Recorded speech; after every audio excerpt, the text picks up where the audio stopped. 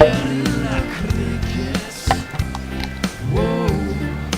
Guerrilla. Take guard, man the barricades, patrol the cover boundary.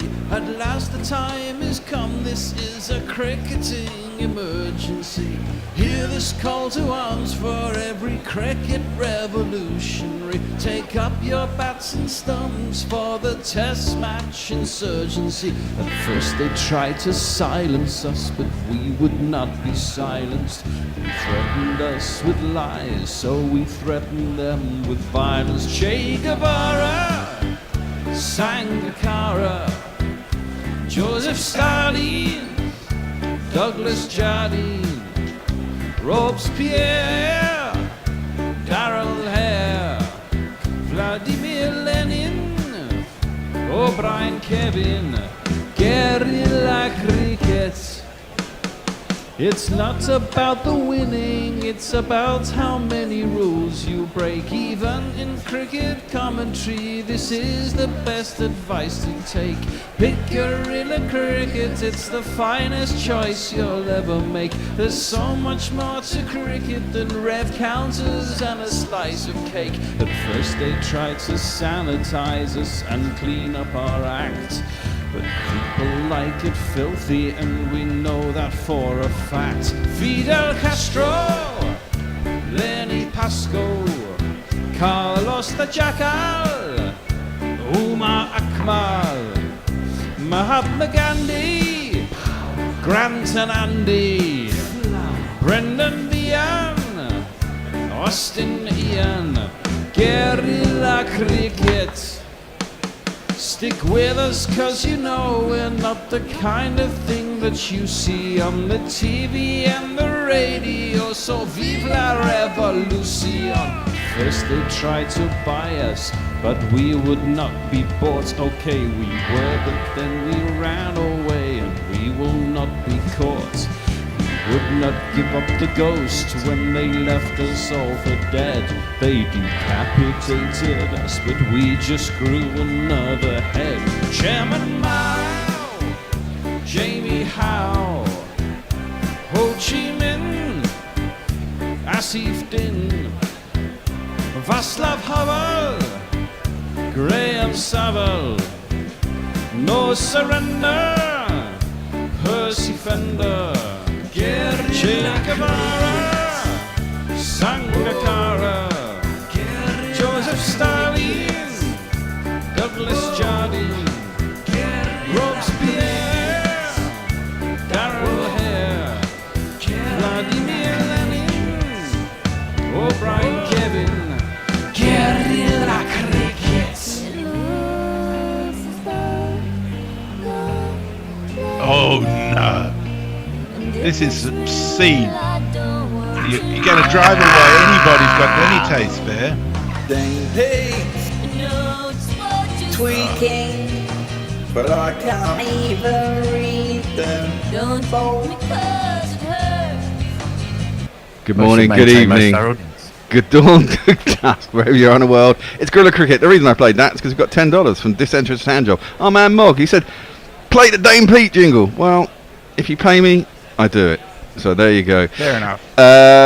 It's only going to get better from here. That's all I can say. You know, it's genius bit of art, and we're playing that obviously because he's playing in South Africa. But we're not in South Africa. We're at 1-1 in India, in Rajkot, and Ben Stokes, the winningest captain ever for England with 66%, in that sense, should win this game because he wins 2 out of 3. We've lost 1, we've won 1. We should win the 3rd. So say the stats. He says.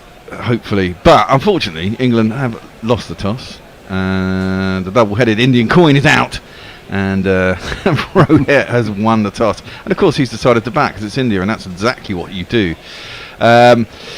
We shall see how it goes, but I shall introduce who I am with for the first time today. It's Ian Forthy, all the way from Melbourne. Good morning, Forthy. Good morning, and happy to be here. I'm a little fresher than the 4 o'clock starters. It's more like 3 in the afternoon here. Well, that's quite pleasant. Yes, 4 in the morning is not great. And all the way from the Weather Cave, who's going to tell us what the conditions are in Rajkot. It's, of course, Messi Jez. Morning, Messi. Good morning. It's only 20 degrees in Rajkot, getting up to 32 today. So beautiful day for cricket. Unlike the WACA, where the women's test is on, and it's going to get to 43 degrees today. Whoa, surely lots of drinks breaks there.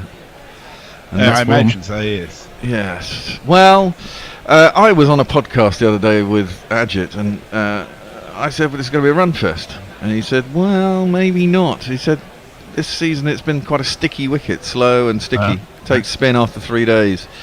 So bat first, and you've got a good chance of winning the game, obviously. But of course, what has happened to India is KL Rahul is out, and rather than bring in, I can't believe, I find it hard to believe that they ditched Pujara. He's the same age as Kohli. There's no chance they're ever dropping Kohli, so why are you dropping Pujara? But they are, and they've decided to move on from Pujara, and it seems to me that he's a man you would quite like in a situation where you've got a middle order that's got, 3 caps? It's going to be an interesting one against England's 7-cap bowling attack. It's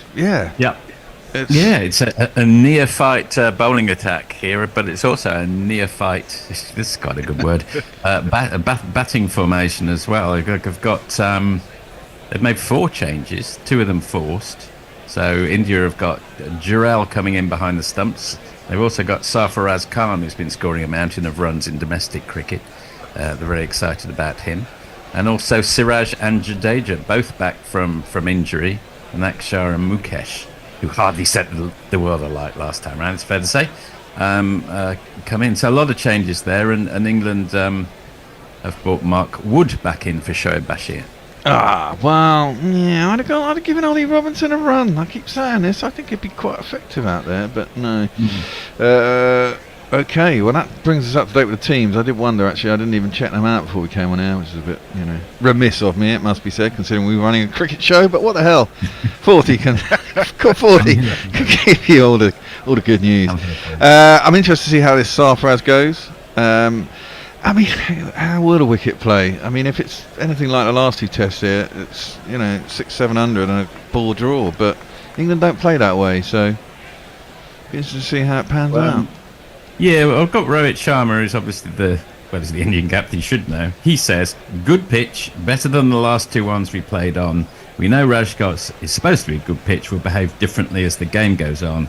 Good toss to win." Absolutely. So, Pretty standard test match pitch, I think. Very good. This will probably be the best toss to win of the series, I would imagine. Oh, they're coming out now. Are they? Not on my TV. They are on my screen. Oh, there you go. Don't tell me I'm ahead. You're ahead? Oh my God. Well, maybe they just don't have as long adverts. Well, England will take the pitch. Well, 20 degrees is not a bad temperature to start in. Presumably, it will rise reasonably quickly. Ran Ahmed, they've let him on the pitch after more fucking Visa fiasco. I can't believe the ECB didn't check that out. Fucking total muppets. How many backroom staff have they got? You just gotta have one guy who spends half an hour checking the visas, but no. Exactly. Crazy. But they have done the wise thing, I think, with bringing an extra seam. I don't think you need 4 spinners in an attack if you've got Root as your 3rd spinner. And the obvious choice, therefore, was Shoaib Bashir, because unfortunately Joe Root, your part-time spinner, who's better than a part-time spinner, I would say, is a right armour. So unfortunately Bashir is the man to lose out. However, we are about to start. I will give you some jinglage. These guys are opening. From Surya in Uttar Pradesh, Yashasvi Jaswal. Kochaja ładna, podkury sacra, when I'm 264.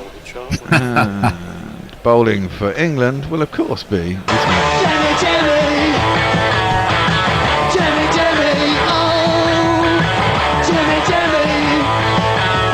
oh, little Jimmy, will let go.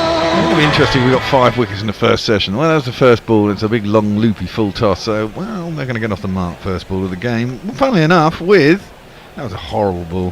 4 on the floor, and 1 more 4 than the 4 before. That's what 4's are for, to get funky on the dance floor. A real 41-year-old's loosener, I would call that.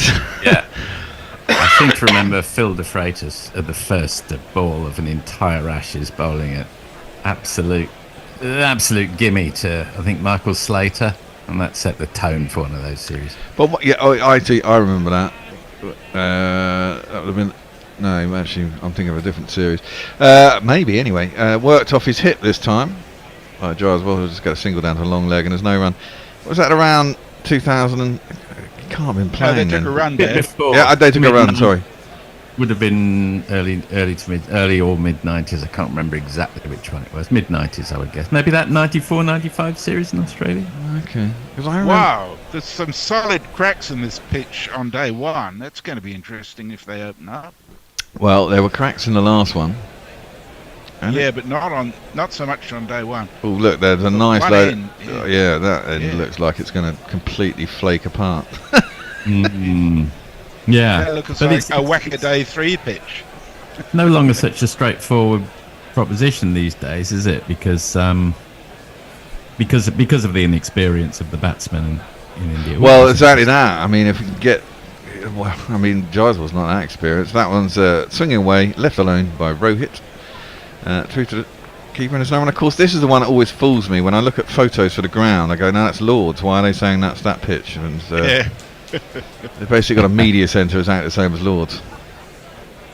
We've got a railway station in Melbourne. The theory is they mixed up the blueprints, and we ended up with Mumbai's railway station, and Mumbai ended up with Melbourne's. Why? What distinguishes them? Sorry. But it does look like an Indian station.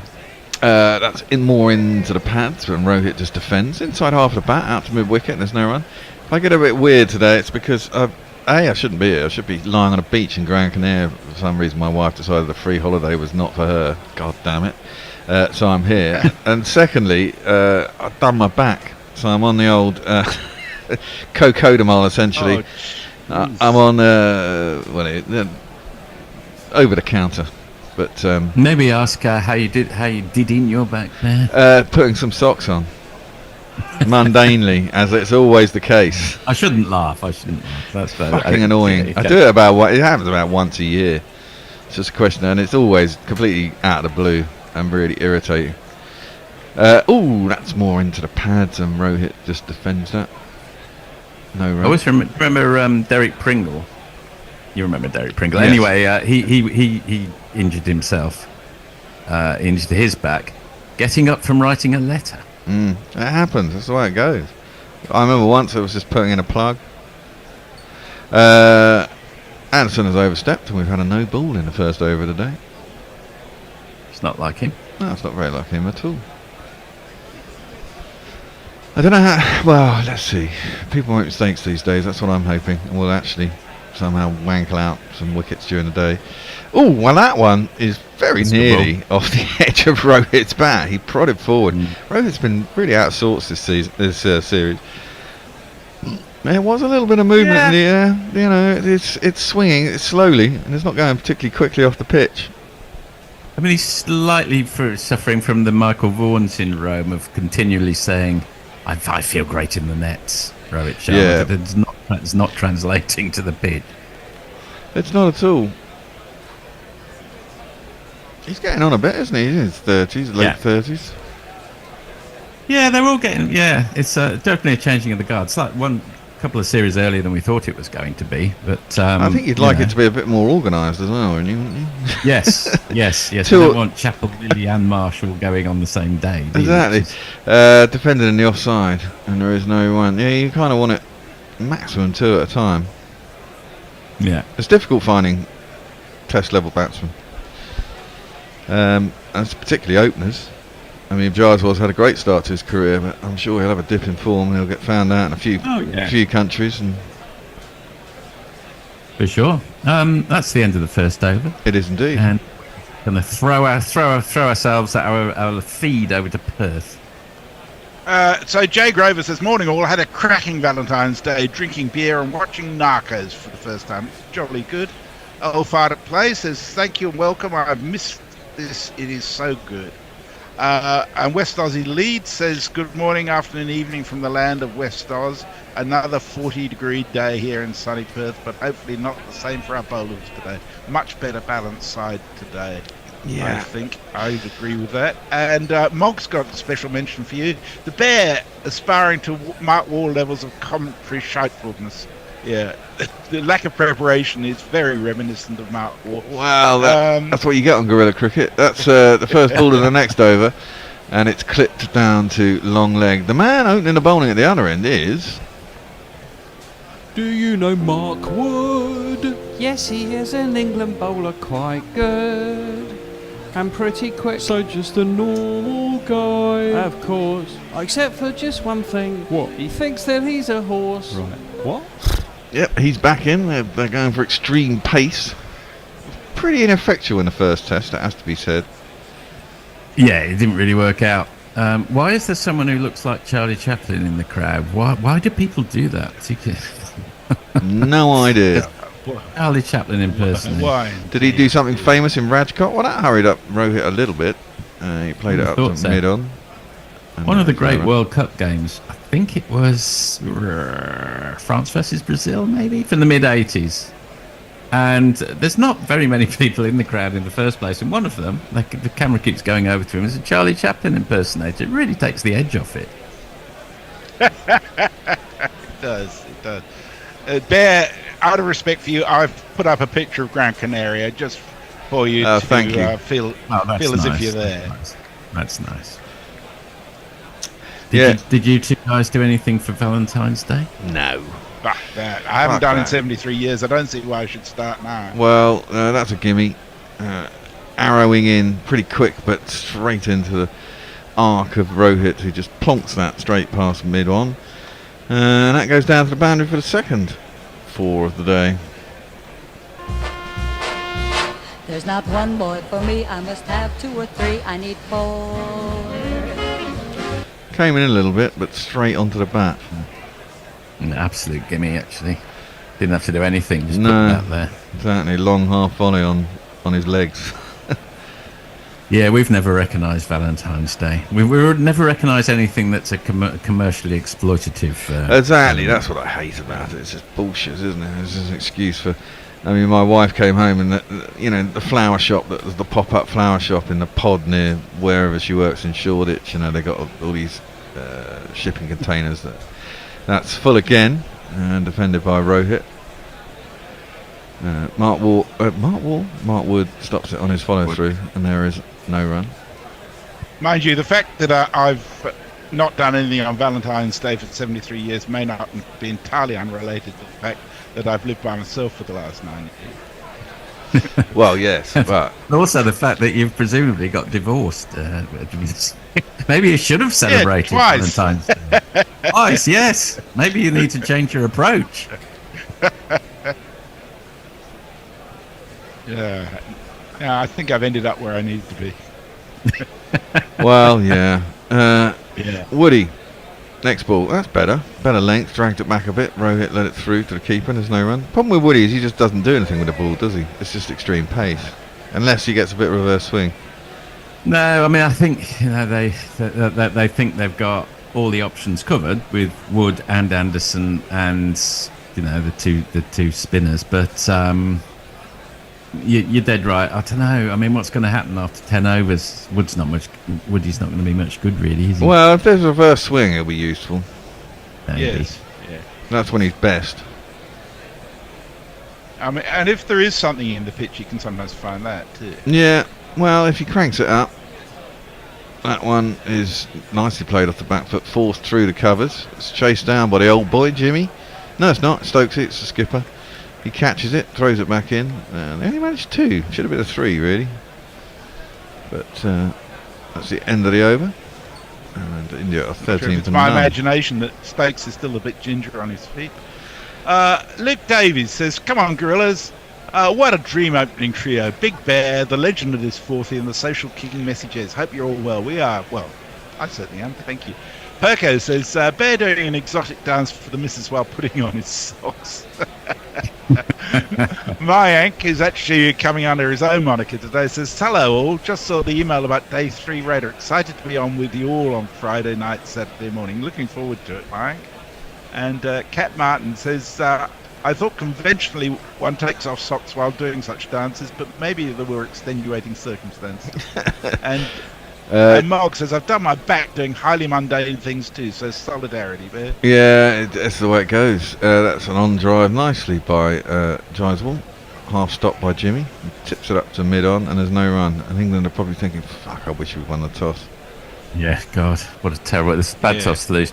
Just having a look at the average runs scored over the 5 days in Rajkot, it doesn't actually vary that much. 338, 334, 270, 283, 318. It seems to indicate that the pitch has historically held together reasonably well, but when we were looking at it first thing, there are a surprising number of cracks in it for a first day. Well, no, not going to make that. So I was trying to flick that on the inside. He must have got a very healthy leading edge because it's gone all the way for 4 inside mid-off. So 4 more to the score is what we have to say that. Definitely trying to work it into the leg side, but got enough bat on it. Well, I think 40 historically is a dubious adverb when there's only been 2 tests played there previously.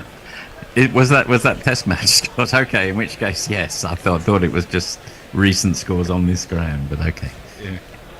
Yeah, well, Ajit was saying it's been sticky. Oh, now. Oh, that was a good leave. Gyswell left, that's very close. Seemed to flick his back pad, did it? I don't know. Going on to miss. Not a lot of excitement. No. So. It's a good ball, though. Oh, that's a good leave. It wasn't far from his off stump. Probably a little bit high as well.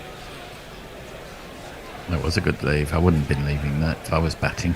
Well, he's been their start. He's been out their outstanding batsman so far in the series. He has, yeah. He's a real find. Yeah, it's in the same way that England, you could begin to sketch out what the next few years are going to look like from the batting order. Yeah, it's not quite so clear cut in the Indian case, but Gyswell's inked himself in for a while. He has indeed. That is well, the last ball was just left alone through to the keeper, and there's no run. Well, Gyswell was out both times to Jimmy Anderson. He was. One of them a weird flail. Yeah. They're trying to push on. That was at the end of the first innings, though. He always scored 209 by then. Oh, was it that one? Yeah, fair enough. Do what you want at that And point. I think he was batting with number 11, whoever that was, defended into the onside. No run. Actually, I think it was the number 8, and I think there's a little bit of criticism attached to whether he went a little too soon, but in the end it didn't matter.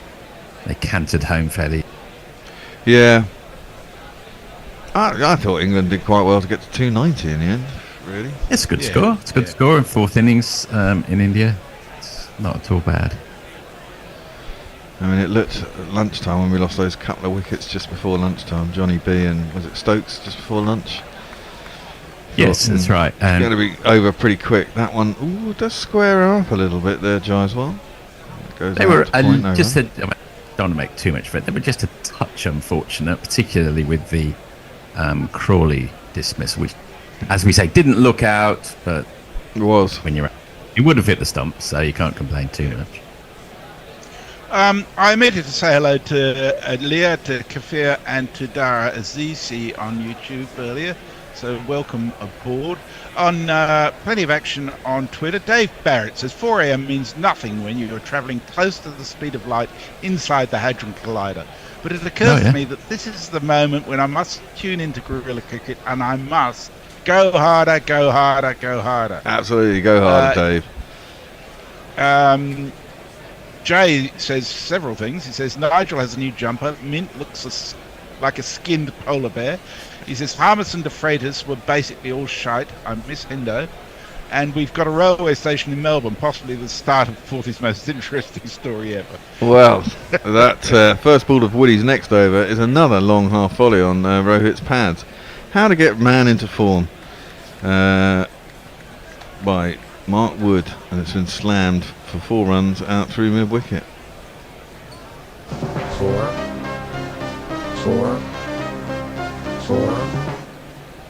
It's a leg stump half volley, yeah. But it's a little bit confused about what he's actually trying to do there. Is he trying to York people? Well, quite. It's a bit early to bring out the Yorkers. That's Isn't it? more normally a surprise weapon a little further down the track. That's a better length ball on off stump, and it's defended by Rohit into the offside. And there's no run. The difference in the last test was just Jaiswal, actually. But, Yeah, you know, it was. Well, a match-winning innings. Pope was a match-winning innings in the first test. But there he was. You know, it's a bit like when people used to say, well, if it hadn't have been for Glenn McGrath, Australia would have won in 2005. A, don't know, and B, that's what happened. You can't say, well, we'll take out that innings or we'll take out that player. There they are. Kohli had only been playing. Well, Yeah. anything really. Yeah. I can Rohit. tell you that South Africa win them in a 33 for 3 against Australia. Doesn't surprise me. That short pulled. Ooh, a missed by Rohit. And must have been pretty close to his under edge, but no one appealed, so not that close. Through to the keeper. I No suppose run. it's very unfashionable for historians. It always has been for a long time to talk about individuals and the grand man of history. Boris Johnson is a great one for the grand man of history, and all the right-wing historians, whereas all the left-wing historians basically say everything would have happened anyway, Yeah. and humans don't matter that much. So do write in and tell us whether you are a grand man of history, theoretician, or whether you prefer a more Marxist point of view. I'm definitely with a Sorry, Marxist. an update. South Africa are now 33 for 4. Annabelle Southern's on a hat-trick. Oh dear. Pulled and well stopped by Hartley. It bounced just before him, awkwardly, but he managed to get on top of it. Instead of being a 4, it was only a single. Has he got black socks on, or was that? It's a bit like he went to the match and, you know, his mum forgot to put his white socks in. I think he has Socks are got the black. order of the day. Tony Bishop says Bear only puts socks on once a year. It's unusual for a fielder to wear black socks, you've got to say. Yeah. Yeah. It's a bit off. Not done. Yeah, not in the That's it. spirit of the game, boy. You Anyway, get the hat trick. oh, we haven't. Still waiting. Still waiting. Woody in. Oh, edged, gone! We got a wicket. My God, Jaiswal has gone early. And it's Woody, having castigated him for bowling not very well. He's got one. It's a good length going across him pretty quick. And Jaiswal could only fend it. And that's interesting. It's gone straight to first slip. And India suddenly are 22 for 1. And England get a wicket. Nice going.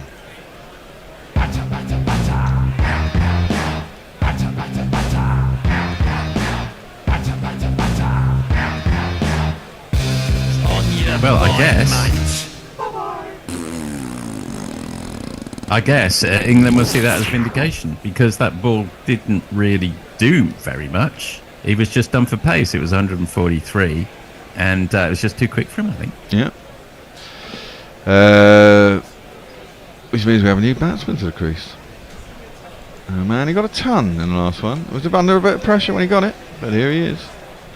It's Gilly Gilly, Austin Telfer, Katzenell and Bogan by the sea. Shubman Yeah, Gill. shame for Jaiswal if he goes the same way as Nair, who famously got the triple century and then was barely seen again. I know, that was quite mad, wasn't it? Famously described by Grubby as how did he describe him? The can't 6 foot. Anyway, I'll come back to that. Sorry, my apologies. That's okay. Shubman Gill is at the crease. Always looks very elegant. Always a candidate for a little nick Yes. behind for me. One of those players. Plays at stuff too wide. Yeah, I remember Lear tweeting in the last test after he went cheaply in the first innings that might be the last we see of him. But I think he pulled it back in the second innings, didn't he, to get a decent score? well, he got a ton. I think. I wasn't. Yeah. I think he got dropped. Saved his bacon, didn't he? Yeah, very much Yeah. so. He did get dropped, I think, at some point.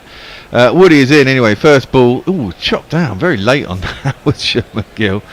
Down to gully.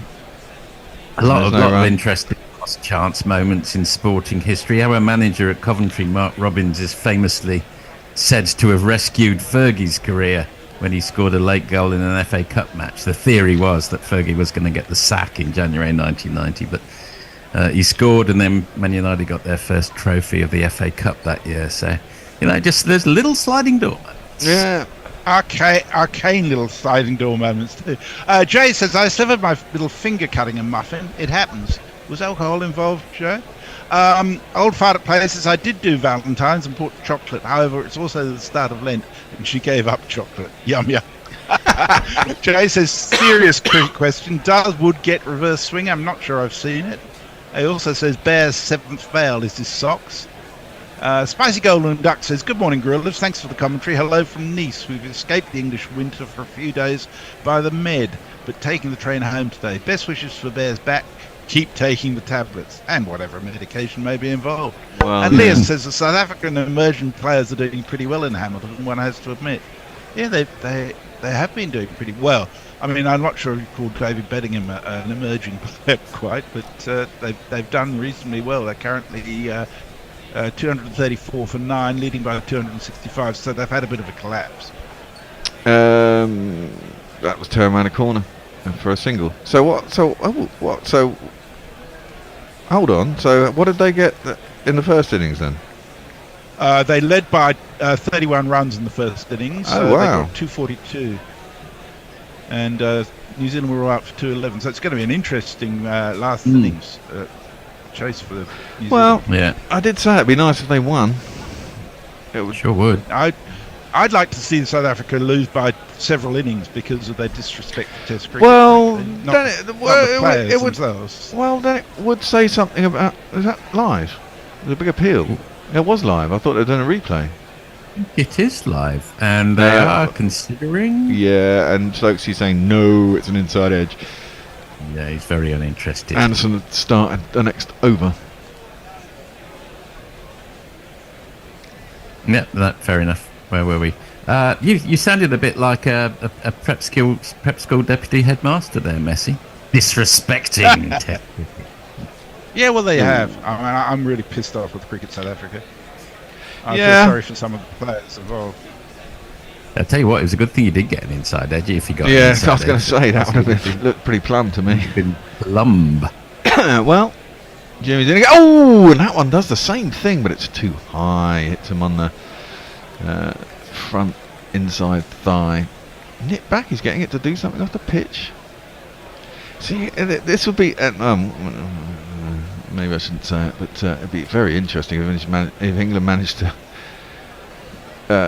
get all these newbies out and create panic in the Indian ranks early on day one, wouldn't it? Yeah, totally. And it's not beyond the realms. And it's not beyond the realms. Debutant coming in next.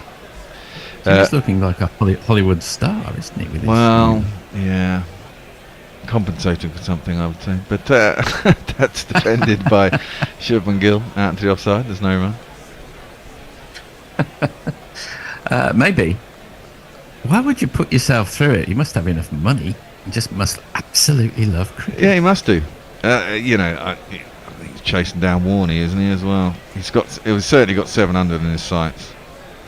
Remember, Stanley Matthews carried on playing till he was 50. And his only regret, he said, in old age was he didn't play longer.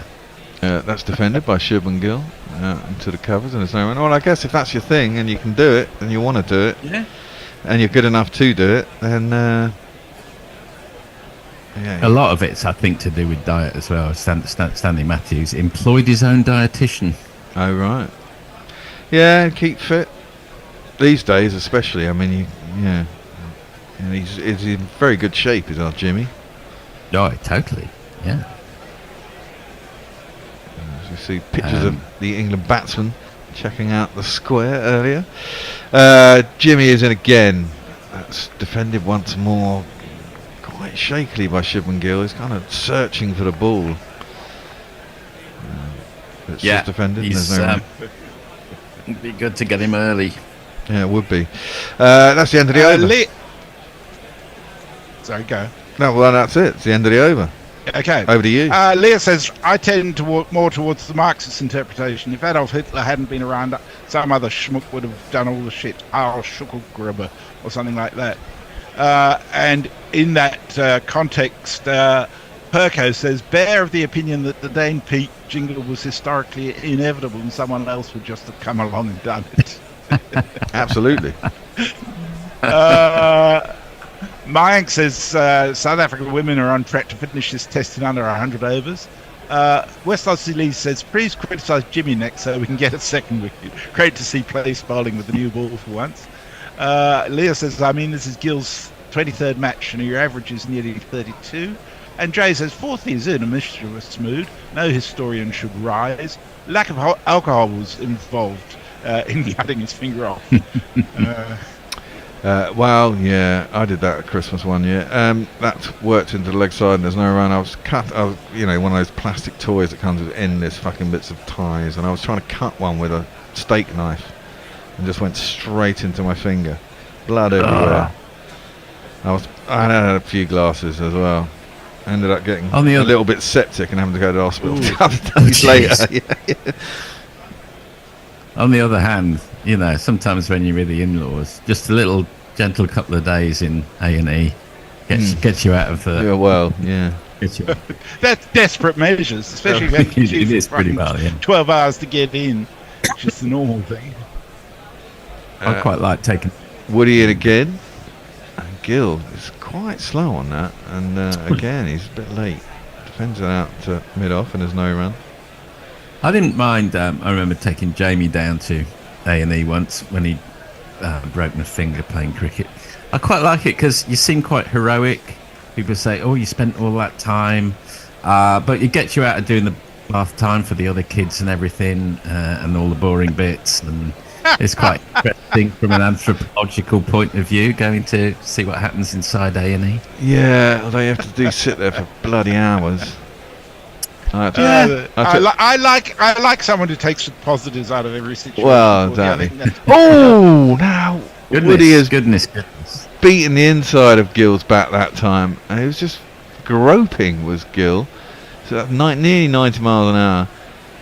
How it didn't it's hit a different the stumps. angle. He went wide on the crease and darted it in there, but it couldn't have been more obvious. It was about like 2 feet wider than when he normally bowls it. So I'm surprised he didn't line himself up. You know what? That didn't get up as well.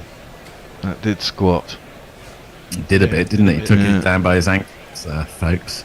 Slightly worrying. Yeah. Dave Barrett says, I'm not sure about the Pound Shop Lord's Media Centre. Yeah.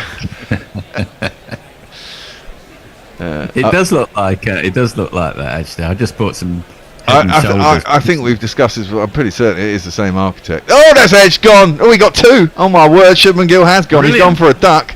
Woody is on fire. We gave him some stick and he's pulled it out of the bag because that was. I always said he should have been picked for this match. Absolutely. I mean, Shipman Gill has looked all at sea pretty much since he's beginning. He's been playing it late, groping at balls, and he groped at that one outside off stump. Got a little nick through to the keeper, and suddenly India do find themselves in a little bit of trouble at 23 for 2, and we have to say goodbye. 24 for 2, sorry.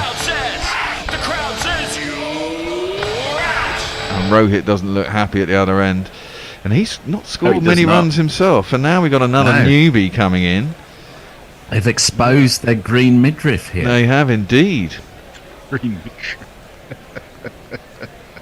Well, it's interesting. The Indians are all quite pessimistic. I mean, there was Ajit and I don't know, Manju, I think was the other guy on the podcast, and they thought that India were a little bit green and it was a bit worrying. You never want to cheer yourself up, though. You go and listen to an opposition's podcast or blog or whatever. Yeah, it's true. I mean, I always think they're too, it's like Australians. You always think they're supremely confident, but it was interesting speaking with the likes of people's names gone from my head. I'll play a jingle and it'll come back to me. Richard Padita, Richard Padita, Richard Padita, from the top of the order. Hasn't come back to me. You thinking of Russell? Yeah, that's exactly who I'm thinking of. And he was quite pessimistic. Okay, yeah. He was always pessimistic. I don't think he's a real Aussie guy, though. I think he just likes cricket. Absolutely not. He just likes cricket, yeah. Jay says, I reckon Anderson is employing the Keith Richards diet plan. Only explanation. That means he'll bowl forever.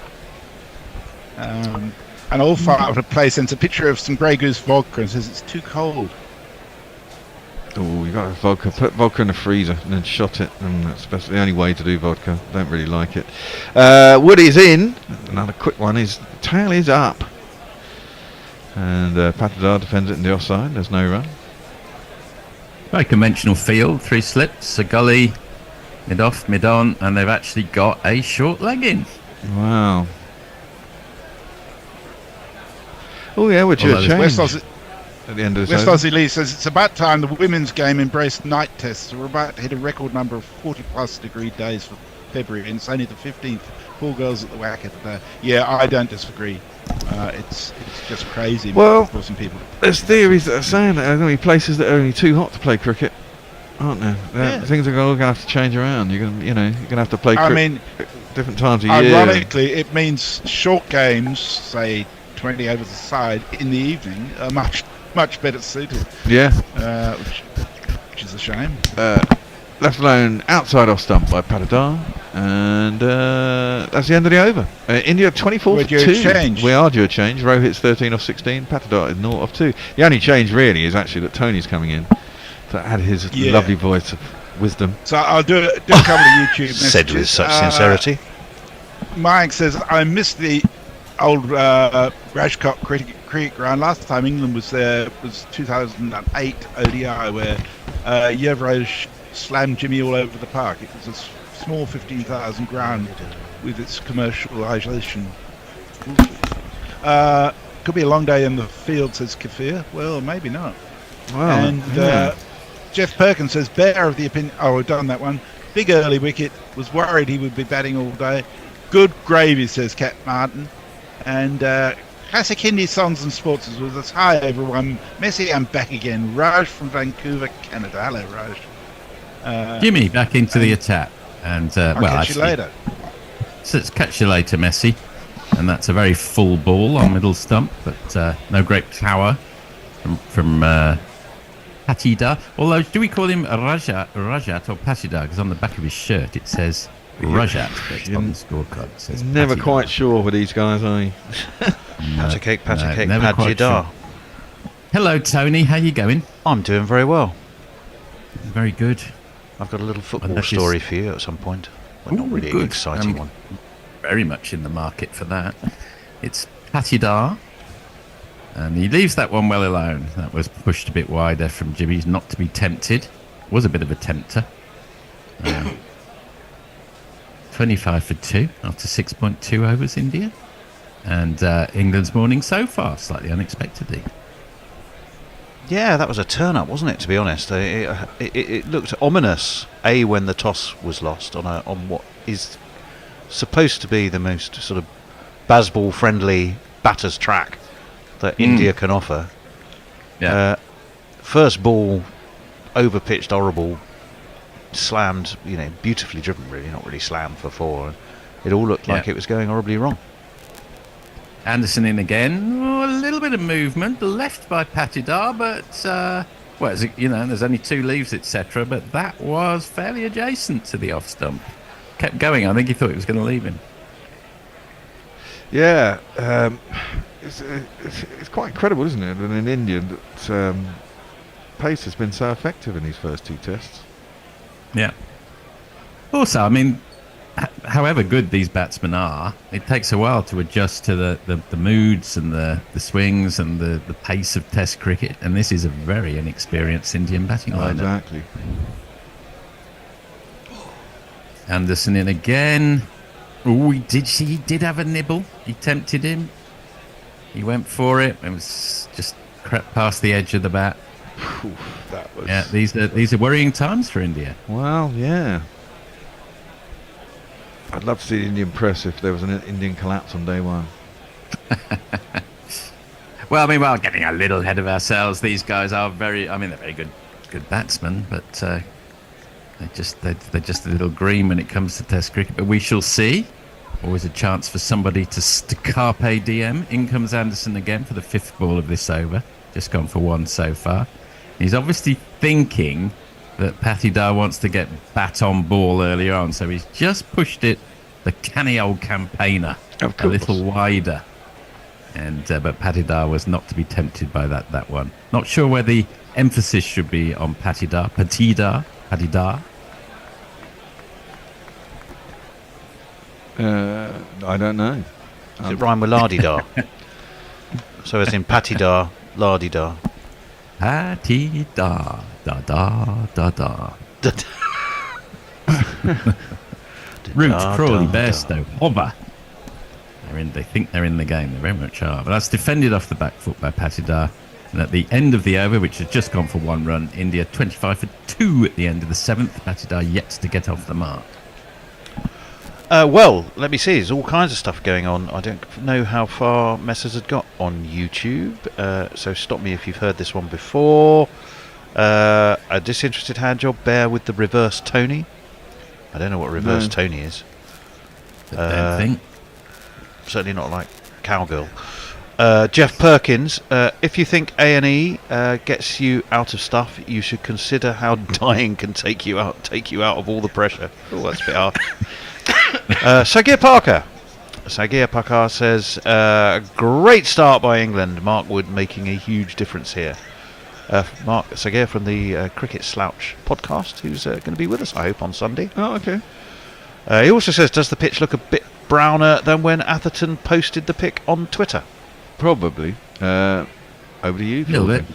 Yeah, Mark Wood back again, up and at 'em, and that's played through mid-wickets by Rohit. He's moved on to 15 off 18. He's looked okay, but nobody else has looked okay so far. Shubman Gill's already gone, and Jaiswal, the hero of last time out, is back. He's back in the pavilion. So good start from England. Back in the hutch, yeah, very good start from England. Isn't that the way sometimes?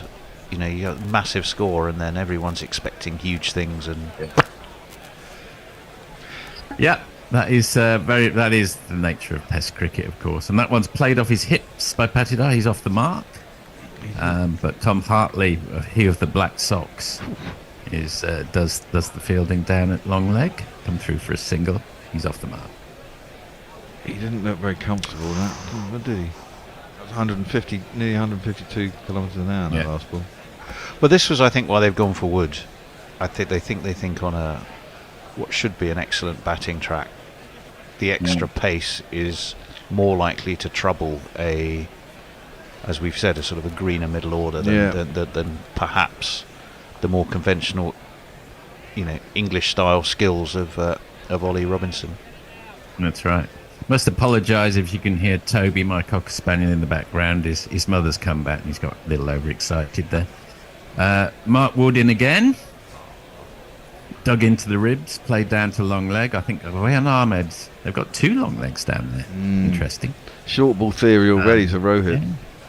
Yeah, I mean, they've got the short leg and they've got 2 short, but I haven't actually seen a great deal of short pitch bowling from Wood. It's what Andy would get furious about if you called it a double bluff. It is, of course, simply a bluff.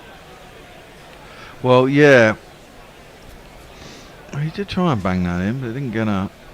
I mean, Rohit is susceptible to the top edge down there. He can be, yeah. He was playing like, as it says on the front of his shirt, a dream for the World Cup all the way through to the final. He hasn't looked quite the same man since. Yeah. A little wider on the crease, which usually indicates the one that's going to come back in, but that one has been got away by Patidar. I think it's going to go all the way. Yes, it does for one of these.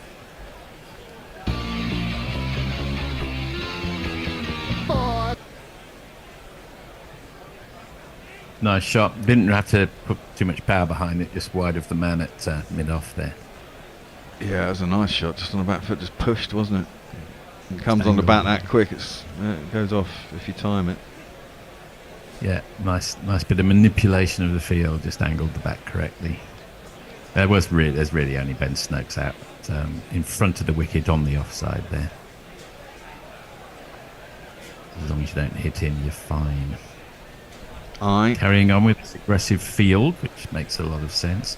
The short leg isn't that short. He's standing quite a little way back, actually. In comes Wood again, defended by Patidar. Dot ball. Well, I think they'd be happy with a run rate that was quick if they got 3 wickets in the. I mean, how many overs have they got? I guess it's the coolest part of the day as well. If it's 20 degrees now, and it will only be 9:30, 9:40 in the morning. If you could give them 5 overs to start with, you do it now, wouldn't it? Well, they start at 9:30, don't Yeah. they? So it's going to be It's just after 10. 10, whatever, 10 past 10. Had a little bit of wild weather in Melbourne. We had a 35-degree day, which made short shrift of my geraniums. But then we had an extremely windy day, which wiped out a lot of the utilities. And there were about 500,000 homes without electricity for a day. Wow. Played down and off his hips by Patidar, but straight into the ground, into mid-wicket, dot ball. And that's the end of the over. At the end of the 8th over, India 32 for 2. Right, let me see. Jay Grover had said, but more tests in Bramall Lane make Sheffield great again. Yeah, they used to play tests at Bramall Lane back in the day, didn't they? Mayank says, playing cricket in the high heat and humidity builds character. Sure, we as fans are uncomfortable, but we get to see some top athleticism from the best in the game. Yeah, We kill them as well. Jay Grover says, maybe it's the framing, but Forthy has an utterly square head. Mint. So, I'm not sure. So not a round head then. You'd be a cavalier anyway. Armchair Cricket Podcast. For pronouncing his name, La-di-da will do, but not for his batting. Fair enough. La-di-da Gunnar Graham. La-di-da Gunnar Graham, yes. Old fart at play. If Broad was still playing, would he play? In this one, that's an interesting thought. If you had Mark Wood, Jimmy Anderson and Stuart Broad and you're going to pick 2 from 3, would Broad make that 3? I don't know. They might have rotated Anderson and Broad, you never know. Change of bowling though, it's this man. Shut off Tom Hartley again. You give spinners a bad name. Coming round the wicket to Rohit and getting his radar a bit off. Pitching it outside leg stump. Rohit sweeps, which he doesn't always do, down to long leg for a single. Loosener. Genuine loosener. Yeah. Shane Warner used to get furious about any bowler who bowled a loosener. Yeah. Well, easily done. Well, he had very high standards when it came to bowling, at least. And that one's a little straighter.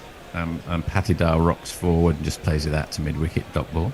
Yes, if your loosener only goes for 1, you'd probably trade that, wouldn't you? Yeah. Yeah, for sure. I mean, there's harmless looseners, and then there's slightly loose looseners. In he comes again. That's on the money, right up there, right on middle wicket. But Patidar a little full, so Patidar can defend it. Dot ball. This could be the problem, isn't it? First day wicket's not really going to do a lot. Probably not. Well, hence 2 wickets in the bank already. Yeah. Let's look on the positive side from an English perspective there. Confidence will be up. That's played into mid-wicket. Seems to have his field exactly where he wants it. There's a short leg and a slip, but that's the extent of the attacking intent. Although I'll give you a Jersey Oak tweet in a minute that was done since those 2 wickets have fallen. Actually, I'll say it very quickly now. Morning, India batted first. Ultimately, we're doomed. That's nice. England Hartley again. And he's just... I'm a little behind on the feed. He just propped it up into the covers where it's been pouched. The 3rd wicket has fallen, all the 3s, 33 for 3. India in deep trouble and Patidar is out for 5. Fuck off! Just fuck off! Yeah, Ben Duckett doing... you will not get an easier catch than that. Ta-ta, la-di-da, Patidar. Patidar. I'm not quite sure what Patidar was thinking there. Maybe it just held up in the pitch a touch. What do you reckon? I have no idea what he was thinking, to be fair. He just seemed to follow it after it turned, and then just think maybe he was surprised it actually did turn and just misplaced his shot. But you're a professional cricketer, shouldn't be doing that. He was caught in 2 minds. Maybe the pressure of the situation got to him, but if there's certainly pressure on this green Indian lineup now. 33 for 3. Who Goodness come- gracious. Who's Farong will be pleased. Brings Duckett into the game early with a sound catch. Indeed. So is it Sarfraz Khan in now? Or is It should be. He's at 5. Okay. So far as gone, you see, does things you won't believe. So far as gone's that he's most 50s in the under 19s. But it's not. Ooh, I like that. So do I. But it's not him, so you get double shot of jingles. This is interesting move, I think. Is it Jadeja? Wow. It is It's Jadeja. home ground, isn't it? He's a man of Who would have... Yes. The you would have Jadejas got- dominate Sarastra since about the 14th or 13th century. They're the sort of the kind of like the royal family of Jadeja, or the Jadeja clan. If you look at the history of Rajkot in Gujarat, the Jadejas are all over it. That's why he does his old Simmers thing, doesn't it? It's all... Yeah. Right, well, that makes sense. Well, you would have got long odds against Jadeja being at the crease on this batting paradise within the first hour, but nonetheless, here we are. What you doing there? Well, I see what you're doing. put vape juice. I've got my son's actually trying to wean himself off the vape, and he's onto gummies instead. I'm not sure. See, this is the thing. Once you get the problem is the nicotine, isn't it? I mean, I wouldn't have a problem if all the kids had started smoking vapes just because they wanted to, but the problem is that's the thing. Most of them come with nicotine, so they try out with nicotine, and then next thing they're hooked. First ball from Hartley to Jadeja with 3 men hovering around the bat, a leg slip and a short leg, but he defends well enough. And at the end of the 9th over, Jadeja yet to get off the mark. Rohit on 17, India 33 for 3. Leo wants to know how excited did your dog get, as in get the paper towels, there's a yellow puddle in the middle of the floor levels of excited. Oxymoronica says, morning all. These tossing tosses had me feeling a bit glum, but 3 quick wickets and an inexperienced batting lineup can play into England's hands. Keep the pressure on India and they'll make mistakes. Well, that's what you'd hope. Jay Grover says, I'm slightly confused. This to us, Jay, is not necessarily news, I have to say. Jay Grover also said, Tony, Rajput is in the name. Yes, it is. India won't reach 150, says Mike. I think that might be a little, what's the name? A little premature. Premature, yeah. Unnecessarily pessimistic, that was the word I was looking for. Oh, and another wicket now would make it interesting, wouldn't it? By Jove, it would, because you would have... Well, they put Jadeja in there as the experienced batsman, because... with a wobble, you don't want another brand new man. I think it's a slightly negative move in a way. Exactly. If you can break this wicket now. Well, in comes Wood to Rohit, and he has dug it in short. Doesn't really get up at all, and goes through to Folksy around his ankles, but sways out of the way. Rohit just kind of dies a bit. Dot ball. Well, it also makes you think, to a certain extent, would England have done a similar thing in a similar position? You think Ben Stokes, if there was a young green debutant, he's not that green, he's mid-20s, isn't he? Well, I think they've got licence to go out and play natural, haven't they? But if it was England 33 for 3 and you had a newbie, Ben Stokes, you feel, would just slap him on the back and say, you'll be all right, sort us out. Yeah. Yeah, you do get a sense of fear in this Indian side. Oh! That's right. Yeah. Oh, and that's dug in by Wood, gets up to chin level. Mark Wood, who's the most mild-mannered of men, tries a snarl in Rohit's general direction, not completely convincingly, but that got up. It did. I think it got him on the helmet as well, didn't it? I think it clanged into the helmet. Yeah, I think they're going to have to bring out a new one. He's going to have the old test for the concussion. That was a vicious delivery. Got one of the physios who is in slightly better shape than the average physio, who tends to come out. It's amazing how fat physios are around the world, isn't it? Amazing. Remember that one in, was it 2009 in Cardiff, who kept coming out? Yeah, big dude. Massive he was, wasn't he? Terribly out of shape. That seemed to slap him on the grill. Yeah, that's a vicious ball. Oof. Ooh, yes. So there'll be a delay now while they go through their protocol. Protocols. Who's the Indian Prime Minister? Yeah. How many runs? scored in your Test career? You know, easy questions. Jay Grover says, "Heaven's sake, Tony, I qualified both statements." Yes, I'm sure you did. It's probably me that's confused. That media centre, I see what the description of it as sort of the Pound Store media, Lord's Media Centre. Yeah. If the Lord's Media Centre is Sherry some, Blair's mouth, that one's kind of, she's puckering a bit there, isn't she? I bought some Pound Store Head and Shoulders, which was literally 1/3 the cost of normal Head and Shoulders. It's obviously, you know, a dubious rip-off, but if it prevents the dandruff, so what? Well, absolutely. I don't think they are. They're generally after this. In comes Mark Wood, and full, defended by Rohit to mid-wicket, no run. Aren't they just bankrupt stock they generally buy up from various places around the world? Yeah. Sometimes, I know Procter & Gamble tend to pride themselves on not providing very little or no own labour because they feel it devalues what they do. But not many people have the licence or the inventory to do that. This is a little dull, this talk. Sorry about that. Yes. Head and Shoulders, again. free advert. Yes. I used to work for Procter & Gamble. Defended off the back foot by Rohit. Dot ball. I was terrible, really genuinely terrible at that job. I started off as a client and I couldn't get out of there fast enough. It was a disaster, actually. I thought all work was like that. I thought I just wasn't equipped for work, but I turned out I quite liked advertising. Ah, there you go. Well, you worked for the brand, or you worked for an agency who worked on the brand? I mean, I've worked with them a lot. I actually worked for the client up in Newcastle for Procter & Gamble. Oh, wow. I started off on DAS and DAS Automatic in 1985. In comes Mark Wood.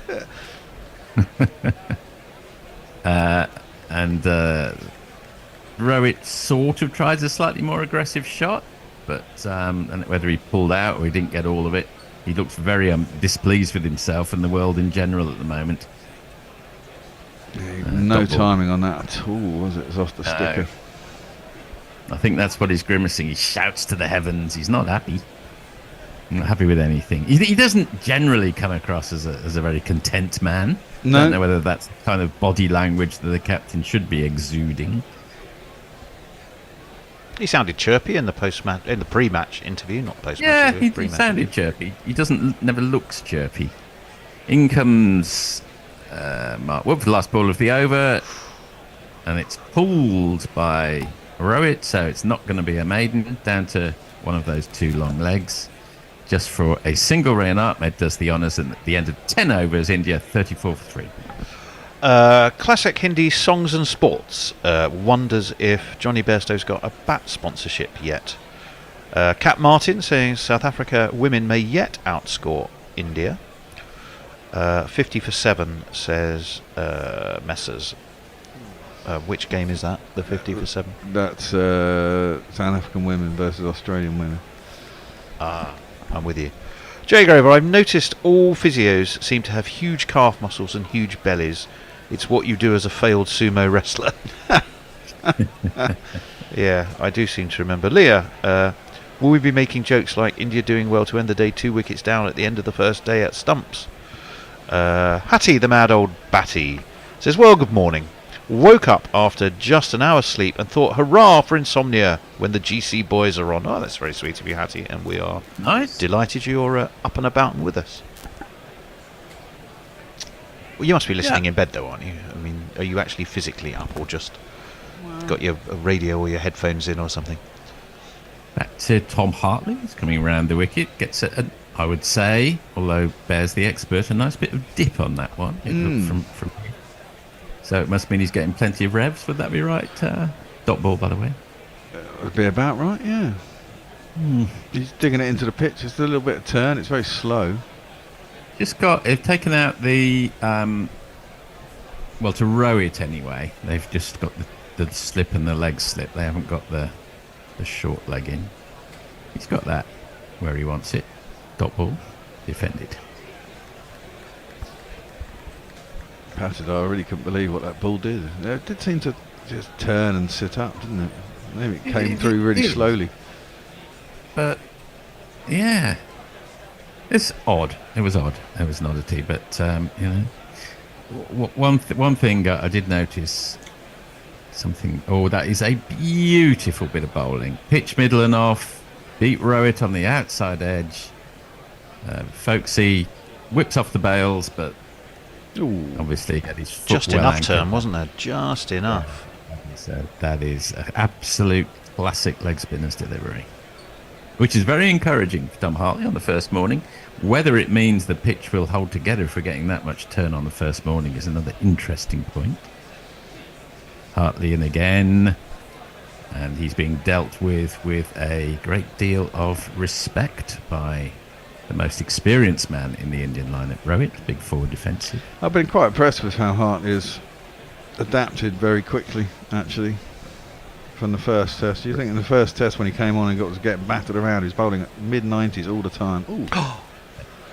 Ooh, and that popped up, and similar to the dismissal ball that we've been talking about, that maybe just stuck in the wicket a touch, and Rowett wasn't entirely in control of that and almost came back for a caught and bowled. It was aerial for a while. I mean, no suggestion of a chance. Well, I think that kept a little bit low as well, didn't it? As well, Yeah. there's turn and There's things happening. That one's pitched a bit fuller. Dot ball defended by Rowett, forward defensive. India at the end of the 11th, 34 for 3. Maiden over from Hartley. Yeah, very well bowled. Disinterested handjob says, "Hi, Tony." Well, hi, Mr. Handjob. I'm very delighted to hear from you. Suitor Who says, "Morning." Morning to you, Suits. Let's have a look over here. Farong. Greetings all. I hope everyone is well. Win toss, bat first at venue produces batting paradises from what we are told. However, Team Tartar in tatters. 3 down in the first hour and Duckett hasn't been brought into the attack. JB still hasn't replied to the BRU bat sponsor. Okay. I think we've got probably 1 over left in us. A couple of minutes to go until the top of the hour. right. Top of the hour. Yeah. Lost Steve Wright this week. If you're Ah. lapsing Oh, into yes. DJ We speak, did. that's very, very sad.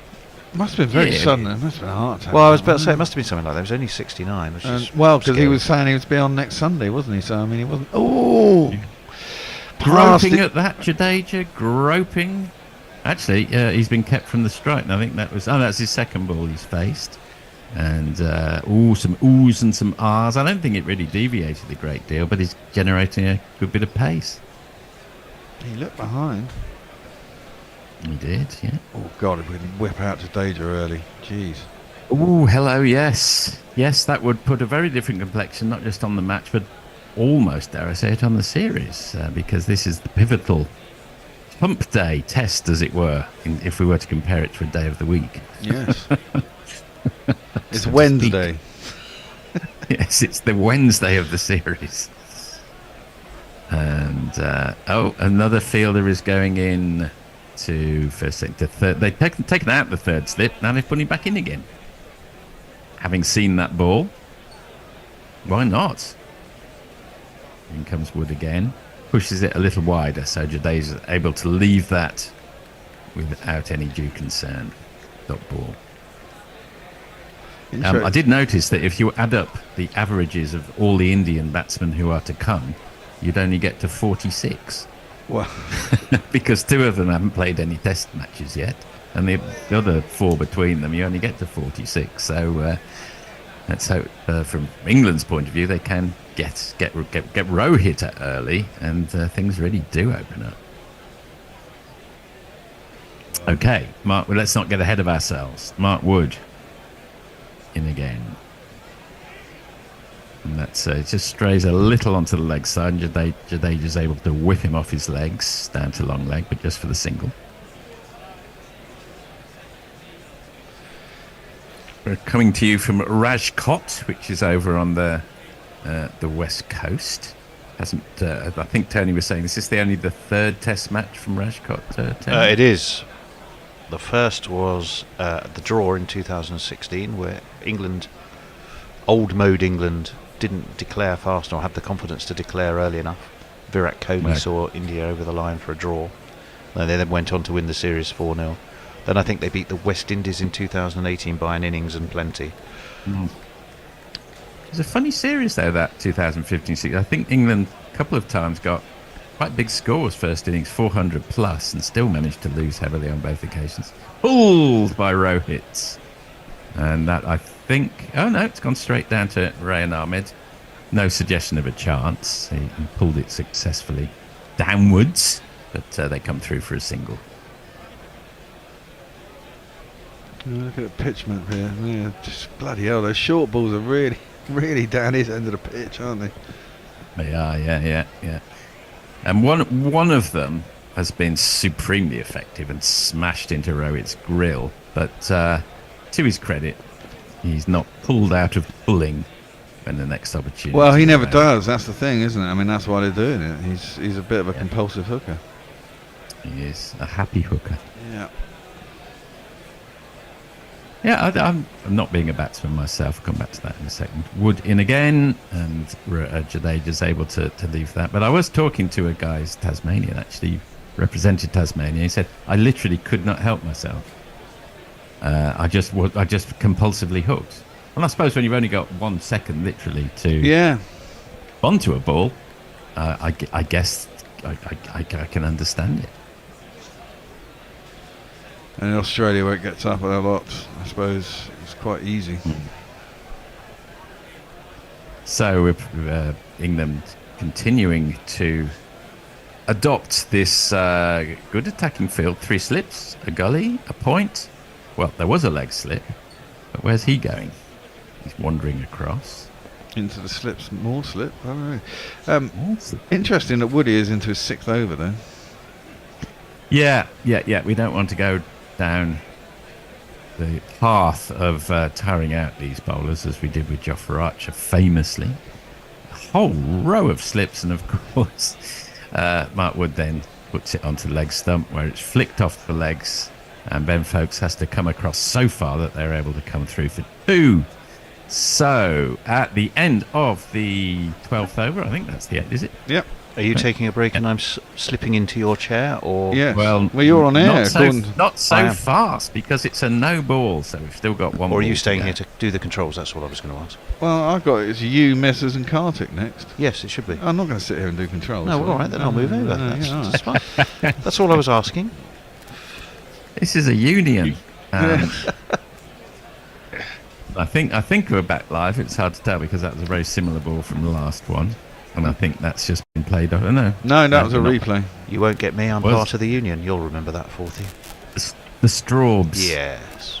Well, in comes Mark Wood round the wicket for the last ball of our spell together, and Jadeja fends at that one, and there was 1 or 2 oohs and ahs from the slips, but played it into the ground down to point. He remains on 3, and at the end of the 12th over, India 39 for 3, and we'll have a change of the guard. And I think there'll be a drinks break as well, which will be handy.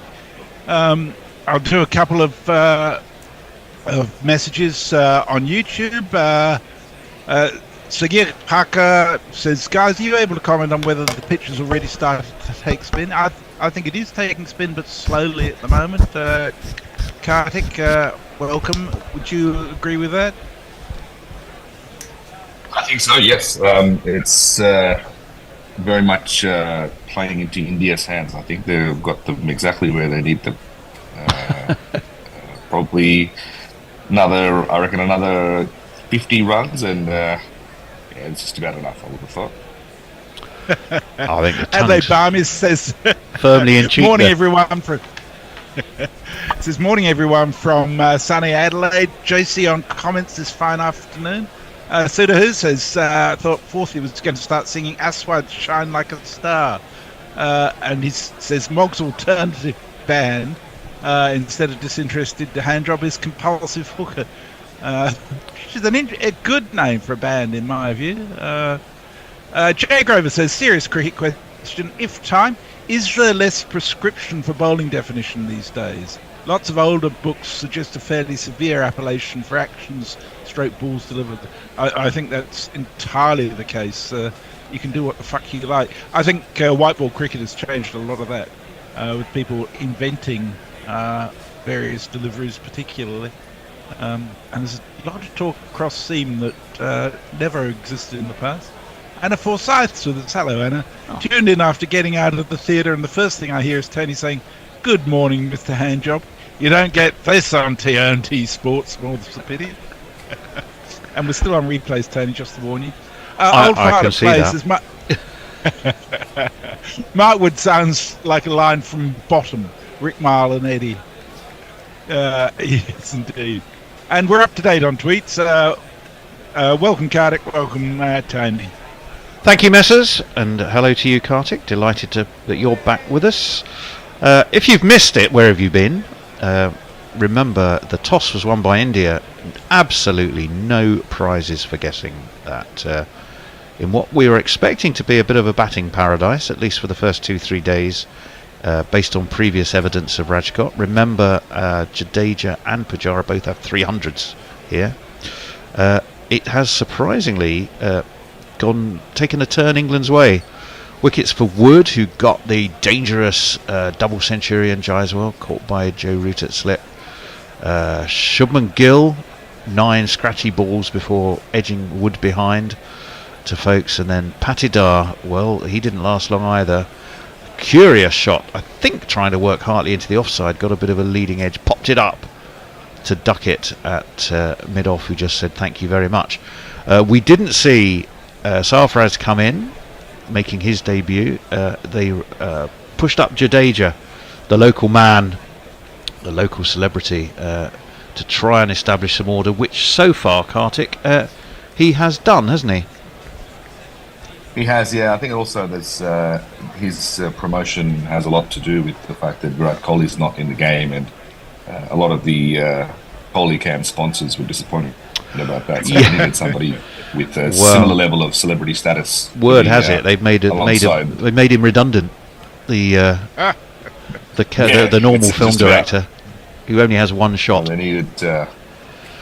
Hartley's going to continue. Play at a target. Our friend Tom Hartley tosses this up. It's flicked off his legs, but straight to short mid-wicket by a rather angry, disgruntled-looking Rohit. And before my eyes, Messrs, a super chat has loomed, has hoved into view. Indeed, it has, from Hattie the Batty. Defended back to Hartley. £10. She says, having managed to delete all the photos on my phone, including one of our great Dane who passed, then remembered she is immortalised on a Gorilla Cricket YouTube videos. This is to say thanks. Thank you so much, Hattie. That's wonderful of you, Hattie, and thank you. It's wonderful when people send us money via YouTube. In skips Hartley, he has a leg slip and a slip, and Rohit steps back and slaps this just slightly shorter from Tom Hartley, and it gave Rohit the room he needed to carve that through point for one of these. 1 and 2 and 3 and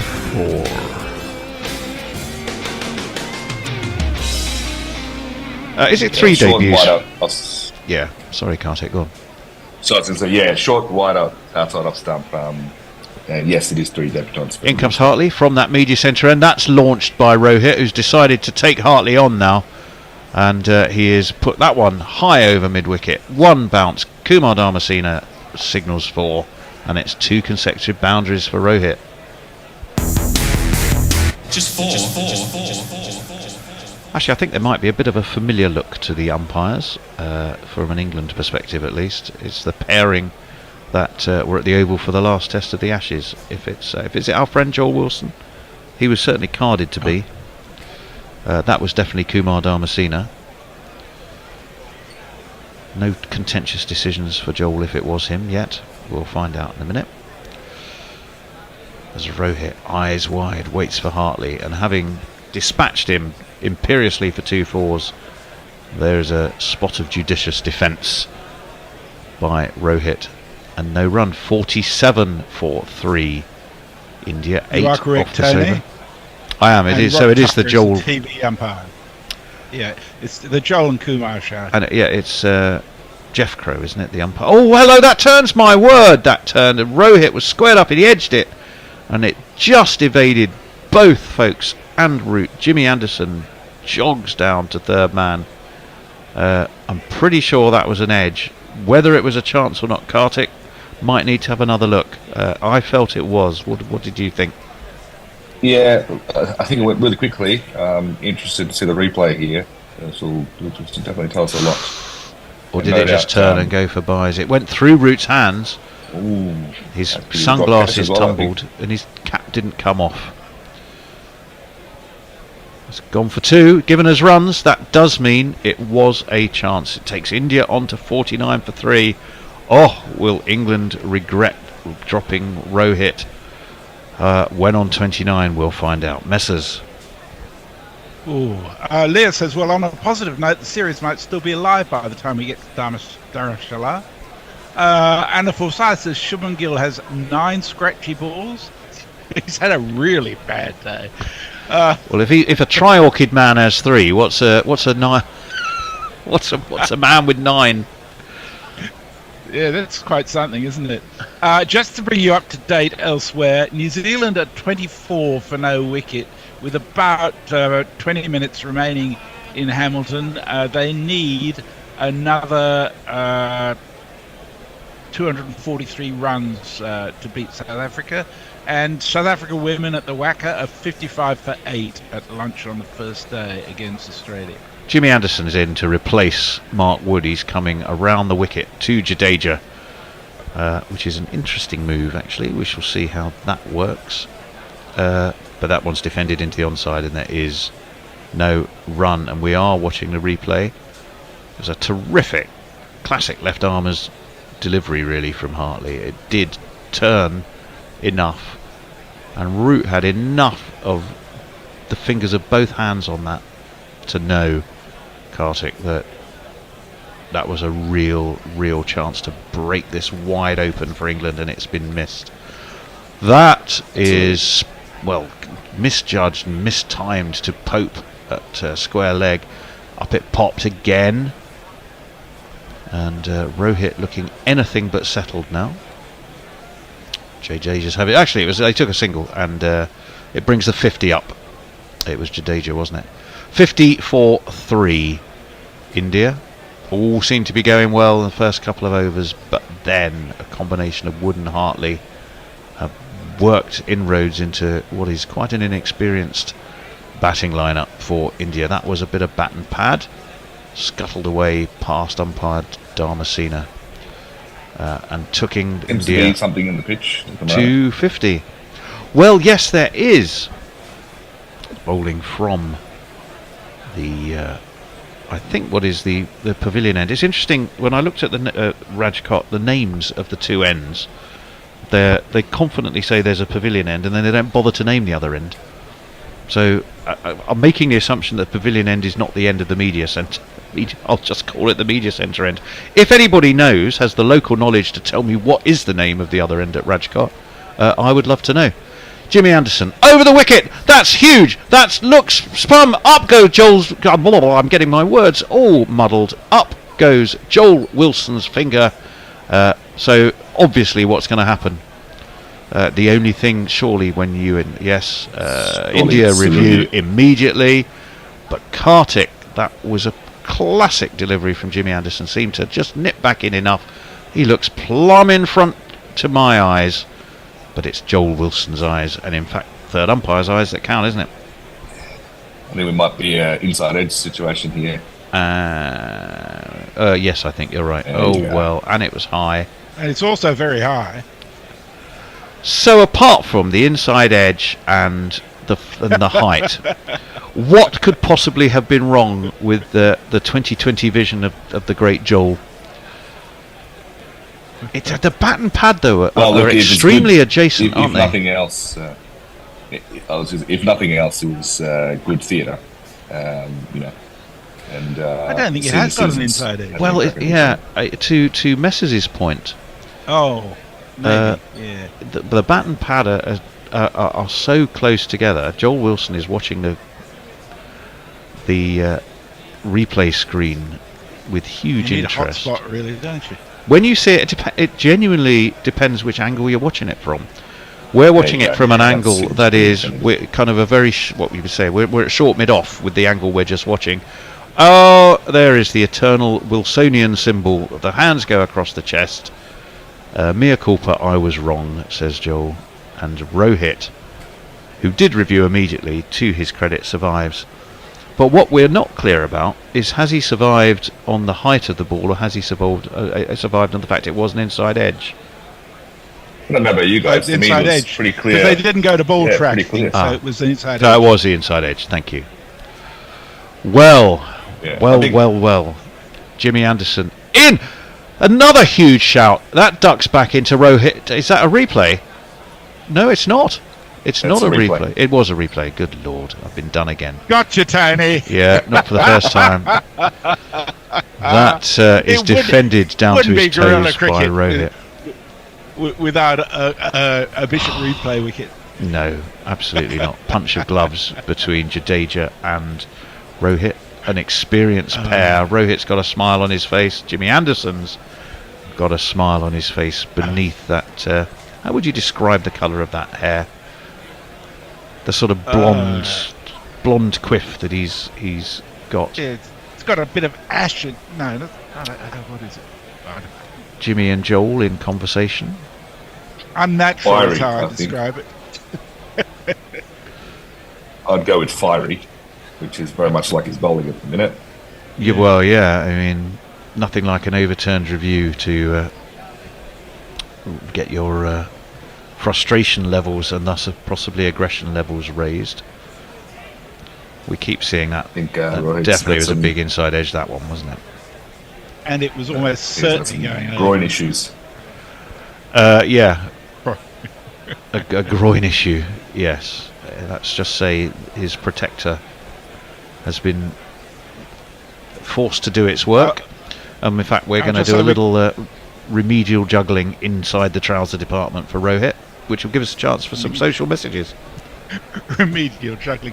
Hattie sent us a screenshot from the video when her beloved but late Great Dane was on, along with Forsey and Andy Ward and Kartik in the picture, which I've retweeted. Thank you so much for your contribution. If you want your pet on screen behind us, we can probably manage that if you manage a super chat to us on YouTube and send us the picture.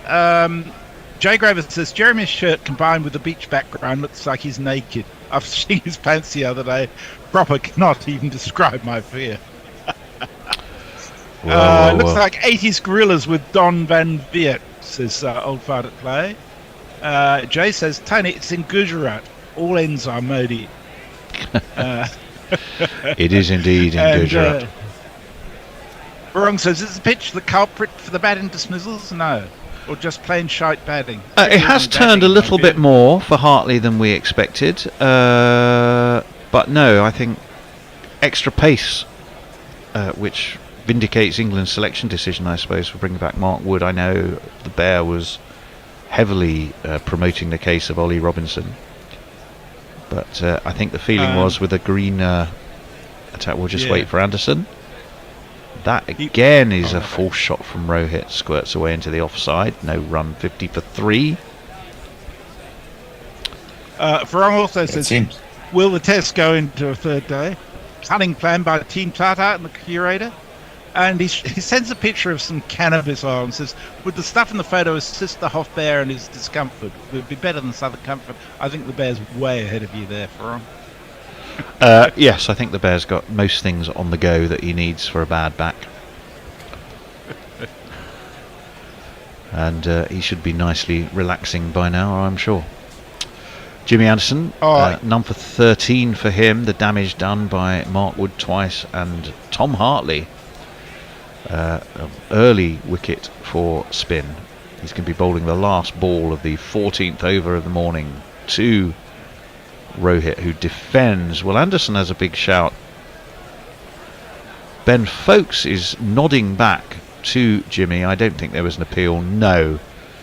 Joel Wilson hands Jimmy his cap. He places that upon his aged head. And at the end of the 14th over, India are 50 for 50. Was it 53 for 3? They took it away from me.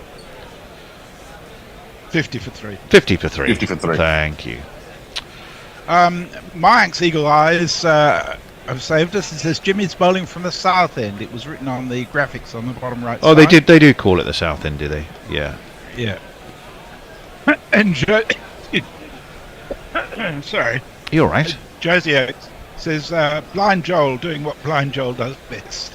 Well, to be fair, I think we all looked at that, and your older and keenly trained eyes, Messrs, I think picked up the inside edge certainly before I did. It was also going over because they showed us Yeah. the ball tracking, so it was wrong in so many levels. Yeah, but that's never And going to Willow stop Moon Joel, is is with he? us. Hello. Joel's a Baz umpire. Just go hard. Go hard on the decision. Doesn't matter about whether you're right or wrong. I should say that Willow Moon is promising to cook a cake, I think, during the next test. For Ooh, you fellas, we would be at Gorilla Towers. thrilled and delighted with that. Thank you. Let me see. We have a leg slip, a forward short leg. There's a man at a very sort of shortish long leg, a mid leg, I suppose. Oh, no, I don't really mean that. That's worked away out towards mid wicket by Jadeja, who takes a single. He moves on to 6. Rohit 29, 52 for 3. India. It will be the inevitable Ollie Pope, who again that would have interested him, Kartik. It was past him in a flash, but at catchable height, wasn't it? Hartley in, drops that short, pulled to backwards square, straight to the fielder. England just know they've had that big LBW review. They've had those 3 wickets. One more this morning would really set cats amongst pigeons, I think, from an India perspective. That one again is pushed away round the corner. No run. 52. Yeah, I think We have another super area. chat. Sajid Parker has very kindly sent us $5 Australian. He's found the dollar sign next to the chat on the YouTube and clicked on that and managed to get us $5. Thank you so much. Thank you. Sajid. That one is worked away around the corner again from the Headley Verity, off the Headley Verity lookalike Tom Hartley. He's from your neck of the woods, you know, is Sagir Pakar. He's in Perth, Messrs. Is he indeed? He is there you indeed. go. He is indeed. I was organising a chat with him the other day so I could work out my time differences. That one is defended by Jadeja. No run. He does a thoughtful bit of gardening with some He looks degree set of suspicion for, as well. It looks like he's setting himself up for a long innings. He obviously got the word from the Slip. Holy Camp. Leg slip, forward short leg, driven. Oh, it's driven through Hartley. That will disappoint Tom Hartley. He didn't quite get down fast enough. It was a beautiful straight drive. He would have expected to stop it. He didn't. And it means the last ball of that over takes India to 56 for 3 with one of these. 4 on the floor, and one more 4 than the 4 before. That's what 4's are for, to get funky on the dance floor. Messrs. I'm just saying, yeah, I think he would. Sorry, no, you go. Kartik. I was Fighter saying, Play it looks like sends us a link. I'm going to keep going now. I think you should. Link to a Monty Python thing called The Bishop. He says, "Is this the Monty Python?" Jimmy is going to be knackered running from Essex. South End, yes, the South End. When you say it like that, it's the other end, like the the Shoebury Ness end or the Leon C end. And Jay's on your side, Kartik. He says, "Speak, Kartik. Exert yourself." Yes, quite right. It's hard to get a word in a minute, but I was going to say, Jadeja looks like he's setting himself up for a long innings. He's obviously spoken to the Holy Cam operators and cracked a deal. Jimmy Anderson is in. Airtime. Rohit defends. There is no run. I saw there was some interesting not really salacious gossip, but I mean, you know, I'm sure. For some reason I stumbled across it. I think I was researching the Jadeja family just out of interest, knowing how important, you know, how big the name is in the Saharashtra region. But I came across an article where apparently his father has been having a go at Mrs. Jadeja for basically not stealing the family silver, but taking advantage of his wealth. I mean, she'd already bought a car and a bungalow within a week of marrying him, and various other things that Jadeja's dad has been saying, as this one's defended into the onside. Oh God! So it's all a bit unpleasant, and has been rumbling in the family for a while. Apparently, Jadeja had immediately taken to Twitter, as one does, to refute all of this and say it's just, you know, paper talk and all that kind of nonsense. But take it as you will. It's not what I was looking for. I was just looking for the history of the Jadeja family and why it was such a big name, and I stumbled across this bit of gossipy nonsense. You know what's going to happen now, don't you? He's going to have an absolute gem of a match and just stick it to everybody. Well, you've been trying to do it, River. We've been trying to talk him out. As that one down the track comes Rohit. Joe, it's evaded. Who is that there? It's going to be... Is it Mark Wood? No, it's... actually, I can't see who that is. Is it Dan Lawrence who's on? Yes, it is. No, well, that's what confused me. It was a sort of a checked, lofted on drive by Rohit.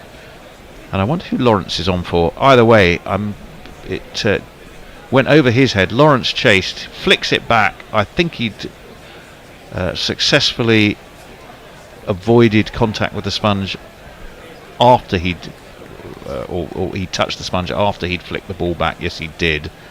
So that may just be 3. I'm hovering above the 4 jingle, expecting not to use it. Indeed, it was only 2. Yeah. well, 58 for another 3. super chat after this delivery. Fantastic. Jimmy Anderson in. Driven. Oh, that's a sweet drive. That's Rohit at his best. High elbow, away between cover and extra cover, glides its way across this Rajkot surface, and I can now use a 4 jingle, and here it is. Giuliani had his reasons for selecting his landscape seasons. There were 4. So Willow Moon is very kind to send us £4.99. She says, cake incoming for the 4th test, hopefully, if my back holds out, and with the bear, but the pain meds are fun. Jimmy well, I in. hope your recovery is going well. Rohit defends out to mid-on, and there is no run. 62-4-3. India. England have come close on a couple of occasions. They've dropped Rohit. Joe Root off Tom Hartley, a legitimate edge. Both hands to it. Somehow it got through. It would have been a great catch, but you need to take those. We're still trying to figure out who is not on the pitch for Lawrence to be on. Ian Anderson in, defended in front of his off stump by Rohit. Ben Stokes jogs in and fields. It's the end of that over. It's 62-3 England after 16. Messers. Sorry, Jay says, Tony, I'm telling you, walk away from this. Walk away from what? What am I walking away from? I'm not quite sure. Kiwi by Day says, the coverage of the New Zealand-South Africa game I heard today described the bowler as coming in from the Portaloo end. I can't... There's something very New Zealand about that. Well, also something rather impermanent about it. The whole point of it being a Portaloo is that it's only a temporary fixture. But there I can tell you that New Zealand are 40 for no wicket in that match. Must be just about stumps there, so they probably need another 220 odd to win tomorrow. Are we going into day 4 or day 5? Yes, day 4 it would be. Whoever scheduled day 4 for a day 5 for a Saturday was nuts. Tom Hartley is in. That's just eased into the offside, and they take a single. Jadeja on 11 then in that case now, and Rohit back onto strike on 35. Bowled well as Hartley. gone for 18, but he took that wicket. Although I have to say, I wouldn't say he was gifted it, but it was a funny old shot that looped up and was comfortably taken by Ben Duckett. Bowling from that south end, Hartley in. Sorry, from the media centre end, which is the south end, defended. Into the onside, no run. Definitely a batting track. The fastest scoring ground is what was expected. It has the highest ratio of centuries in tests, although not on a huge body in terms of number, just the 2. And the highest run rate in tests in India is here. That one is away into the onside. No run. It's quite an interesting list. I'll find it for you, because none of them are what you would call the more established venues when you look at the fastest scoring grounds. That one is out to mid-off. No run. 63 for 3 India. I'm just going to try and find you that particularly fascinating stat. I just can't remember what I did with it. Let me see if I can dig it out somewhere. The list. Ah, here we go. Yeah, I have it here, which I shall tell you after this Tom Hartley delivery. Down the track comes Rohit. One step back over the bowler's head, and that is again a magnificently aggressive shot as Rohit is carrying the fight back to England here. 4, 4, 4, F-O-R. He's not going to hang around and get bogged down, is he, Kartik? No, that's not the way he plays. He's ever since he's taken over the captaincy, especially, he's really just taken the ascendancy in any format, really, and sort of sacrificed his wicket for the team. And yeah, no different here today. He's leading the way. India slowly starting to crawl back into this game. Hartley in, defended off his off stump out towards mid-off. I'll just very quickly give you, though, I think are we due a change, Messrs? I think we are, aren't we? We are, yes. Rajkot, 4.5 centuries per match. Remember, there are 2 very high scoring games been played here. Runs per over at 3.5. Vishakhapatnam second, 3 centuries per match, 3.5. Something that's slightly less, 3.35. Indore, Hyderabad and Pune, the next 3. In terms of effectively the quickest scoring test grounds from India perspective. It's 67 for 3. Now, who is due in? I need to be letting somebody in. I would imagine that's Tim. Oh. Yep. I'm on. You're going to take over ball by ball. I'm already here. And Forthy, the eternal Forthy, is in his library, ready to join us. Forever Forthy. Anderson continues around the wickets to Jadeja, who plays it forward defensively for no run. Score remains on 67 for 3 because of the dot ball. Welcome back, Forty. Yeah, thank you very much. How are you, Kartik? I'm doing well. Yeah, doing well. A lot better than I was half an hour ago. India slowly started to crawl back into the game. Okay. He's putting on a good partnership, so hopefully they can keep it going for India's sake. But no doubt there'll be more punches thrown from England very shortly as Anderson continues to round the wickets. This one lifting a little bit, but played off the back foot defensively to Jadeja for no run. I think we've got Tim. Is that Tim? Hello. Tim. It is me. It's me, the doctors. It's load shedding again, I'm afraid. Really? Gosh. Wow. How often does that happen? Every day. Wow. Between 4 to 6 hours. That's disappointing.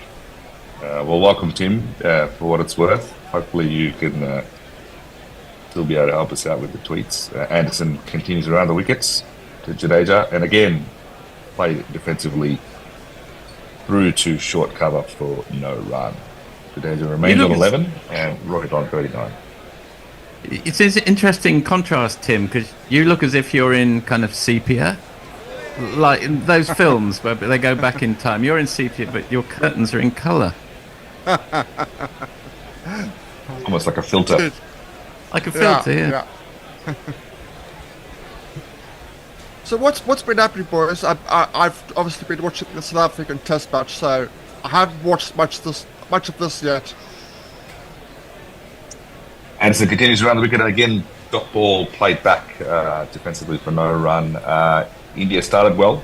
I think 24 for no loss, and then England came right back. And at one stage, we were on top. 3 quick wickets. Mark Wood really was the main culprit in that sense. Just the extra pace, I think.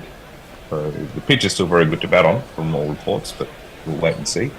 Now India in the last sort of 10-15 minutes or so have started to come back into the game. Anderson continues over the wicket now, and again defended for no run.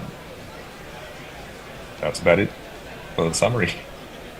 No, that's good. You haven't really missed that much at all. And at what point do we start playing the bookshelf roulette again?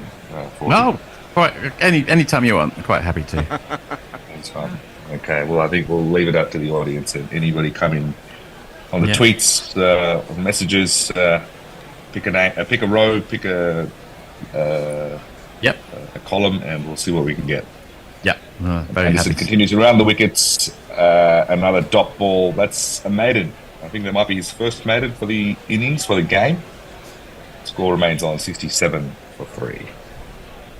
Well, we've got a little bit of action over on the Twitterage. Hattie, the mad old Batty, said, had to Google Captain Beefheart. Old Fart at Play says, I'd like to see the bear in the hydration tank at the start of Return of the Jedi or the end of Empire Strikes Back. I think a lot of us would pay good money to see that, Old Fart at Play. Thank you for that. And he's waving with his Trapmaster replica avatar for Hattie the mad old Batty there.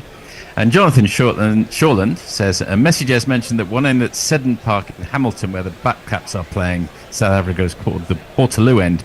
I've watched cricket at that ground and don't think the term is enough to let you distinguish which end is which. Thank you, Jonathan. And we have got a little bit. Might keep my powder dry on YouTube and come in with that next time. Absolutely, as we're seeing the stats for Sarfaraz Khan, the debutant who's yet to come in for India. He's been talked as the next big thing, one of the next big things for India, and has been absolutely killing it in the Ranji Trophy for the last couple of seasons. Finally gets a chance due to some injury, so hopefully he gets a good go today and see if he can convert his domestic cricket form into Test matches. But in any case, Hartley continues around the wicket to Rohit and forwardly defend. Oh, there's a bit of a mix-up there, but no, they're safely returned. Jadeja, a bit over-ambitious, probably was just getting used to the Jadeja camp in the previous over, wanted to get back on the air time. Unfortunately, Rohit said, not having a bar of it. This is all about me. I'm the one that's captaining the team, and I'll be the one on the air time for now. Of course, all of these guys are replacing Virat Kohli at the moment. Hartley around the wickets continues, and this time it's defended off the back foot through to short cover to Ben Stokes. And of course, now Stokes is getting into the action as well, saying, come on guys, don't forget about the opposition. The Stokes camp. Hartley will continue around the wickets, left arm around the wickets to Rohit, and just a little nudge or a nurdle, as Paul Collingwood likes to call it, out through to mid-wicket for no run. Do we think England's made the right choice going with the extra seamer? It certainly has looked like that, yes. Mark Wood obviously being the effectively 2 wickets this morning. Around the wicket, another dot ball played defensively. It certainly has looked like a justified decision. Talks about whether Mark Wood would be the appropriate choice ahead of Ollie Robinson, but he's certainly proved his worth so far till date. Time will tell. Hartley continues around the wickets, and this time expansive pull by Rohit. It was a short delivery, And of course, no question, that went all the way out through to the boundary for 4 runs.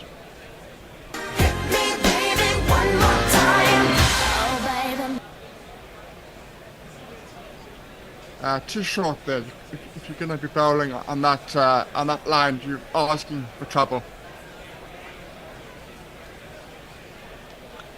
Absolutely, yep. Short, pitched up, popped up, and it was just easy pickings for Rohit. Hartley continues around the wickets, a little bit fuller this time, and defended off the back foot through to short cover to Ben Stokes for no run. India move on to 71 for 3, Rohit 43 not out, and Jadeja still on 11 not out. This partnership is now 38 of 62 balls. YouTube, please, 40. How are we going? YouTube, yes. So Jared Messi says New Zealand finished day 3 at 40 for 1. Need a further 227 tomorrow. Might get Tim for his predictions for tomorrow on that one in a minute. Yankee 7000. A little bit disgruntled, I think. What was that jingle for a 4? Some dross about American politics. Can't replace the good jingles for a 4. And then there's a bit from Sagir Parkar. It says, I think I was in reference to Rudy Giuliani booking the wrong 4 seasons for some Republican meeting. I think that is correct. A bit more from Yankee 7000 on that. A little bit unhappy, I think. And Sagir Parkar says, just to note, Jadeja's highest first-class score of 331 was at Rajkot 2. Now, Tim, maybe throw over to you for a second. How do you see it panning out tomorrow between New Zealand and South Africa? I think New Zealand will win, but at least we've given them a fight today, and there's definitely at least a chance that if the ball turns, we've got a chance. But I would say New Zealand are still slight favourites for me. Thank you very much. It's Jarut time. So we change of bowling here. The newly promoted, self-promoted, self-proclaimed, probably all of England proclaimed all-rounder, Joe Root is coming into the attack.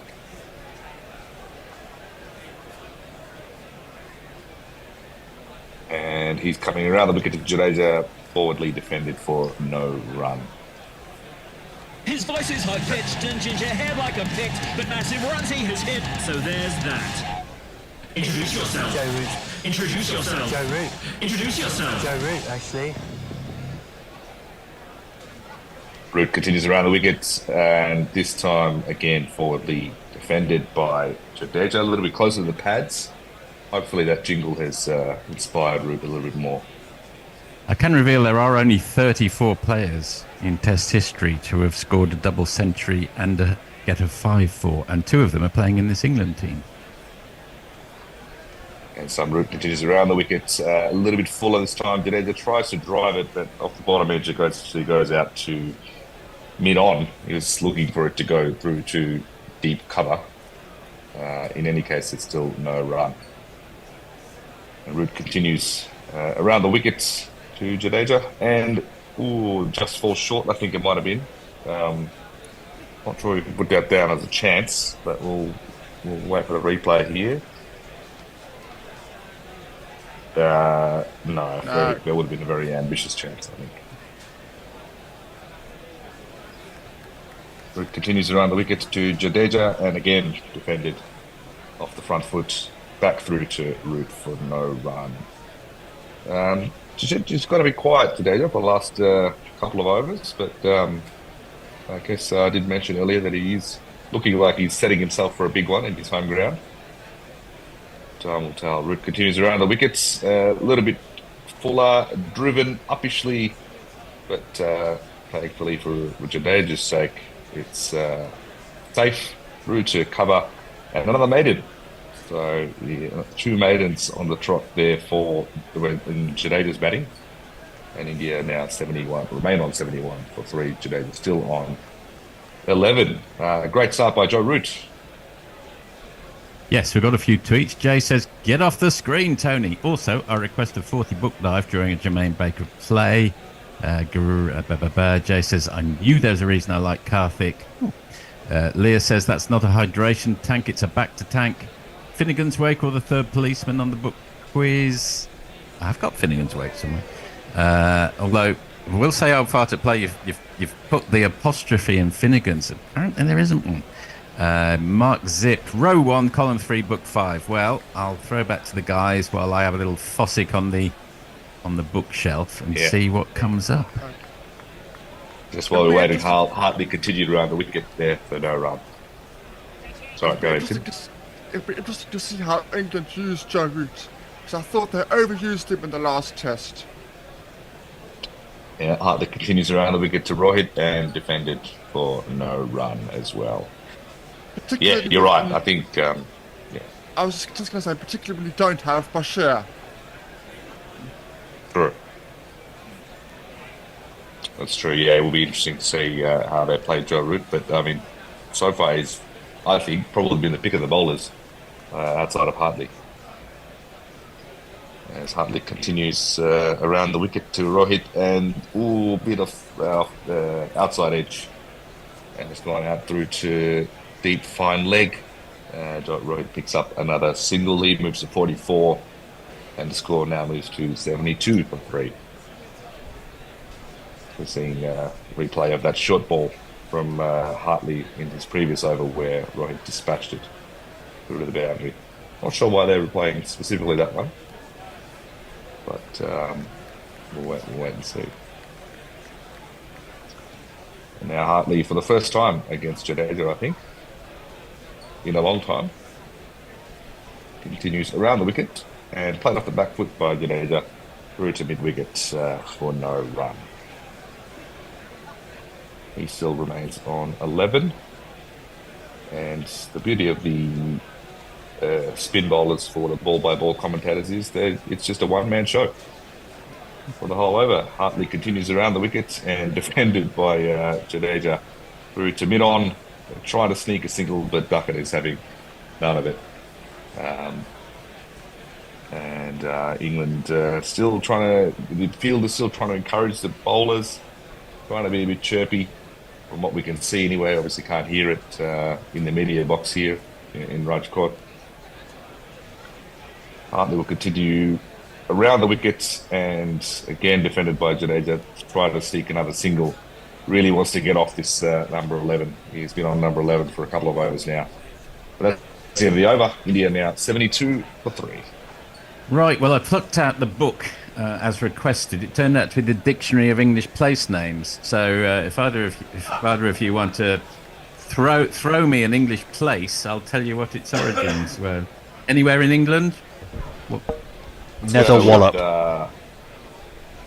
Sure, Worcestershire. Let's go with Worcestershire first. Worcester. All right, let's say Worcester. Worcester. Second. Worcester. Okay. Weagorna Civitas, Roman town of the Weagora tribe, pre-English folk name, possibly from a Celtic river name meaning winding river. There we are. That's the origin of Worcester. Perfect. I was going to say Bath. Oh, we'll do Bath next time. Back to Joe Root. Back to Joe Root, coming off a maiden, and this time he's bowling to Rohit over the wicket. We'll see what Rohit decides to do.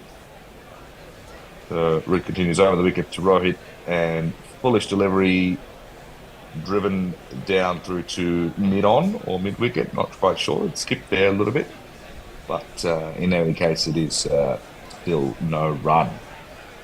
So far, so good for Root. It started really well. He's continuing over the wicket to Rohit now.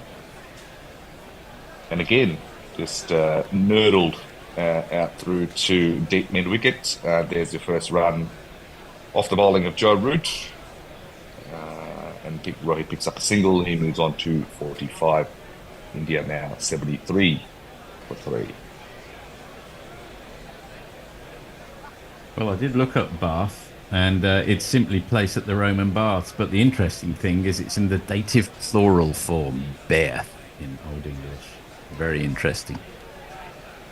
Root continues around the wicket now, back through to Jadeja, and a dot ball, no run. He remains on 11. Do we think this is him playing the long game, or is there some pressure mounting on Jadeja? What do you guys think? sometimes he feels the pressure, but I'm not sure yet. I'm not sure. He looks a bit edgy. He does, yep. And there you go. Just as we spoke about it, the commentator's curse. He's nudged it out through to deep middle wicket for a run, and he's moved off 11 with a single, and now he's moved to 12. Joe Root has doubled his runs in the last over.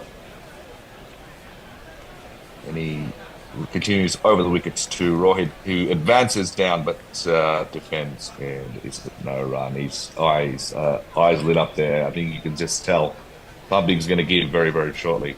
Someone's going to go downtown or out of the stadium or off the pitch. One of the three.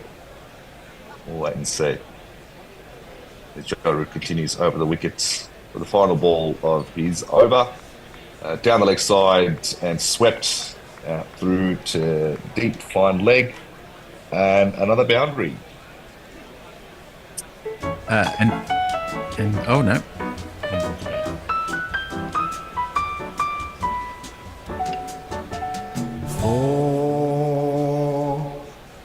That's the end of the over. India's moved on to 78 for 4, and Rohit is now 49, just one run away from what would be a very well-deserved half century, but very calculated as well.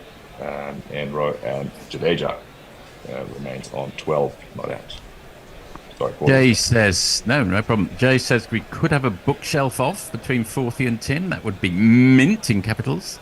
And Anna Forsyth says, Tom Hartley really looks like he belongs in another era. He looks like a rich cad from a Capote novel. Like that hair is not from any time in the last 50 years. Well, there was quite a discussion on this on the Guardian OBO, and I think there was a feeling he looked a little bit like Peter Egan, the old actor, but there were lots of other suggestions as well. Hartley continues around the wickets. We'll come back to that. Short down the leg side and is pulled by Jadeja out through the deep square leg for a single. He moves on to 13, not out. And the score is now 79. My bookshelves aren't as cultured as 40s. It would be 95% cricket. Well, that's culture. Hartley continues around the wickets and is defended by Rohit back through to Hartley for no run. Yeah, it says culture in some circles, depending on where our audience is listening in from. Yeah, for sure. Just Hartley, hold that thought. Hartley around the wicket to Rohit, and again, this time the back pad. We're thinking about it, but it looked like he might have gone down leg, and possibly there might be some bat involved. Stokes coming in and having a chat to the keeper, Wokes, Hartley, the former captain Roots, and they decide against the review. Probably a wise decision. We'll wait and see if it will be an interesting replay. I'll tell you what. Not far away, but my sense was it didn't quite turn enough. Had it been given out on the pitch, I think that it's clipping at best, I think. Yeah, I think it could be clipping. We'll wait for the Hawkeye replay. Hartley continues around the wickets, and this time is played off the back foot defensively through the short cover. You see no bat involved there, and yeah, good decision not to review. Umpire's call would have just been clipping the top of leg stump. Hartley continues now around the wicket to Rohit. Fuller delivery, Yorker leg delivery, and he's dug it out through to deep mid wicket. They're gone for 2. They're going for a third. No, they're not going to run for a third, even though Jadeja probably would have made it. Not so sure about Rohit. But that brings up his 51 not out of 71 deliveries.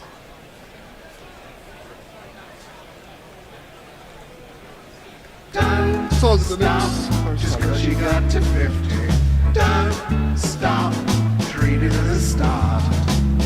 You can use this to get a better score. The first 50's done, the first 50's done.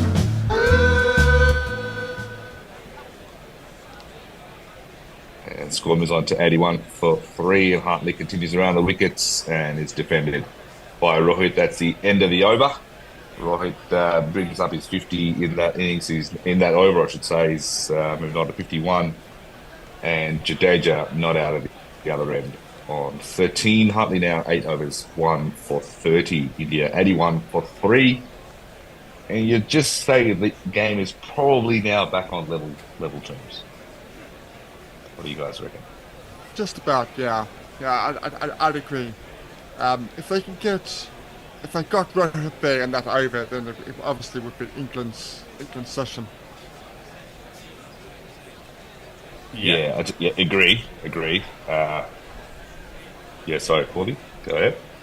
Yeah, no, I'm just looking. I've had 1 or 2 requests from YouTube. I've got the request for Wootton Bassett.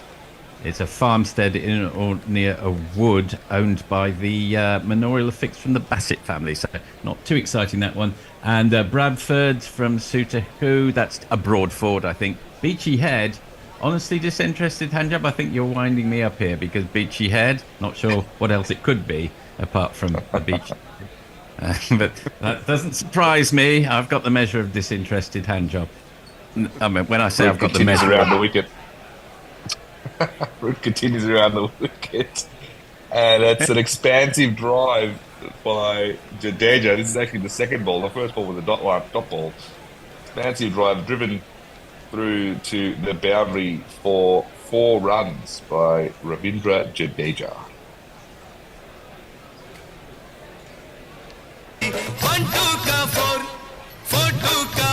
My name is Lakhan.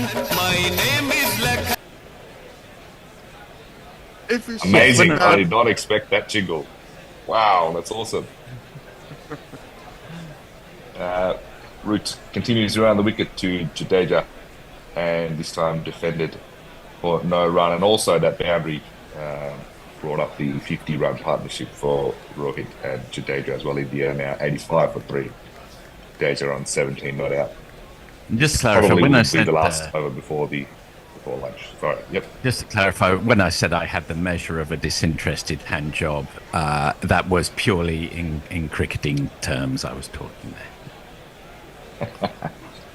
We'll never know. Root continues around the wicket. Ironically, Root short right outside the off stump, and this time cut away by Jadeja for another boundary. The shackles have well and truly been broken now.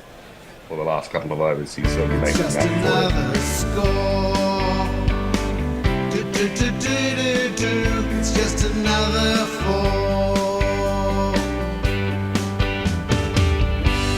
4. Every single bad delivery is going to the boundary. Yep. Right. Root continues. And there are the wickets, and this time he's defended off the back foot. It's almost as if the JJ is just saying this is going to be the last over, and I'm going to waste time by hitting some boundaries. So we'll wait and see if it indeed is, if Root can sneak in one more delivery before the cut-off. And I reckon we might have time for probably one more, unless this ball goes out of the stadium. As Root continues over the wickets, and again driven this time out through just past mid-on, and they'll pick up a single picked up by Johnny Best. India now 90 for 3. This partnership is 57 off 92. Jadeja 22 not out, and Rohit on 51. Umpires moving into their positions. We might sneak in one more over, I think, before lunch. Well, I do have a request for Chorlton cum Hardy, which is the farmstead of a man called Calefrith. So there we are. What was I going to say? I can't remember what I was going to say. There's anyway, that's good. Is there anything happening over on Twitter?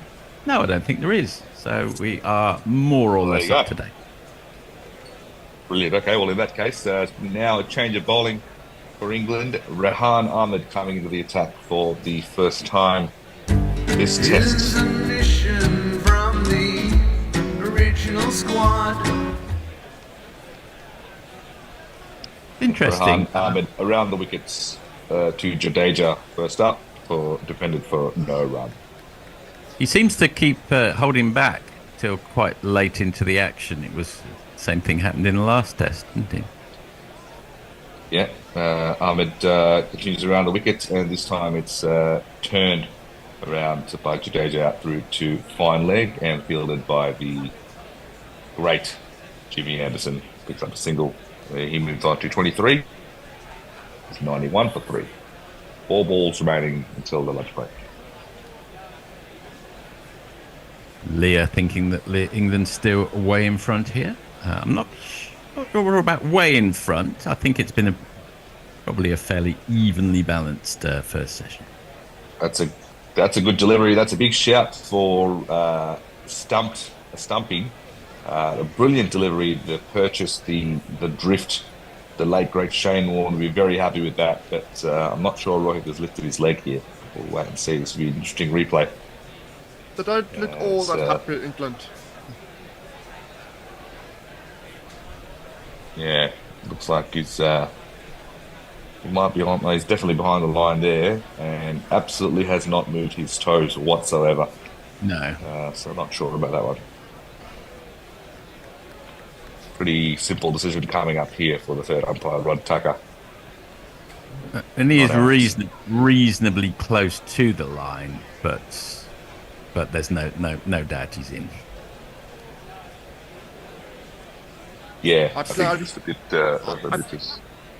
glad he didn't use 6 or 7 different angles to get to that decision as well. Quite right. Eat into everyone's lunch break. That's it. Rehan continues over the wickets, and this time Rohit just advances it out through to mid wickets, and that's another single. Removes himself off the strike and says, "Over to you, Ravi. Think through the last 2 balls. I'm getting hungry.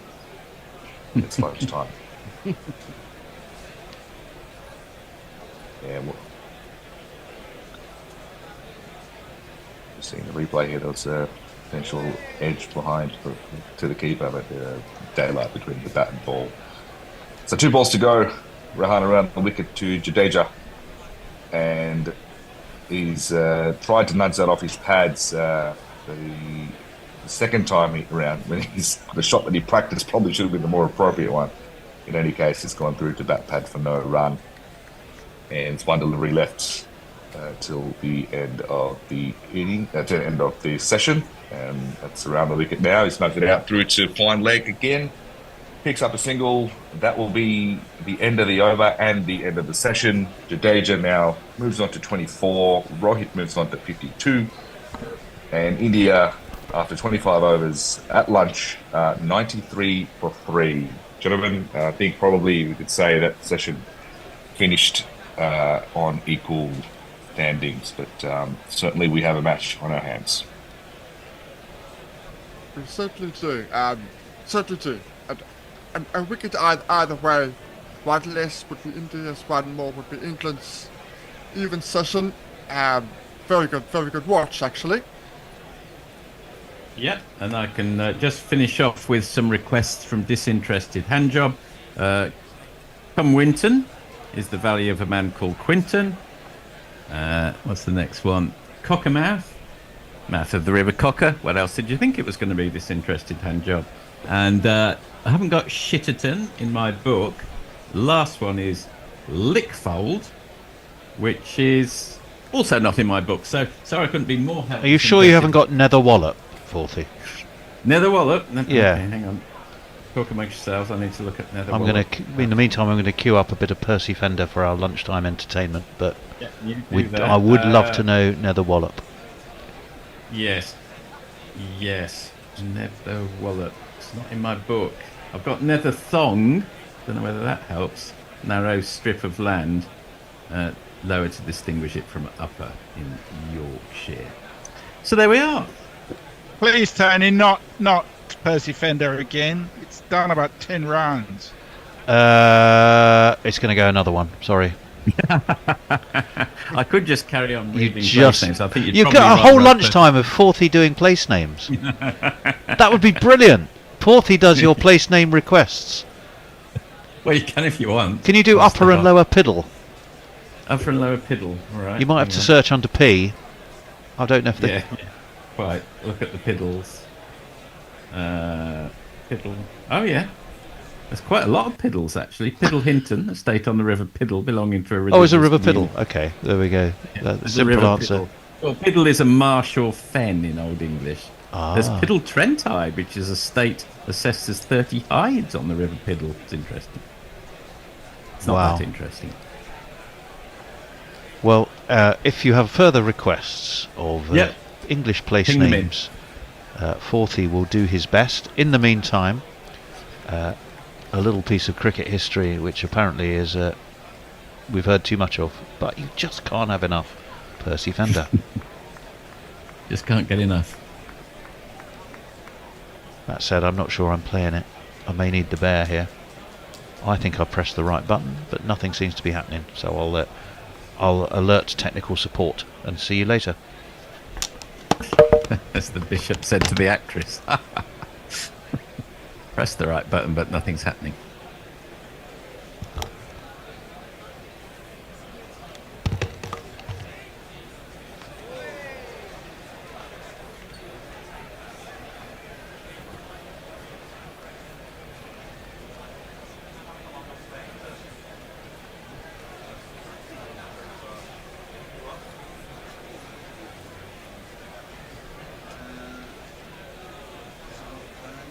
Time's running out, so before you forget, enter your reg at dieselcheck.com.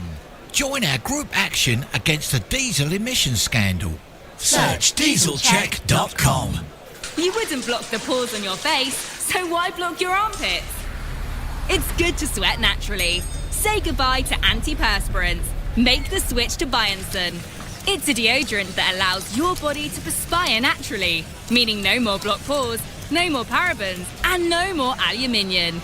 In fact, nothing for all-day freshness. Go ahead, let's sweat the small stuff. All armpits, all day, all fresh. Bionson. No surrender, Percy Fender. No surrender, Percy Fender. No surrender, Percy Fender. No surrender, Percy Fender. Guerrilla cricket. Welcome to part 2 of our exploration of the extraordinary life of Percy George Herbert Fender. I'm with Dan Norcross, John Surtees of Surrey, and very importantly, Guy and Nick, Percy's two grandsons. Dan, you had a particular question you wanted to ask. Well, yes, I want to understand in his personal life, did he come across as a man who challenged authority or laughed at authority?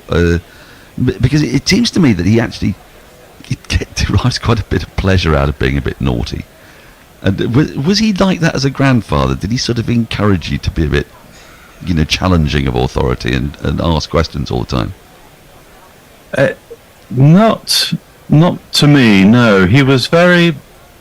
I think he sort of wanted to lead by example and respect your parents and do your very best. Basically, he was really encouraging, and he didn't say, to me or Nick, just because we weren't outstanding cricketers, this is something that you should try to pursue. He was open to our strength and encouraging in our endeavours. And yeah, Nick had some cricketing talent, and I'm sure because he was close to him in his teenage years, they had a strong bond in that respect. But I lived quite a way away, and so the relationship was more distant in latter years. Although he did actually die in Exeter, which is where I was based, and he was always generous. I mean, one of the things, he was always generous, and I think that's the most important thing. And he encouraged adventure. So for me, in my early years, and I'd go and visit him in London on the number 16 bus, get off at Park Lane, he'd give me a 5-shilling note and say, take yourself off to London Zoo, get yourself there, and tell me all about it. So there I was 8 or 9, and then I go off down to South Audley Street, and I just took him at his word, and he made me feel brave, and that was really great. I went to London Zoo. I got into the zoo, had a wonderful time on my own, and then I realised I didn't have enough money to get back. And so I walked around in a circle of Regent's Park. A policeman stopped me. He didn't stop me. He said, "Are you all right, son?" I said, "Yeah, I think so." And I just knew that my grandfather was waiting for me. And I walked all the way back across Oxford Street, through Mayfair, South Audley Street, into Balfour Mews, and he wanted to hear all about it. And I think he was delighted that I'd overcome adversity at 8 or 9. And I think that was him. He was saying, he didn't say go and find a challenge. He actually kind of set me up for one. And that really stuck in my mind. And I felt great, because of course it was probably irresponsible. Thinking about it now, I wouldn't have put my 8-year-old on a trip like that. So, I don't know quite how to qualify it, but he was loving in his way. He was a distant, patriarchal type figure, but not arrogant. He didn't, he tried to set an example, but also set you a little challenge. And he always remembered our birthdays, and that was wonderful. Fantastic. That was absolutely spellbinding. What an amazing thing. I mean, that is just, for me, just so instructive about the sort of the man that I've read about and learned about. That's what an incredible story. What year was that going to be then? Just so I can picture them. That was been 69. 69. 68, 69. The summer of love. Yeah, absolutely. London and trips to London Zoo.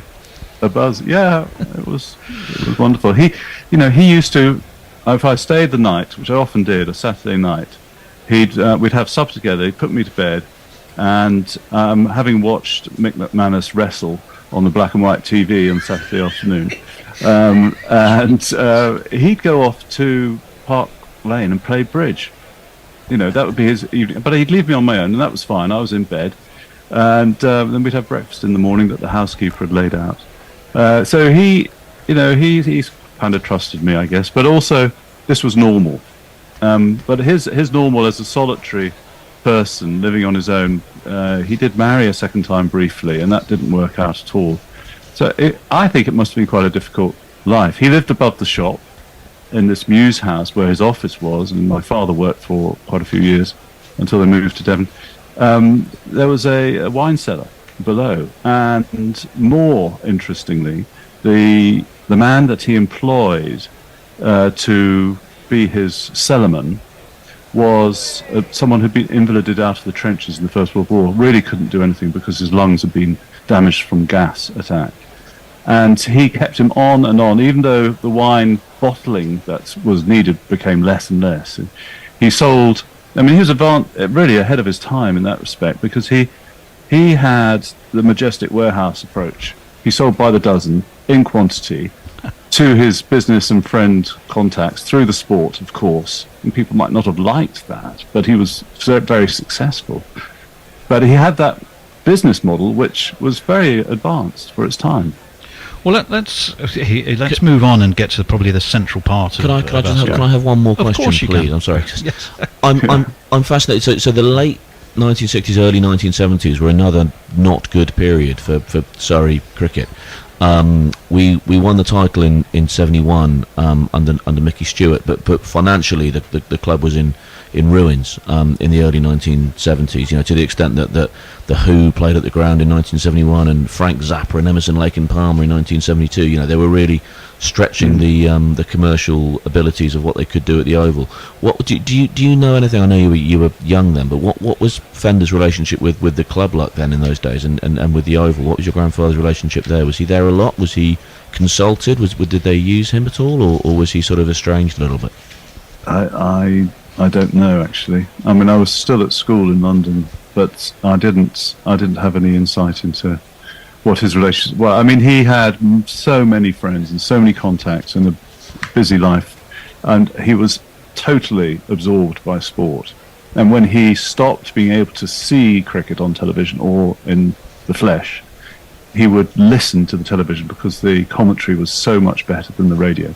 And it was on the whole time. So he was completely, absolutely full on. And his memory was great, right into his late 80s. His diction became slower, but he had an acute memory for recalling events in the past, making comparisons, and I really wasn't equipped to interrogate that intellect, unfortunately, as a young teenager. In my 20s, I actually tried to interview him with a friend of mine who originally came from Pakistan, who's a cricketing nut, and we had a very wide-ranging discussion about many things that have actually gone into in more detail in Richard Streeton's book. But he was very willing to talk and be recorded. So I was just constantly amazed that he was a man from a bygone era, which is actually, it's only 100 years ago. But at that time, it was 50 years. It was recent memory for him. He was fully engaged in the game.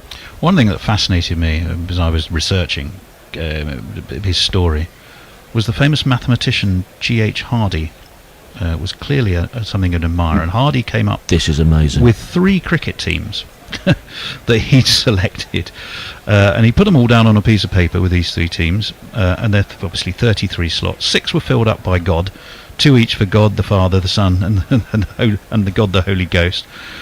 Barring Jack Hobbs, Percy was the only cricketer to make it into those teams. In fact, he was in it twice. Compared to Jack Hobbs once. Basically, he got to captain God, Moses, David, Albert Einstein, Benjamin Disraeli, and a bunch of others in his team. So can I add? There were 3 teams here. There were three captains selected. Each team had a captain. The captain of Team 1, who had the privilege of leading the likes of Hobbes, Archimedes, Shakespeare, Michelangelo, Plato, Beethoven, Cleopatra, Christ J. Amazingly as well, Jack Johnson. Their leader was Napoleon Bonaparte. There you go. Team 2, who had the honour of leading a team including David, Albert Einstein. Fender made it into this team as well, but not as captain. And many others. God, the Holy Ghost was playing in this team, so they probably had an advantage. The captain of that team was Disraeli. And then the third team, again including Einstein, but also Spinoza. You had de Rothschild. Moses made his way into this team. David also named. Disraeli also made it. That was Fender's team. And I mean, speaking as someone who does enjoy sitting in a pub and creating cricket teams out of people that have no business to be in cricket teams. When he's not creating mathematical formula on his blackboard. Yeah. It's an amazing thing. So yeah, Fender is captain alongside Benjamin Disraeli and Napoleon Bonaparte. That's not bad. Not bad company at all. Let's go on to the in some ways the central piece of our discussion, really, and that's Percy's relationship with Bodyline. Now, he'd played Australia in the early 20s. Bradman wasn't there. That was famously an occasion where the crowd was singing "Go Home Fender, Go Home Fender." He turned around and conducted them while he was doing it. There's Percy the entertainer. Which again is something that happens semi-frequently now, but didn't happen for about 70 years in the interim period. But in the crowd that day was a young Don Bradman, and their paths would most certainly cross again. Obviously, he covered the 28-29 series as a journalist, so he saw Bradman close up. And then, having watched Bradman at the Oval, he did score 232, but he noticed, did Percy, that there was something in the hostile pace and bounce of Harold Larwood. It's the perfect opposite of taking the positives, isn't it? Yeah, that did trouble the great Don. So Dan, there was much more intrigue to the story than just an observation of how the Don played short pitch bowling, wasn't there? Well, yeah. I mean, the part of it is back to video again, isn't it? And being way ahead of your time and analysing, going into proper depths and using technology to try to understand how you're going to bring down Bradman. The context you put there perfectly. He didn't rate Bradman when he first saw him. Then he had to eat his words when he scored 974 in 7 innings and realised that cricket played the way England were playing it was just going to result in the same thing happening over and over again. So he wasn't prepared to let that happen. And so, I mean, often it's downplayed, or he has downplayed his role, I think, in the past. But between he and Arthur Carr and Douglas Jardine obviously playing with him at Surrey, they concoct this method. They have this revelation. I think that's a better way of putting it. A revelation that against hostile, fast, short pitch bowling, Bradman just occasionally flinched. And it's only tiny, isn't it? It's like there's just this notice of the back foot slightly moving away to leg, and then from that point on, they set themselves a task of taking down Bradman, because if you can take down Bradman, then suddenly you equalise the terms of engagement. And the fact that he was thinking like that is that's what's most intriguing, actually, is because every other part of English cricket is slightly stultified. You know, you made reference earlier to JWHT Douglas and how Fender clearly has, you know, he's very gracious about what a good player he is, but he does labour the point that he was very rigid in his thinking and had decided that you can't use slow bowlers in Australia. And Fender was never prepared to just, it seems, have these rigid views. So then he sets about finding out information about Australian pitches and how people are bowling at Bradman, and apparently starts to get intelligence coming back from Australian journalists, which they've kept very quiet about, haven't they, over all these years? Well, a central part of the mystery we all want to know is who were the two journalists. But sadly, the truth for that is lost somewhere in papers in the archives that were destroyed in what Percy called Hitler's War. Which I suppose it was, which is rather sad. That is a shame. But the fact that you know, he was prepared to go to those lengths, and obviously had relations with people because he was a journalist himself, and he'd been out there in 28, 29, so he'll have developed relations with other journalists. It just goes to show outside the box thinking, doesn't it? And then to have the courage to implement it. I get the feeling that the more you realise about Percy, that I don't know whether it is so much courage, it's just that, well, it's an opportunity. This is the obvious thing to do. And the establishment is the thing that's holding everybody back, holding him back from being captain, and, for example, before that, and the relation, the more you realise about Percy, that I don't know whether it is so much courage, it's just that, well, it's an opportunity. This is the obvious thing to do. And the establishment is the thing that's holding everybody back, holding him back from being captain, and, for example, before that, and the relationship they then have with this method that works is to be sort of embarrassed about it. Plum Warner, of course, comes back into the story. He does. Because he's the manager of the Bodyline team. But I think Fender's pretty much unapologetic, isn't he, of the well, he is. No, and central to the auction is a letter that Percy typed on his typewriter, probably quite loudly, on the 25th of October 1983, and this is something that you can bid for. But here is a flavour of some of the things he says in that. He calls it The Truth About Bodyline, written in his own handwriting at the top. It just says, "Don't forget Bertie Oldfield," which gives it a sense of authenticity. It says, when the side for Australia in 1932-33 was published, I believe in June, like everybody else, I saw that Douglas Jardine as captain had been given by the MCC a battery of 4 fast bowlers in his side, and he names them. He actually gets one wrong, but he gets 3 of them spot on, and it may well have changed. I wondered how the Australians would react. It wasn't long before I knew, because 2 friends whom I had made in the press box during my visit to Australia in 28-29 both wrote to me letters which I received about 3 weeks after publication of the side. Both told me the same story, to the effect that, as was normal with the Australians, as soon as they knew our side, they had a meeting to discuss it and make a plan for meeting it. He goes on to describe how Warwick Armstrong, the big ship himself, then was sort of chairing that meeting as they figured out what to do with these the England pace bowlers. Percy, in turn, says, I had 1 or 2 conversations with Douglas on the telephone, telling him of these letters, and when I received a 3rd letter, he asked me to go and visit him at Walton-on-Thames, where he was living, and take the letters with him so he could see for himself, and this I did. So right there, you've got this sort of brains trust that have gone to meet in leafy Walton-on-Thames with the intelligence of how Australia were going to be facing England, got out of Australia through perfectly legitimate means, and then in turn that became Bodyline. But was it ever reprehensible? And that, of course, is the big debate. Well, and did it become Bodyline? There's a passage later on in the letter. Let me read it. It says, when Douglas arrived home and we met, he told me that the local press, this is post Bodyline now, so when Douglas arrived home and we met, he told me the local press had played up very strongly on every possible occasion that the battery of 4 fast bowlers was reprehensible. And I asked him the straight question, what were your instructions to Larwood?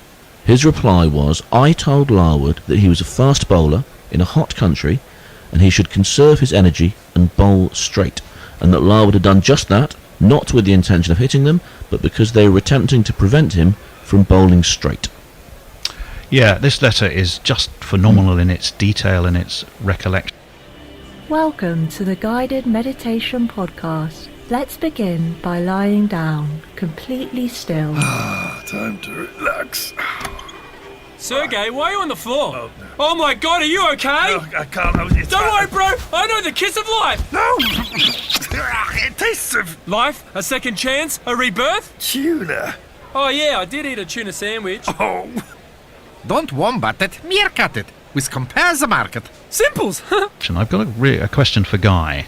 That he the way your grandfather was portrayed, there was the Australian made, we might point out, series about Bodyline in, I think, 1983, 1984. He was played by an Australian actor, was Percy, John Gregg, as slightly foppish, monocle wearing, kind of alludes to Percy's role in Bodyline.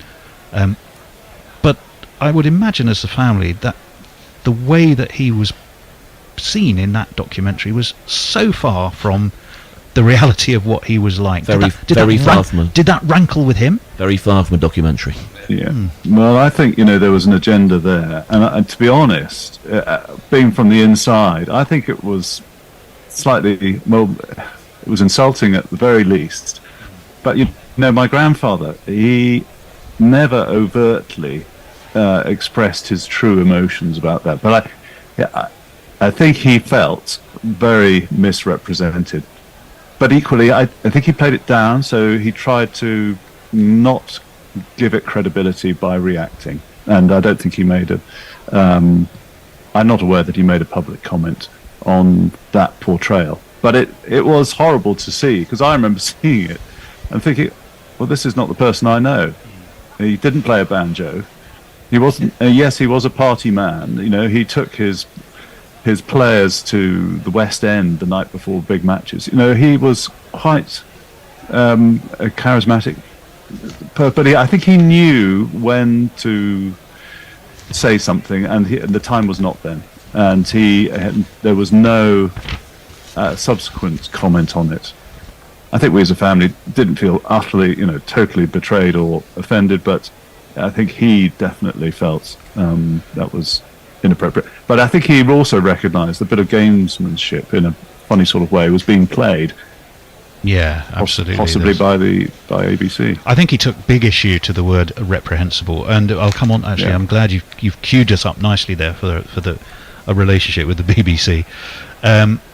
He says in the letter as well about having written it to remind himself at the top in his handwriting, don't forget Bertie Oldfield.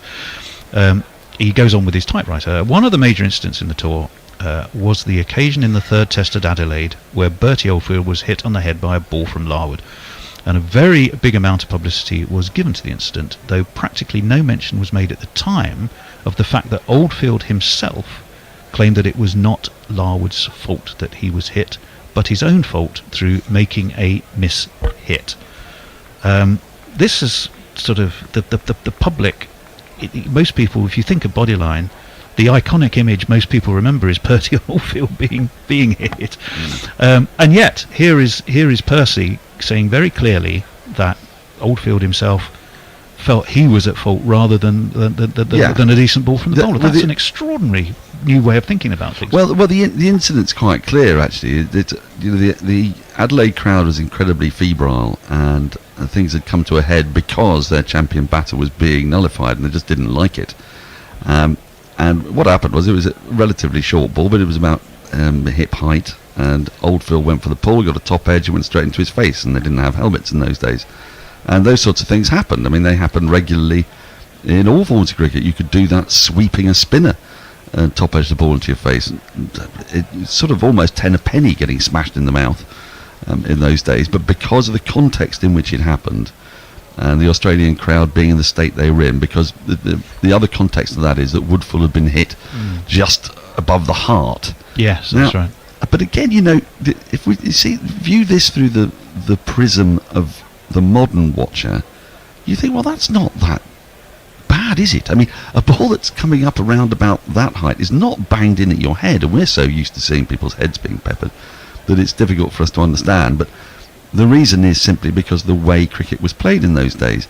And it's true that MacDonald and Gregory had actually employed hostile fast pitch bowling in 1921 against England. But Australians had a fantastic ability to forget those things when it didn't suit them, and the other part of it was that the field was very theatrically put together. So Jardine would choose a couple of balls and over, and not every over by any means, clap his hands, and then suddenly this umbrella field would take place, and so there was a degree of theatre that was attached to it, and that was really the context. I think one of the things that has fascinated me since reading this letter was, and I absolutely agree with Dan. Dan, by the way, as we record this podcast, is wearing a T-shirt with a Douglas Jardine, Andy Warhol style motif on it, just to indicate his feelings on this. But it just made me think Bodyline, part of the reason why Bodyline was how it was and how it became how it is remembered and the whole thing is because Jardine was so unwilling to ever take a backward step in any part of his life, famously so. And almost as the atmosphere became more febrile and as the controversy grew and grew and grew, Jardine almost at the same time became more emboldened. As the anger grew, Jardine was less and less likely to in any way accept the level of fault. And Percy, possibly in a slightly less pointed way than Jardine, also seems to have shared a lot of those characteristics. He didn't like being told what to do. He didn't agree with something for the sake of agreeing with it, and if he was chided for doing so, it doesn't seem like he would then issue a swift apology. So it made me think, what on earth could have happened had Percy been out there himself alongside Jardine? Imagine the ruckus that could have been caused had Fender and Jardine been out there on the wind-up. Well, he did. The final part of this letter, which, as I say, you can read for yourself, even own for yourself, which would be something to own, let me tell you, in its original form. He clearly had rather a falling out with the BBC, who came to see him. And Guy may recall him talking about this. We'll find out. But they wanted to know all about the conversations with Jardine. They wanted to know all about the intelligence that Percy had found. They wanted to know all about how his role in Bodyline, in which he duly told them. And he says at the end, and he feels he sounds like quite angry when he says this. I can almost hear the typewriter keys being just smacked that little bit harder. He says, I've since had a letter from the BBC advertising me they intended to show their version of Bodyline, and that in it they did not propose to show the public any of their interview with me. In fact, I understand from their letter that they intend to show one side of the case and not the other. In my interview, I said quite plainly that I knew Douglas Jardine well, both on and off the field, and that he was, in my opinion, one of the finest of men I have ever met, and quite incapable, either on the field or off it, of doing anything or agreeing to anything being done which could be called reprehensible. I can just sense, Guy, those typewriter keys being smacked a little bit harder when he's talking about that. Did he talk to you about that one? He didn't. No. To you and your your late dad, and that we've come across has given us some extra insight, and this letter certainly is absolutely part of that.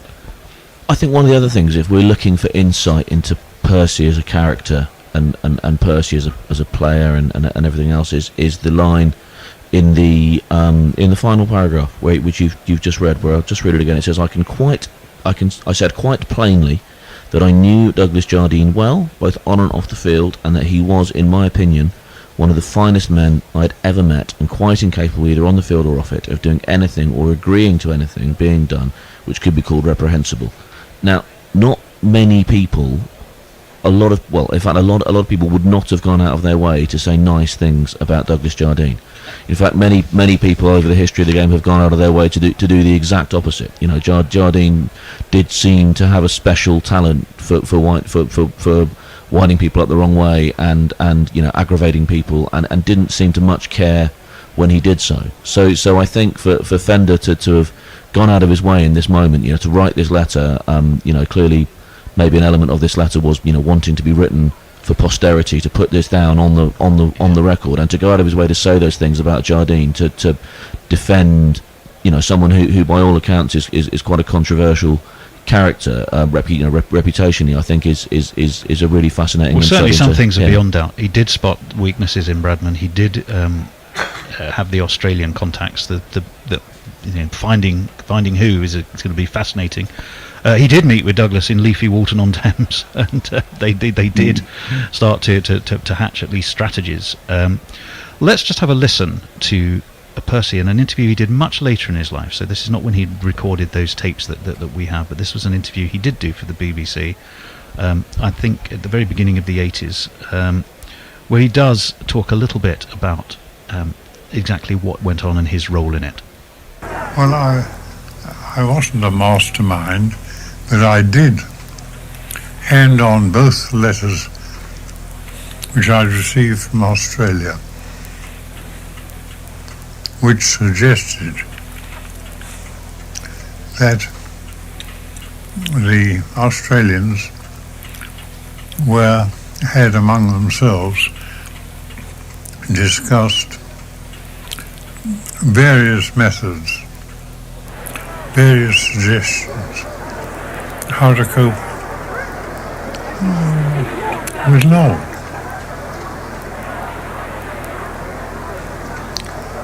I did know what they were, and I handed them on to Douglas before he left for Australia. So he knew one of the things before he left, which he was going to be up against. Whether it was being worked or not by Warwick Armstrong or anybody else, of course I can't know.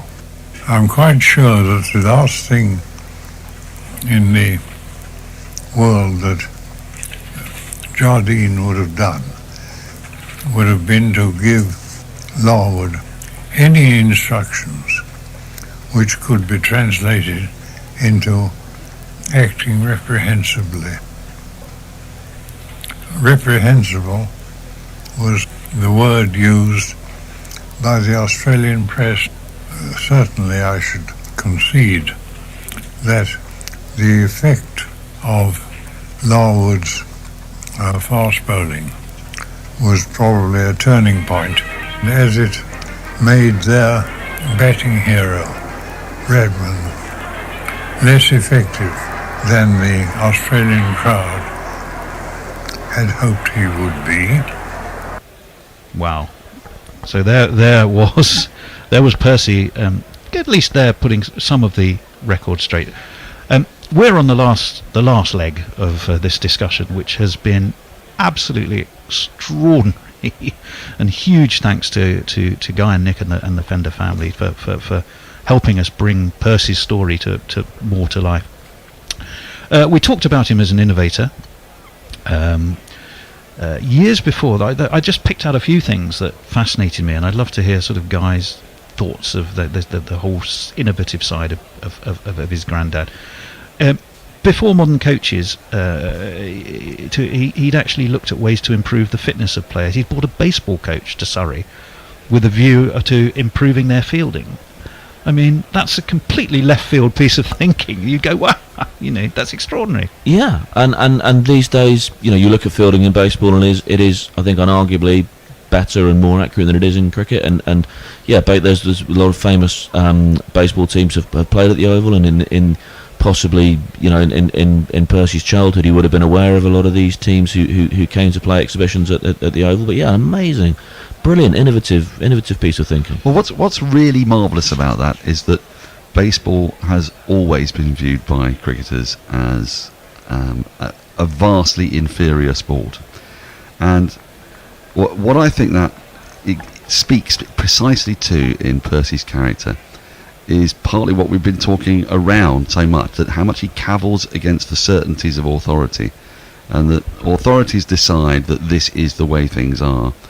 And he might well have thought that baseball was an inferior sport to cricket, but he'd have seen that they catch really well and they throw really well, because actually fielding is way more important in baseball, because you spend most of your time doing it. If you're not a pitcher, then you hit the odd ball every now and then. Most of the time, you're actually fielding. So what he's got there is it's just he's not prepared just to accept the prevailing narrative. This is a crap game.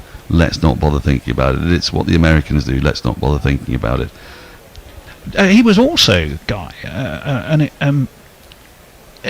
definitely well ahead of his time in one thing, in that he was a great supporter and promoter of women playing cricket, which certainly was almost unique, probably at the time of your grandfather. Tell us a little bit more about that. Well, yes, of course, there's no written record of this, but I was deeply impressed when my aunt, Patricia, his daughter, who in the mid-30s was a young woman, so late 30s, she was at school at Morton Hall, and they learnt cricket. And he went to Morton Hall to play cricket on their pitch and to be a mentor, if you like. Very, very unofficially, completely loosely, but he saw no good reason why women shouldn't play cricket at whatever level, and that always stayed with me. He never really talked about it afterwards, but my aunt never forgot it, and that's Nick's mother. Wow. Well, there's some amazing conversations. I like to imagine. Yeah, the Surrey Women's Cricket Association was founded in the early 1930s by an incredible woman called Molly Hyde.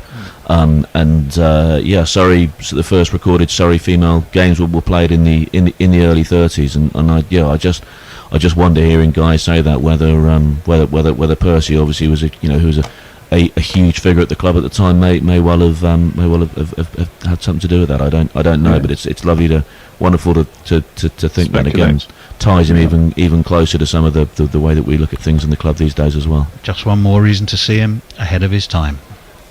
When he tries to get him.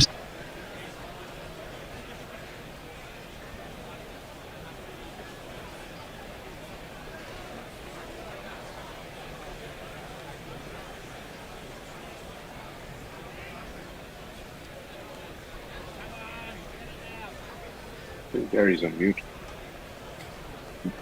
Gary's on mute.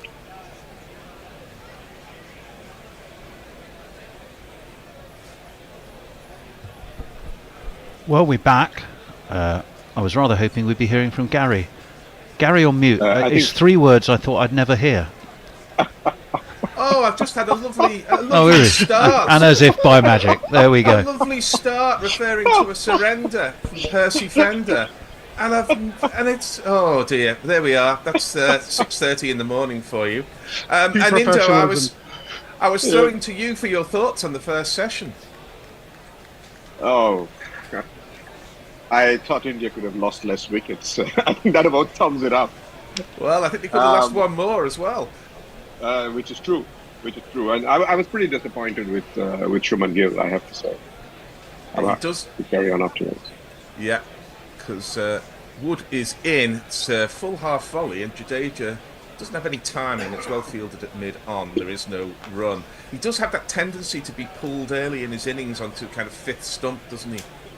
I just think he's goes with very hard hands, and it comes from his white ball cricket, and he's just not learning how to just hold back for that instant with soft hands. He did score a century, but yes. Yeah.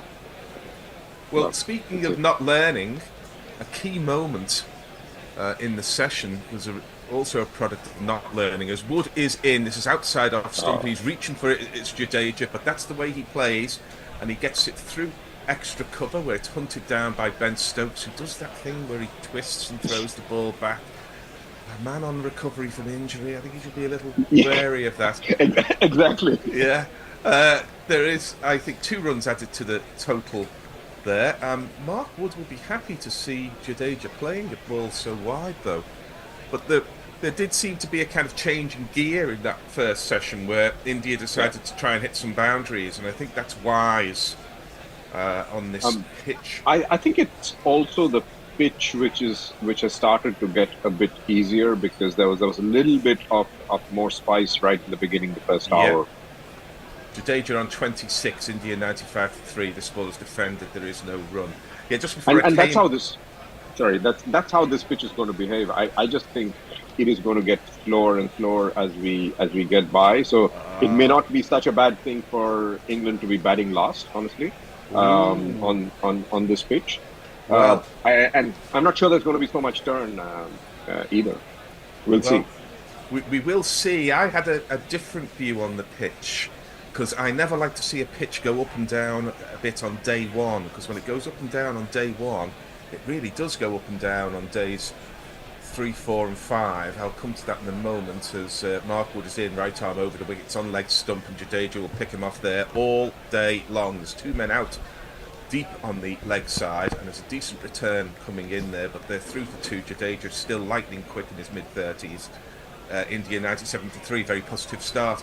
I played just before I came on air, I'm sure this is very much in the wheelhouse of our listenership, the song Naughty from Matilda, because I think this pitch is going to get a little bit naughty on days 3 and 4. I think it might go up and down a little bit. I think it's probably at its best for batting this afternoon through to the end of tomorrow.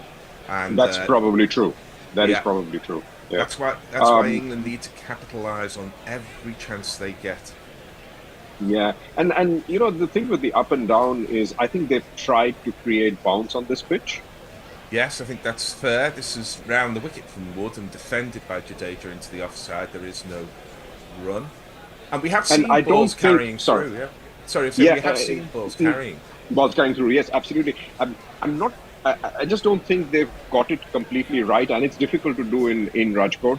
It's normally a good batting wicket, but it's not a wicket known for a lot of bounce. And I think they've tried to get some bounce here, so which is probably why you see it being a bit variable. I don't think it's because it's underprepared or anything like that. It's just that they haven't really got it right in terms of getting it to be a more bouncy pitch. And it's such a delight in cricket that you can't really doctor a wicket because you never know how it's going to turn out. Leg stump half volley again from Wood. He just leans on that just doesn't try and hit it too hard, and therefore it's Johnny Bairstow hunting it down on the long on boundary. But they're through for 3. It's 100 for 3 from 26 overs. Jadeja has 31, Rohit has 52, and Colin has your tweets. Hi folks, so I'm just going to jump in and out with YouTube as and when. They have Messi's provided an update saying South Africa women all out for 76, Australia 12 for 2. On Twitter, Jay Grover is about the only thing that's there. I refuse to make a Gary on mute joke because I've now become envious of Pedro Pascal's ass and my fat hobbit butt are causing me shame. And that's about it for there. Yeah, it's good to be back. How are you guys feeling? Yes, mid-season form for me. I've only got one session, one commentary stint, so I'm going to have to pack everything in. I am back tomorrow with a couple of sessions. The fielding placement's quite weird. It's some weird kind of second slip, fourth slip, and fielders on the boundary. It's very Ben Stokes. It's very Ben Stokes indeed. And so far this session has been very Ravindra Jadeja, who's been picking up the runs where he can, but it's Hartley. This is his home ground. Yeah. Did he score those triple centuries early in his career here? On this very ground. Yeah. So it's Tom Hartley who's left arm round the wicket. First ball is just pushed into the leg side by Jadeja, and there is no run. I'd rather he were bowling over the wicket, the left armer, to the left-hander. But he does have a slip, a leg slip, and a short leg. This ball is defended. There is no run. I'm glad they sent Jadeja in before Sarfaraz because you have all those wickets that had fallen, and I think that was a really good move because Sarfaraz has waited a long time to get this opportunity, and there was no point in sending him there and having him fail. Yeah, and it has left and right combo, which is what India want to do in the matchups, as this ball is just pushed to short mid-wicket, no run. I was very disappointed in route. I said I was going to come back from how you must learn from your mistakes, because a crucial moment in the match occurred about halfway through the session when Tom Hartley, who's bowling now, was bowling. This is a leg stump half volley, and it's just punched by Jadeja, but there's a man out at deep mid-wicket in England's in-outfield. It is Rayan Ahmed, who had 1 over before the interval, and they're through for a single. India 101 for 3. Because an absolutely key moment, which was perhaps not highlighted as much as it could have been in the reporting of the previous test match in Vizag, was the drop by Joe Root of Jaiswal on his way to his 200. And it's because he got too high too early at slip. And what was disappointing is that he repeated the same technical error today, as Rohit gets his first ball of the session, punches it hard, but a good bit of fielding at extra cover from Rehan stops the boundary. There's very little place on that offside field for Rohit to go through. It's packed, absolutely packed. Yeah. So the best slippers to spinners that I saw were Mahela Jayawardena and Mark Waugh, both of whom stayed low for as long as possible and then came up to take the catch as this ball is defended. And both instances of those crucial drops of India's opening batsmen have been because Root got his hands too high too early and then couldn't get back down to the ball. Anybody can drop a catch, but that's a technical error by Root, which he shouldn't really be making, in my less than humble opinion. But Colin, I hope the social media has lit up a little. Not really, but in regards to Root, I always describe him as Root takes good slip catches, but it's not a good slip catcher. He's not one that will take lots and lots of wickets, but he'll take a screamer every now and again.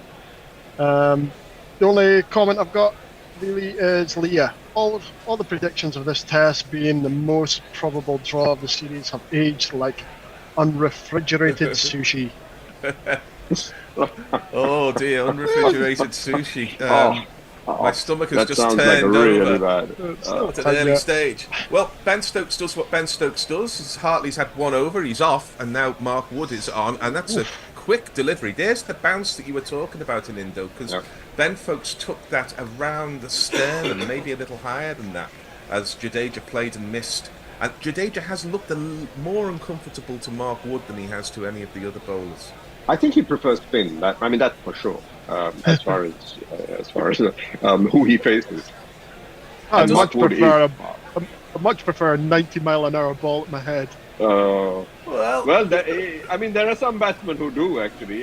They really don't like to handle spin. Many of the Indian batsmen today actually are like that. Top order batsmen. Woods round the wicket against the left-hander, and Jadeja, playing slightly away from his body as so many cricketers do these days, can only push it to extra cover, and there is no run. Yeah, Robin Smith famously liked the ball around the ears, didn't he? And there are a few other. I think Rohit, if you bounce Rohit, he's going to pull you all day long, and he will get out to the pull shot, but he might have 100 up before he does. So he'll say risk and reward, risk and reward. And Jadeja doesn't sweep, does he? So he does like the spin, but he likes the spin to use his feet. Indian batsmen don't sweep. They're never in taught the main how they to sweep. don't. Yeah, it's been a real contrast in styles in the series, as Wood's in again and Jadeja gets to the outside edge to this one. It looked like it went along the ground. It's certainly gone along the ground all the way to third man boundary. It didn't look like a chance to me. No, it was, I think, fourth slip and all along the ground. Yeah.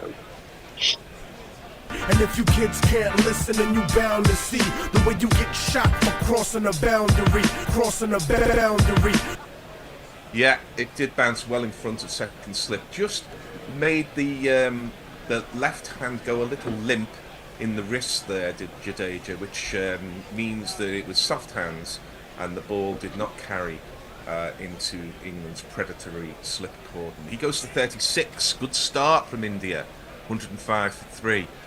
Woods shorter there, and there's a little bit of that variable bounce, because that barely got stump height as it went through to folks. Even though he bowled like mid-pitch. He almost bounced at mid-pitch, that one. Yeah, that's where I think the pitch will get a little bit naughty, because whether spin or pace, actually, on day 4 and 5, there'll only be more variable bounce. Sometimes the pitch will stop spinning and it will become such slow spin that you can deal with it, but bounce, once it's variable, stays variable. and I think it may be a bit of a challenge later in the match, which again underlines the point of early wickets here. As Wood's in again, and Jadeja rocks back onto the back foot, gets on his toes, but can't get it past the covers. And there is no run. The partnership is 72. I'm hoping. Sorry, I'm hoping Sarfaraz. This is the only stint I have today as well, like you. So I probably will not get to see Sarfaraz bat, but at least while I'm on guerrilla cricket. But I've just been waiting for such a long time to see him get a chance in international cricket. I hope he succeeds because he's been practicing for this day for years. Yeah. I wrote an article on the Guerrilla Cricket website last year, I think, when India was playing Australia, and here's Wood again. This is on leg stump, and Jadeja loves it there. Who doesn't? And he punches it to mid wicket, and they'll come round for 2 as Jimmy Anderson, I think, down there. No, it's Dan Lawrence does the fielding. India 107 for 3. Yeah, it's you and a billion others have been waiting for Sarfaraz. There's been a clamour, hasn't there, for a few years after he had those 2 extraordinary seasons where he kept making centuries and was undefeated, and he's very much the statistical poster boy for the Ranji Trophy. Yeah, I think the question mark has always been how does he cope up against top-class fast bowling, which he's going to definitely face here when he comes in. He's prepared for that by, he's got half-length pitches made at his father's had them made at home, and he's been practicing on those. So he's all equipped to handle those, but I don't know how equipped he will be to handle Jimmy Anderson. That is the question, I think. If they don't give him a chance, they'll never find out, and he's got his chance. Yep. Tom Hartley's in left arm round to the right-handed Rohit, who hasn't had much of a strike. It's defended, but no run. Colin, come in where you can with the tweets. I want to try and bring you in a bit more. Yeah, no problem. We've only got one from YouTube at the minute. Morning all. Did England get excited when they had India 3 down early in the day? And that's from Brian in Brisbane. Well, if they didn't, they should have done. This ball is just pushed back to Tom Hartley. We're seeing the experience here of the 2 players, aren't we? Because Jadeja's been very much attacking. He's had more of the strike so far in this session. He's on to 38. Rohit now just sitting in behind, taking it easy, having a little bit of a breather as Hartley's in again. And as if to make that point, he pulls out the textbook forward defence. No. Colin, we've got quite a bit of tweets in there. Do you have access to that in the Twitter account? Because Jay Grover's asking whether with my T-shirt I'm Poland cheerleading. Yeah, I've only got one, that Jay Grover one. That's the only tweet I've got. Just by the Polska T-shirt. Oh, it's a lovely ball from Hartley. He does mix up the odd 4 ball with the odd beauty, and that pulled Rohit forward, turned past the outside edge, and Folks, who has impressed me more in this series than any previous series, was lightning quick getting the bails off. What I like about Folks behind the wicket in this series, and I don't know whether he's worked on it, is that he doesn't take that backward step that so many wicketkeepers do, that requires them then to go back to the stumps with the gloves, as this ball is just pushed into the leg side. And it kept a little low, to your point. Yeah. Gary. But I do like the way Folks, he eases the ball into the gloves, but he doesn't take his backward step with it as so many keepers do, which means he can get those bails off that little bit quicker. Very impressed with Folks' work today and in the previous 2 tests. As Rohit gets the forward defensive out, so a maiden there from Tom Hartley, and Rohit happy with what he's seeing at the moment as India's captain, 107 for 3. Are we happy with what we're seeing on tweets and YouTube, though, Colin? I think we're not. We need to get some more stuff in. I only had the one tweet that a ninja mentioned. I spoiled your fun. Sorry. It's a ninja T-shirt Poland cheerleading. Also, Colin, can I have a go on an oil rig just for laughs? You really don't want to. As I replied to him saying, you'd be very disappointed, just a bunch of grumpy old men with no access to alcohol. And he came back angry as ever. That I was still fucking answered. Have you, Colin? here is Mark Wood round the wicket, right arm. A little short, a little on leg side, and Jay just steps inside it, and that's probably off the thigh pad down to fine leg. Let's wait for the signal. Yes, it is a leg bye, so England will be happy getting Jadeja off strike, going back to Rohit. India 108 for 3. I'm going to the other side of Scotland at the end of April. I'm going to have a little trip up to Oban, visit the distillery, and then go out to the Hebrides, intending to get the Caledonian McBrain out to Col for a day trip. It is very much the back of beyond, but I take it you're on the other side of Scotland, off the east coast in the North Sea. Yeah, I'm on the east coast. But Oban where it's like warm and really sunny nice. and... No, it's kind of the opposite. Yeah, Oban I first went to in about 77 and then again in 1990, so it's kind of my time to go back there on a kind of every few decades. But it is lovely. Primarily, we don't get much in the way of clean sea air and seagulls in Tooting, but you do in Oban. I'm looking forward to waking up to that extraordinary sound. As this ball is defended by Rohit, fielded by Mark Wood off his own bowling. Just one slip and a gully. The only tooting you hear is of horns, I would imagine. Yes.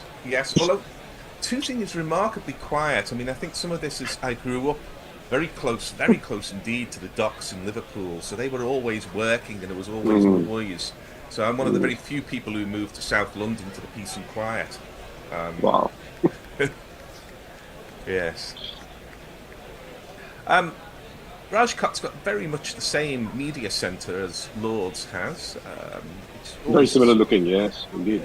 Slightly jarring when one sees that at Rajkot, but as is the case with Lord's, I think it provides a nice contrast within the ground as this ball is defended by Rohit, and there is no run. Has Rohit scored since the start of this session?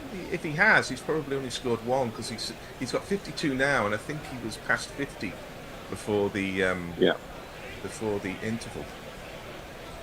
I think the Jadeja's got most of the strike. Yeah, and India will be happy with that. You know, experienced pros and fewer more experienced than these two. You've got two batsmen to come, both debutants. So yeah. And so, you know, they'll be happy to feel the rhythm of the test and think, well, if one of us is going well, the other one doesn't need to. Slightly away from the body, fielded by, I think, Johnny Bairstow there in the covers. There's plenty of England fans being picked out in the crowd, lots of retirement pension pots being spent on a trip of a lifetime to see England play in India. But there's some home fans there as well. Everybody looks comfortably off. I don't know what the prices are to attend cricket in India, but often it costs more to get to the ground than it costs to get in the ground. Well, Rajkot, Rajkot's interesting because Rajkot's got one of the longest histories of cricket in India. So it's got a fantastic tradition of cricket. Wood's in again, and this is clipped off the thigh pad by Rohit. But did he get bat on it? I don't think so, because it's all dribbled out to square leg. No, he didn't. It's leg bars again. India 108 for 3. Yeah, Gujarat, isn't it? Rajkot, is that right? Yeah, it is. Yes. A dry state. I think it's yeah, but it's pretty much the area where some of your cricketers came from. Ranjit Singh, Dilip Singh. Yeah. It's got a very, very long tradition of cricket. You've only got the one session, and we've only got 5 minutes left of it. And Indo, I'd love you to tell us a little bit more about the tradition of cricket in Rajkot in the next over, if you can. Sure. But we're approaching the end of the 30th over. Already nearly half an hour behind the clock. I don't know what happened in that first session. Did they break for a picnic or something halfway through? I don't know. They managed to produce another poor over rate, so you can tick that off your bingo card if you're listening. 2 leg byes so far in this over. Wood with 2 for 39. He bowled well this morning, and he pins Jadeja on the on the front pad, I think, but it was going nowhere. The ball was going well down the leg side, and there's no hint of a review from England. 109 for 3, 30 overs gone. Jadeja has 38, Rohit has 52, and Colin, you may have something on YouTube. Just quickly on tweets, Jay Grover is claiming, I've been to Tooting. You hear seagulls. Oh, but I think his word for it. Messi on YouTube, I'm struggling with, in quotations, peace and quiet ever existed in the same space as Gary. Carl Herbert, it existed around him. South Africa versus New Zealand, evenly poised. Now the NBA has finished in the US and back in England, and the other evenly poised test, a breakthrough could really open things up. Yeah, there's two decent test matches going on at the moment because New Zealand South Africa is also very nicely poised. And Pokebomb Finger with something I share. Controversial opinion, I hate seagulls, noisy bastards. They can be a bit brutal. I was with my son in Oslo in the summer. I'll come back to that in a moment. His partly is in. This is pushed forward by Rohit, and there is no run. And walked out to the train station. He had I think a wrap, avocado and something or other wrap in his hand. The seagull came down, bonked him on the head, and pinched the wrap out of his hands. Yeah. So very aggressive in Oslo. This is a half volley, and Rohit comes forward and he pushes it rather than drives it to the man at mid-on, and they take a single. I don't like it when mid-on is set so far back that you can hit the ball really quite hard, actually. I think it's Johnny Bairstow there, who's no slouch in the field, and he was well home. I mean, you've got to be 5 yards closer there, haven't you, an Indo? Yeah, absolutely. I think you need to be closer than that. But I think also he's been placed there for the miscued drive, which might balloon up there. But just on Rajkot, since we don't have much time left. So Rajkot has this college called Rajkumar College, which was meant for princes, and that's where all the princes, so Ranji. This ball was defended, no run. Dilip Singhji and all the princes during the British Raj who went on to either play for England or for India, they all started their cricket there. In modern times, relatively after independence, it's been Venu Mankad, Karsan Ghavri, Dilip Doshi. Punched to wide mid-on by the left-hander. I think that's Ben Duckett there, and there is another single, so England are leaking singles. And would those princes go from all over India to Rajkot? Would they travel there? So Rajkumar College was where the princes were sent for a British-style education, along with some huge doses of cricket. Yes. Hartley is in again. This is defended. No doubt travelling by railways, because, as every Englishman will tell you, the Raj or Hindustan was given its railways by England. There was quite a bit taken the other way, let's be honest. But yes, the rail network, which still binds India together, perhaps like nothing else except the IPL. As Hartley is in, and this is defended off the back foot by Jadeja, and it's Ben Stokes, I think now, who was so close at mid-off that he wouldn't be able to retreat and take another of those extraordinary catches. 111 for 3, Jadeja has 39, Rohit has 53, and England need to make something happen here. We've got 1 over, I don't know if we've got 1 over left or not, Tony, I'll defer to you. Yes, 1 over left. With the current setup. Colin, have you got any more on the socials? Pokebomb Finger has got quite a good one on YouTube. Aberystwyth during lockdown was off the hook. Big girls just screaming in your face, mugging your shopping trolley in Morrison's car park. Yeah, and they can be very large and aggressive. The biggest seagulls I ever saw in my life was in Oban. They sit where the fish come in. And they sit on the bollards there, and when you see them close up, you know, they're the size of a a Labrador or something, and that's before they spread their wings. They're a frightening sight. The dinosaurs, of course, birds are dinosaurs. Get rid of the feathers, and you have dinosaurs. So they do walk amongst us. And speaking of dinosaurs, here's Jimmy Anderson. Oh, I was just cueing the jingle there. That's naughty.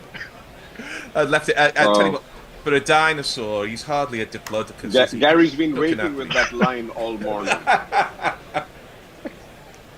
Oh dear. So here is Jimmy Anderson round the wicket to Jadeja, pins him on that back leg, rather on the stiff front leg. Jadeja not really getting into any kind of position to play that ball, but it didn't matter. It was sliding well down the leg side. Anderson will be finding his range for a little while. Little unlucky, I think, this morning. Bowled well, didn't get the wicket. Wasn't given the new ball, or was he? Yes, I think he was given the new ball. It's silly not to. So he's round the wicket again. Is Anderson into his 8th over of the day? That's outside off stump and absolutely no bounce at all there as it goes through ankle height to Ben Folks.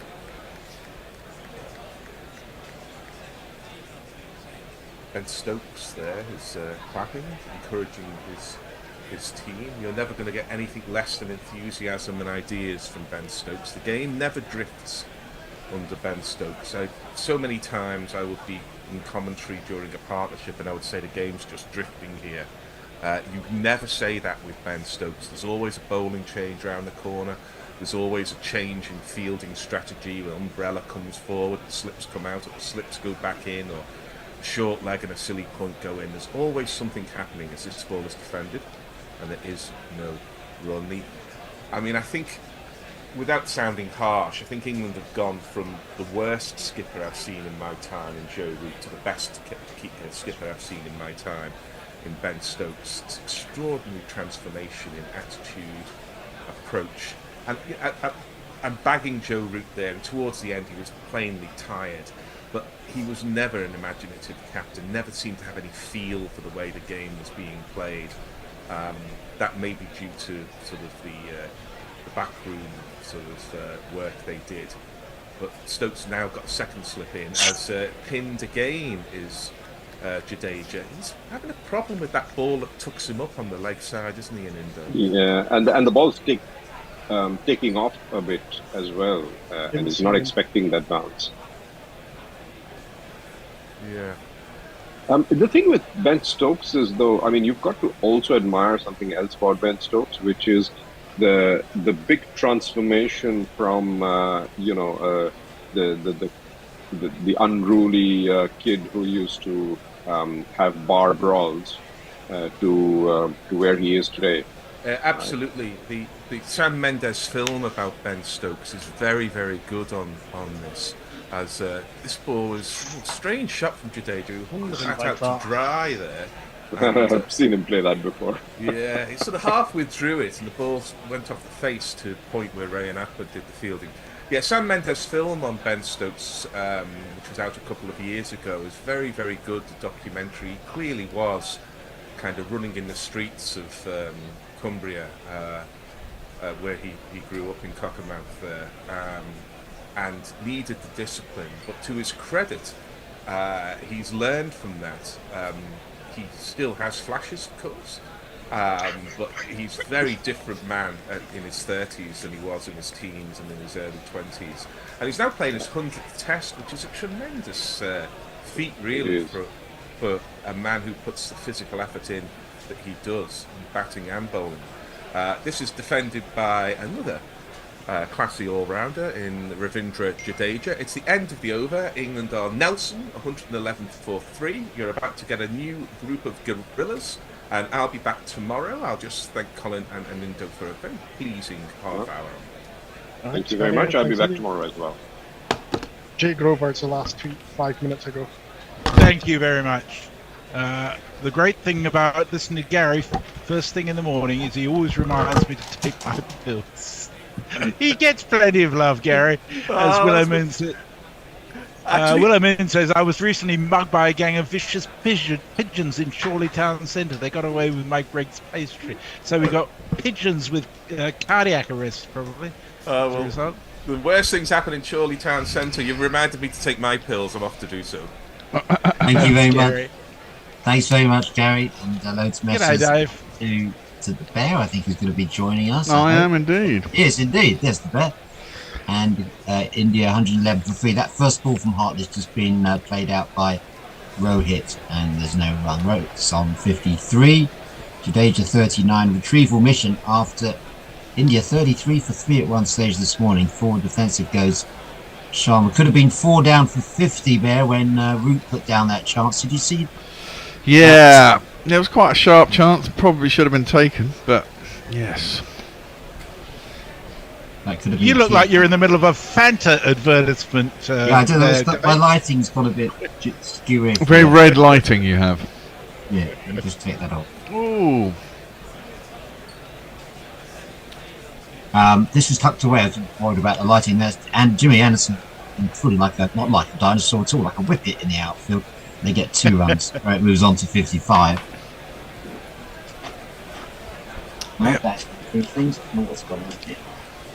That was very top edge. Your man on the 45 would have caught that easily. Might not have played that shot if he was there though. Well, that's true. But it's been decent partnership. Today just sent in at 5 in front of what is a very inexperienced middle order with two debutants to come at 6 and 7. This back foot goes Sharma, plays that out to Rian, who dives and fields that. It's no run. You've got Sarfraz Khan, who I'm looking forward to seeing, and then Jurel, who's come in for Bharat behind the stumps, the wicketkeeper. That's 7. Still got Ashwin, of course, who scores a lot of runs against England at 8. There's a lot on the captain's shoulders here because he won the toss this morning, batted first. Comes down the wicket to Hartley, and that's gone miles into. Oh yes, well, it's big 6. It's cleared the boundary comfortably. He hasn't made it to the stand, but he picked that up beautifully and made a good connection. For a minute there, I thought he got underneath that and it had gone straight up in the air, but no. I have to say that what happened in the first hour gave weight to your suggestion right at the start that Pujara should have been playing there. Yeah, I mean, it looks quite placid now, doesn't it? I mean, there was a little bit of life in it early doors, and the inexperience showed. Forward defensive goes Rohit Sharma for no run. Yeah, that's the end of the over, 119 for 3. I was surprised that Pujara wasn't recalled, just to give that middle order some solidity. But it seems that India's selectors determined to look ahead. Yeah, determined to move on. It's weird though, isn't it? I mean, he's the same age as Kohli, and Kohli's a stick on until he wants to retire, and Pujara's just. Oh well, gone. Sussex are the winners. Yes. So Gary certainly stirred up some reaction by suggesting Root was the worst England captain he's ever seen. Leah says, are you trying to tell me you weren't alive when Botham was captain, Gary? And then Pokey Bumfinger says, Flintoff, he was shit. Yeah, he was and terrible. Sidhu says, and so was KP. Sagia Parker says, KP was the worst of the lot. Flintoff was at least entertaining and amusing and had compassion. And we've got a super chat from Stephen Kelk for €2.50. He says, 1 beer I didn't drink during Carnival. Thank you, Stephen. Anderson starts a new over again. Jags that one back into Jadeja, and for a moment there was a little under edge, but no, it's gone through to the keeper. But it almost cut him in half, this one. So Anderson getting some. He's bowling really well, isn't he? Quite much. He's bowling really well. He's been a little bit unlucky. He's troubling Jadeja quite a lot. He's just getting that ball to jag back into him, tucking him up, and Pope had his hands on his head there. Didn't miss by much. This time Jadeja does get on top of it. It comes into him, but he gets on top of it and plays it comfortably down to deep square leg. and they go through for a single. But Jadeja might be happy to get down that non-striker's end, because it's fair saying he's not enjoying this this spell from Anderson. Is he getting reverse swing? He seems to be covering the ball up. Certainly getting that movement in. Is it coming off the pitch or through a bit of combination of the two, yeah. Yeah. But Jadeja's moved up to 40 now and he's put Rowett on strike. And Anderson comes back over the wicket to Rowett. There's two slips in. One of them goes up in the air. One of them hitting for something, but it comfortably actually played out to mid-on and there's no run. Who's in the slips? Can't see at the moment. Find out. Presumably Rooty and someone else. Rooty. Yes, Rooty put that one down earlier off Hartley at first slip when the score was only 50. That would really put a cat amongst the pigeons, wouldn't it, as well? Yeah, absolutely. But it was Wood who did the damage this morning. Jeswell caught Root bowled Wood for 10 and Shubman Gill caught Folkes bowled Wood. No score. Did you see Shubman Gill looked all over the shot? He certainly did. I thought after that century in the second innings of the last test, that would give him the freedom, his place was secure. I thought we'd see his class, but he was completely out of sorts. That one's outside the off stump where it puts his bat inside the line of the ball, goes through and there's no run. And I thought that would be a turning point, and we'd see him looking more comfortable, but it was back to square one again, wasn't it? Very much so. It looks terrible. He's a classy batsman when he looks good. But India relying on him. If number 3 is out of sorts, it really does expose the inexperienced middle order. But Jadeja put up to number 5. I thought probably to keep the left-hand right-hand combination. Yeah. This one, his defensive played solidly by Rohit. Back to the bowler. For no run. Plus the game situation. I mean, exactly that. You had Sarfaraz coming in as a debutant, followed by Dhruv, who's also a debutant. I wonder how you'd feel though if you're playing your first test and you sort of get shunted down. Number 6, we're not ready for you yet. We're going to hold you back. Yeah, well, yeah. Considering what Sarfaraz has got, first class average in the 60s or something. Could be, yes, and it's just below 80 in the last 2 years. He's really been scoring prolifically on the leg stump, and that's played out to mid-on. They're going to get a single ricochet off the short mid wicket. Hope, I think, there, and they run through for a single. So Rowett was alert to that. He was on to 62. Jadeja's on 40. 34 overs gone. 121 for 3. Umbre Nuevo says, morning, wonderful GC. Happy third test, first day, second session day. And that reminds me entirely that we entirely forgot to mention the GPL this morning, so nobody entered. Sorry about that. And Jay Grover, referring to, I think, your orange background, says, Brooks, you can take the man out of Soho.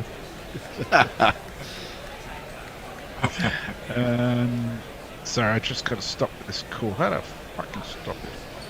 Press no. Yeah, it's not coming out with a no. That's a weird thing. Oh well, I'll let it ring out. It's from someone. It's an unknown number too. So it's probably trying to sell me something. Yes. Hartley starts the new over, and Rowett plays that defensively back down. No run. Partnership of 88. That third wicket I should have mentioned. Patidor caught Duckett bowled Hartley for 5. So Hartley's picked up 1. He's on 1 for 41. As Gary was saying, he's bowled a few 4 balls in there, but there's been some good rippers as well. This one doesn't spin. It's not allowed to spin. It's played back by Sharma. Root's having a little coming down the wicket to have a word with him. Not sure what words of wisdom the worst captain in Gary's lifetime is going to pass on to the bowler. Yeah, Root. It was a bit harsh, that, wasn't it? But There's no half measures with Gary, are there? What's that jingle? Another penetrating insight from Gary Naylor. Yeah. Hyperbolic conviction. Yes, hyperbolic conviction. Hartley, that one does turn a little bit. Where it watches it onto the bat, lays it out just behind point for a single. But certainly, the point that Gary was making is, I think, key one was that Stokes is the best captain he's seen in his lifetime, and That's fair. Seems to be fair enough. Yeah, winning record of 14 out of 21 since he took over. 14 victories out of 21. Test as captain. Only one draw, of course, and that's played out by Sharma, and there's no run. And there's been a lot of attention on Stokes in this game because of its 100th test, and it has made a huge difference in terms of his leadership. Yeah, Root was the rabble. Root was also unlucky enough to basically captain through 2 years of COVID, which wasn't easy. No. Yeah, but he just didn't have any imagination. Well, he didn't have that, no. Ristily flicked out by Sharma. They're going to might look for 2 here, as yes, they're going to take 2 comfortably. Goes down to square leg, and they run through for 2, taking Roet on to 64. Yeah, Root. Of course, there was that famous occasion where didn't go for a. Well, they weren't attacking enough and didn't take the opportunities to either with the declarations or chasing targets. Of course, Stokes has introduced a much more positive outlook into all his players. That's forward defensive by Roet, looking very solid now. Roet tends to get better as the series goes on. Is he on for a big one today? He's on 64, and India 123 for 3. Certainly saved their bacon. Yeah. But just on that, I mean, I think it's interesting that we're talking about Skippers and Roet's batting. I think he suffers from some of Root's tendencies as captain. And I also think Stokes, I still don't like Stokes as a person, but I admire him and what he's done. And he and Cummings are really good examples of how being captain is much more than what you do on field. It's about real leadership and understanding what makes people tick. Josie Oak is being a little vicious today. He says many comedians come from Liverpool. Gary isn't one of them. And Jay says, what's in the piss? Someone wants to send me parcels to the USA. What's GC bastards? I've been watching Narcos. The government is setting me up. You're on it today, aren't you, Jay? I'm running over and said, unfortunately, I slept through the first session, so I missed the GPL too. Might go back to sleep and see if we can get another 3 wickets. Maybe we should open tomorrow's GPL at stumps today so that people can do it before they go to bed. Well, possibly. That's even if they remember then too. Yeah, true. Jimmy Anderson taking another over now to Jadeja. He's round the wicket to him. Again, that moves in, but Jadeja plays it not with a great deal of confidence out to mid-on. There's no run. Bear, did you help yourself to the 11-4 against England to win this match before the game started? No, but I imagine it's a little bit higher now, isn't it? Oh, I doubt it. Hold on, I'll just check. Yeah. I'm just going to check myself. I mean, it was a tempting price just because of the when you saw the team lineup for India. But I don't think anyone would have thought that it'd be such a great start for England today. So that one's played out by Jadeja to extra cover, and there's no run. England 10-3 now. Still get those odds. $4.20 on England on Betfair. Not tempted there?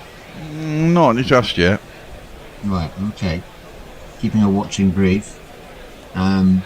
Certainly, if that certainly seems generous, but well, I don't know. They lost the toss, didn't they? I mean, I think the toss is very important in India.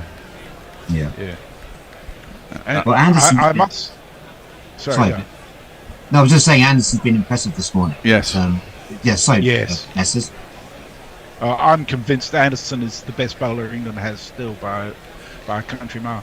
The wicket is a big worry in my view. The size of the cracks at the start of day one are very substantial. And I worry what's going to happen.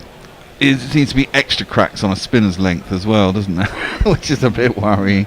Yeah, the ball's been popping around right from the word go. It seems it's calmed down a little bit now, I think. Seems to have done, that one's bang on the money there from Jimmy. He shows his ball skills with a bit of keepy-uppy. Don't think it ends up in his hands though, but he must have put a sequence of 4 or 5 together there. No, it looked like it's may have flattened out a little bit, but this pitch tends to start turning big time by day 3, doesn't it? It certainly looks like it's not going to be any different here. Well, the way England score, if they can get all the runs they need on day 2, it could become interesting.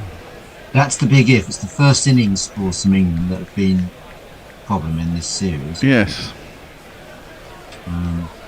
Been a big disparity there. Anderson bowls, effort ball from him, but no great. Doesn't quite get the lift that he was looking for. That's played out by Jadeja, and there's no run.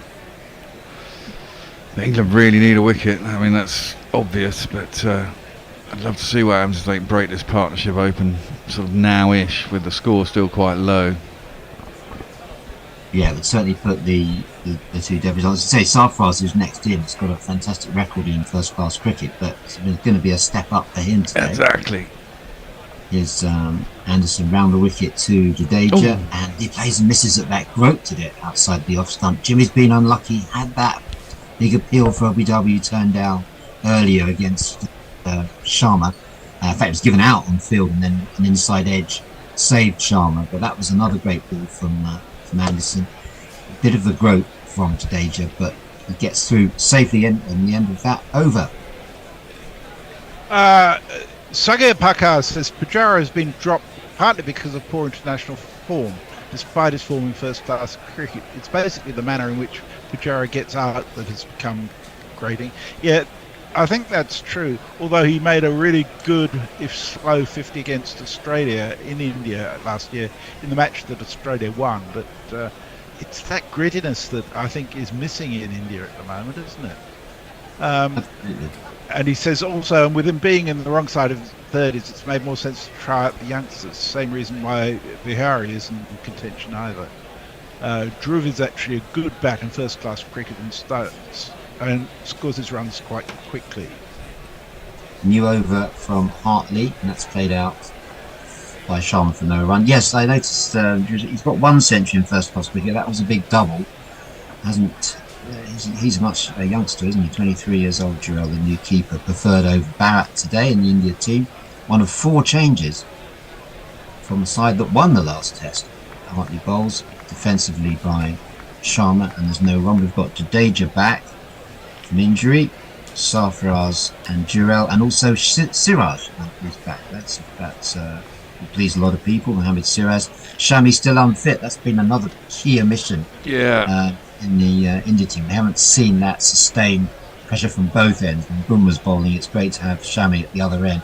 This one's wide of the crease from Hartley, and it's guided, shall we say, down by Rohit, down to third. It's going to be pulled in by Wood, and they've gone through for 3 runs. Takes Rohit on to 67, his highest score in this series. Jadeja on 40. I think he was planning that one there. Well, it turned. He didn't push it, did he? And he got enough bat on it that it just ran off the face. So you'd have been happy to see instructions Wood back in. I'd have liked to have given Ollie Robinson a go, but I mean, let's face it. I was happy to see Wood. Wood got 2 wickets. I mean, they're with the pace, yeah. I mean, I don't mind. Here's Hartley gains a short leg for Jadeja. He's actually a little bit deeper than short leg. A few paces back from that. That's played out by Jadeja, and there's no run. There's also a leg slip and a slip in. So attacking Jadeja, who's been just groping around a little bit, but he's still on 40, and the partnership moving towards the century on 93. Here's Hartley bowling to him, and Jadeja pushes that one back to him, and there's no run. Yeah, I thought Robinson might have been given a go, but Wood vindicated in his selection with those 2 wickets up at the top. It's Jadeja on strike now through the grill. You can see him as Hartley bowls to him, and looking solid, not attempting anything against the spinners at the moment. End of that over. India 126 for 3 misses. Got some jingling and instructions for Bear from Mog. He says, play the Rohit jingle I sent you in 2017. Fucking. Sagnit Dada says the Rohit drop will prove costly. He's looking good for a big one. And Pokey Bumfink says Stokes is a spawny git. He regularly wins matches and has no real right to. Well, I mean, that's the measure of a captain who can achieve something that you just don't expect, isn't it? Partly why I hate him. Well, I don't hate him, but I just don't like him. And I did think that documentary, that interview with him that was referred to by Gary, was very much a piece of fluff to a large extent. Jay says Gary's insights change like the seasons, possibly because he's spent a lot of time north of the Arctic Circle. Anderson in, and Sean plays this one out the off stump, and there's no run. Well, I've managed to dig out that jingle. I can't remember it, so I'm going to play it. He's a hero that we all deserve. Rohit Sharma. And when he gets back, it will be confirmed. There you go. I couldn't hear anything except noise, really. Is Anderson, that's right on the money. Played down by Sharma, back down to mid-on, and there's no run.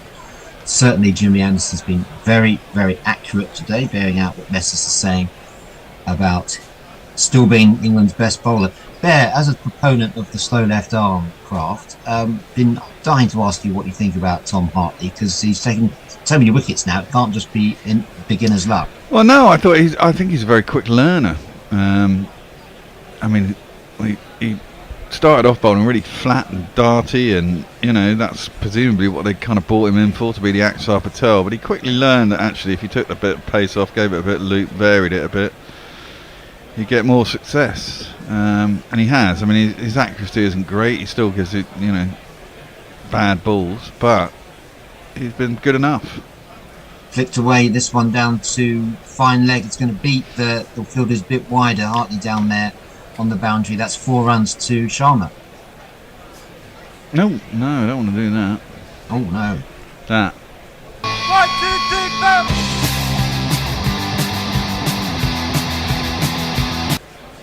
3, 4. Was that reverse swing? I can't remember. Is it reverse swing if it swings towards the shiny side? Or is that traditional swing? I can't remember. If it swings towards the shiny side, that's reversed, yes. Yes, in that case that was reverse.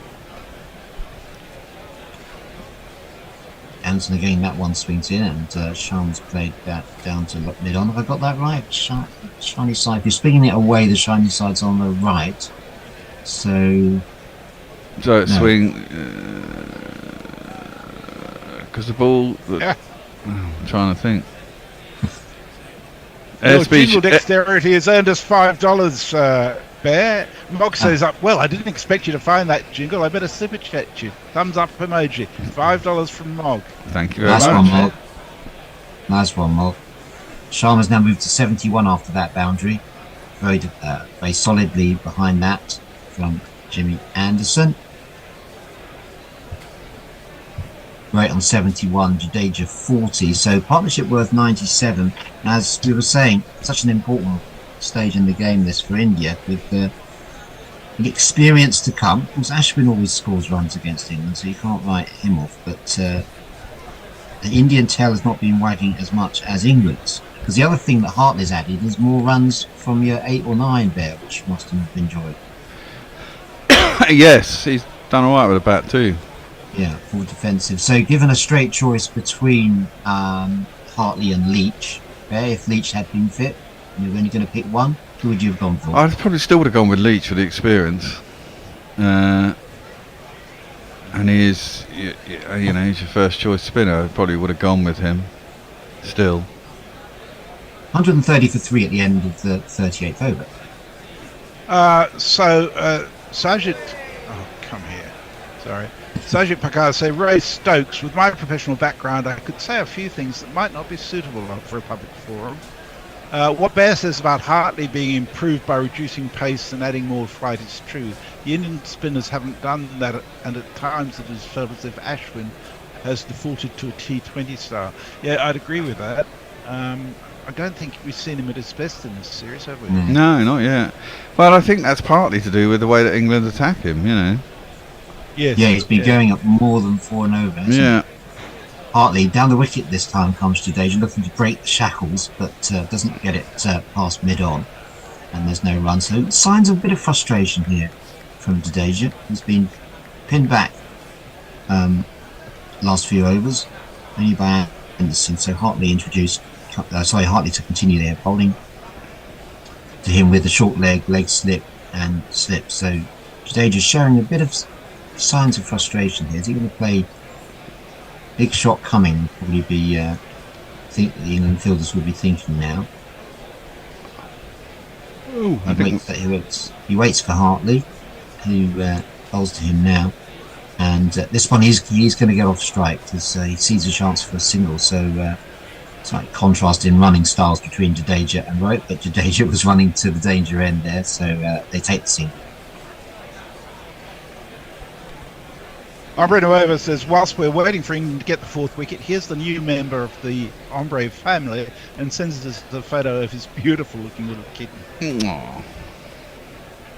One for Hendo there. I noticed that Hendo will be on Willie, that's the question. Can he be asked to get out of bed? That's always the question with Hendo.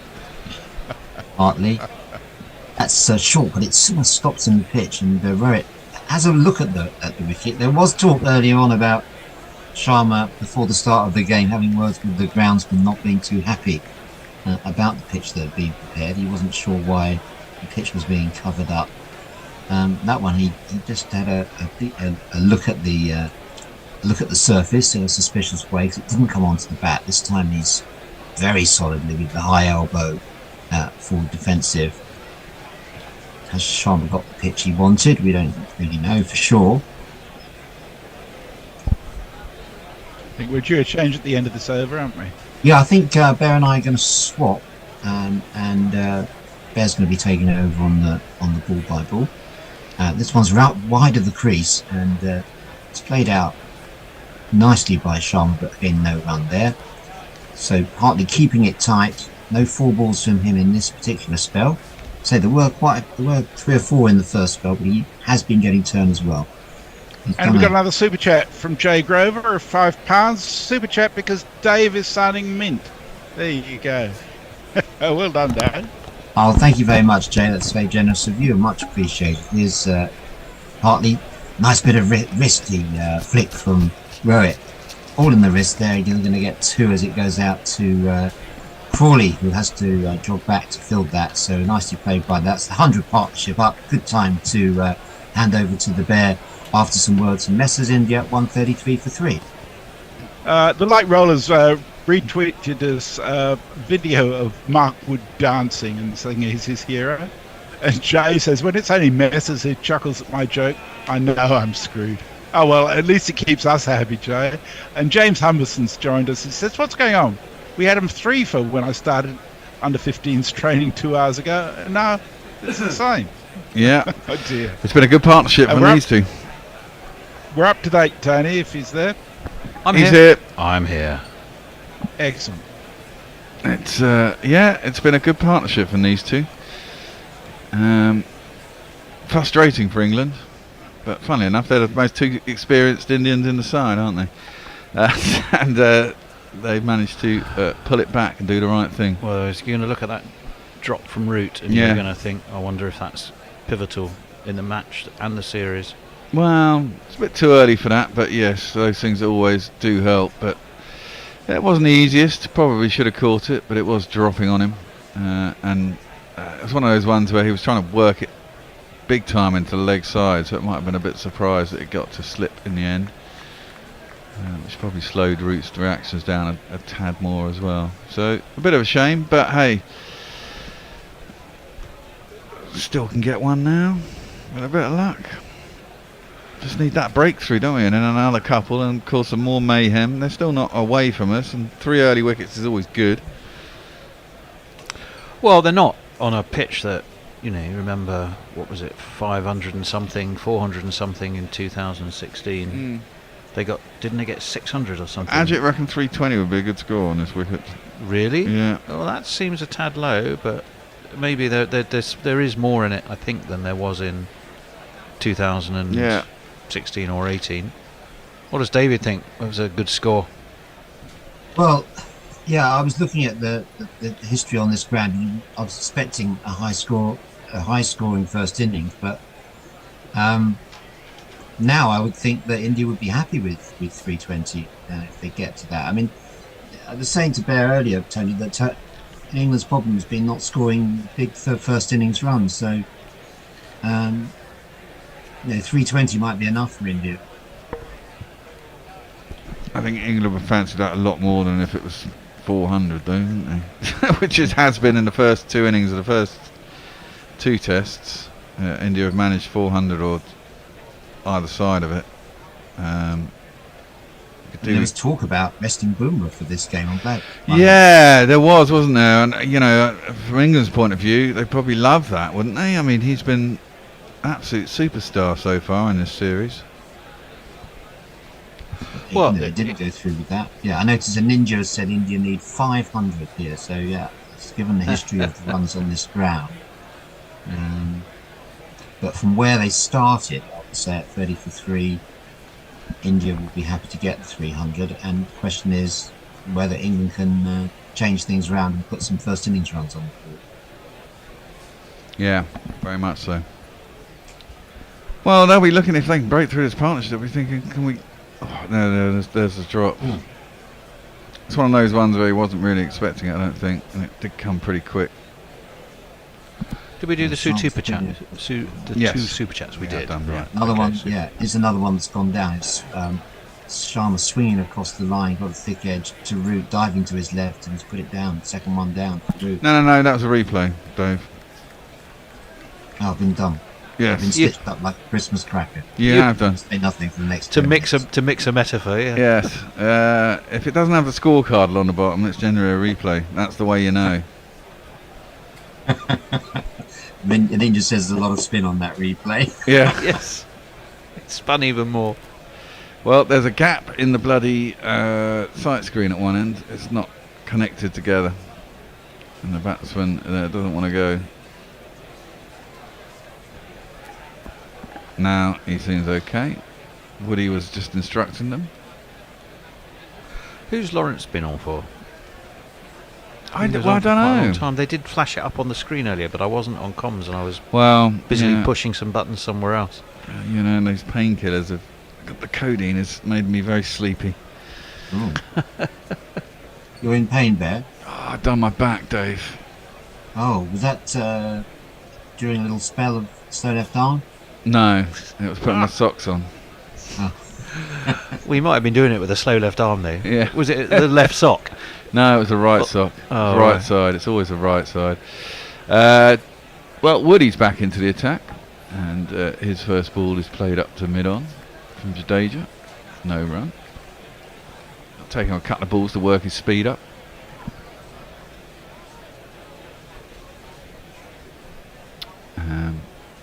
But he was, he started off looking really ineffective this morning and then took 2 quick wickets and showed us. And if he gets a wicket, his speed goes right up. He's bowling, at times he was bowling in the 150s this morning. Very You quick. think there's been a slight drop off, hasn't there, since his pace in this second spell? Well, he's only just started it, hasn't he? So I'm sure it'll work out. He's cut the second ball though.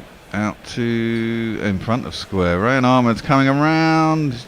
No, he hasn't. He missed it. It's gone into the sponge, and it's 4 runs. 2 + 2 is our member. So what you'll always get from Woody is a bit of spray, and of course with that pace, it's quite easy to score off. Too short, too wide, and just a very nice height for a left arm to smash it through the offside. Left hander. Yeah, Jadeja will be happy with that. So he was just getting bogged down, wasn't he? Yeah. It was just pressure. Decent effort from Rian on the boundary, but as you say, didn't quite manage to put it back. It's a bit better line. Just dropped into the offside. Jadeja wants a run. Rohit can't be asked. There was probably a run there, actually, I'd say. But Rohit was... Nah. It's 2 contrasting running styles, isn't it? Yes. Right here, Jadeja's very quick on these, and Sharma's more of a traditional runner between the wickets. Very much so. Very sedate between the wickets is Rohit. And of course, Jadeja ran himself out. Yes. In the first test, and at the same time managed to pull his hamstring. So maybe he should be a little bit more careful.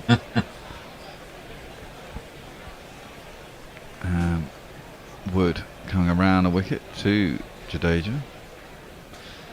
Right full and into the pads. Clipped nicely, not with massive timing. Can't beat Jimmy at wide long on. But they'll get back for 2, which has to chase it down towards the boundary. You move on 139. It looks like Jadeja's enjoying this bit of extra pace.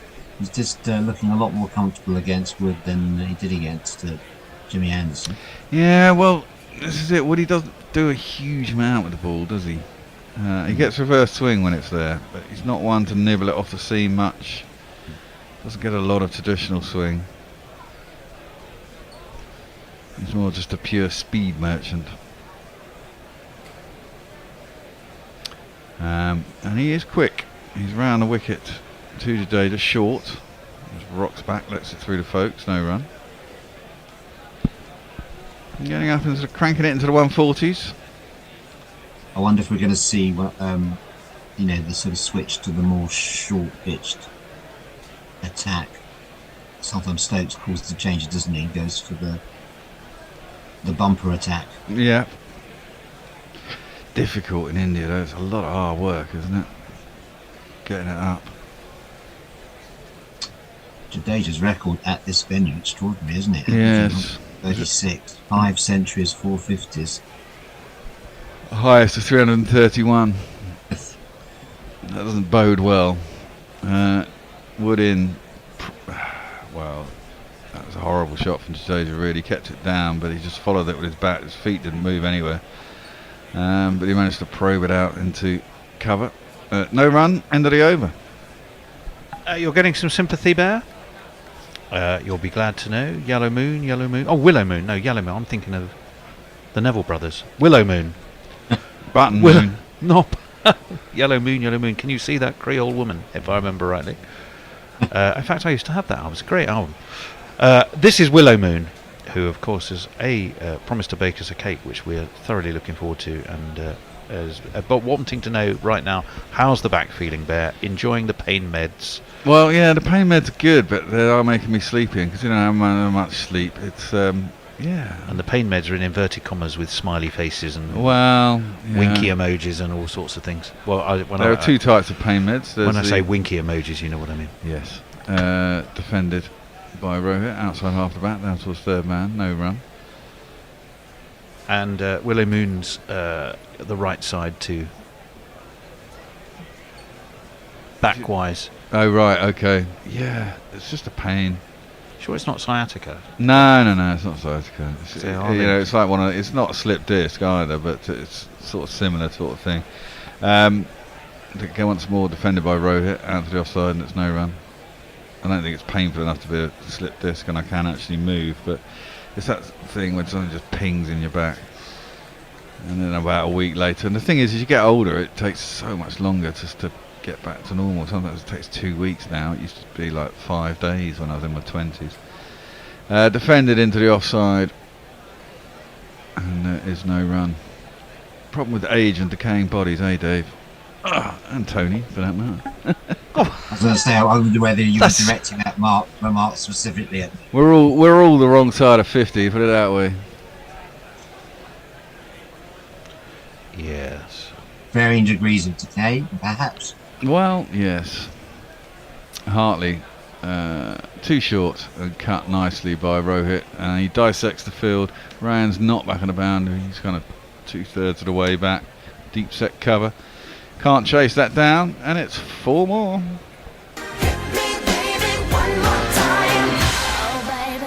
Well, when you think these two came together, on 33 for 3? It was always possible, wasn't it? Yeah, it's been a terrific partnership. Well, the wicket doesn't look that bad. That's the thing. I mean, England haven't got to 33 for 3. I mean, Paditar's wicket was just a giveaway, and the other two looked scared of Wood's pace, and the ball was new, and you know, that was good to get those 3 wickets, in fact, because it could have been a lot worse with a previous Indian incarnation of the team. And that's defended square on the offside, and there's no run. Yeah, that's the first 4 ball that Hartley's really bowled, wasn't it, since lunch? But it was played very comfortably by Shah. Yeah. Last ball of the over. He's around the wicket, Hartley. Again, it spins, but it's slow, and Rohit can just follow it. He's in now, and he follows it with his eyes and just plays it square on the offside. No run, ends that over 143 for 3. Jadeja 47 off 89. Rohit 77 off 125. Tone. Well, Messrs has said the bodies may be failing, but the minds are in top nick. Well, sometimes, I would say. Not necessarily at 4 in the morning, when a new day is dawning. Yes, very much so. Willow Moon, you have my sympathy. I've had spinal fusion for years. The pain is awful. I'm almost, and almost is heavily emphasised in very large capital letters, almost on the wrong side of 50. We wouldn't even dream to ask, Willow Moon. No, of course not. We're gentlemen. And she says, Jeremy Henderson, unless we're talking about Hendo. I'm not quite sure what that is. Oh, about the mines in top nick. Harsh, says. That's worked into the leg side by Jadeja from Wood as he starts a new over to mid wicket, no run. Wood looks perpetually knackered. Must be hard work for him though. I would have liked to have seen Robinson getting a game in this match, because he has that ability to move it around. Yeah. You know, length, and him and Jimmy together would have been interesting. Exactly, he's got quite a good off cutter as well, hasn't he? And I think that's quite useful on these pitches. And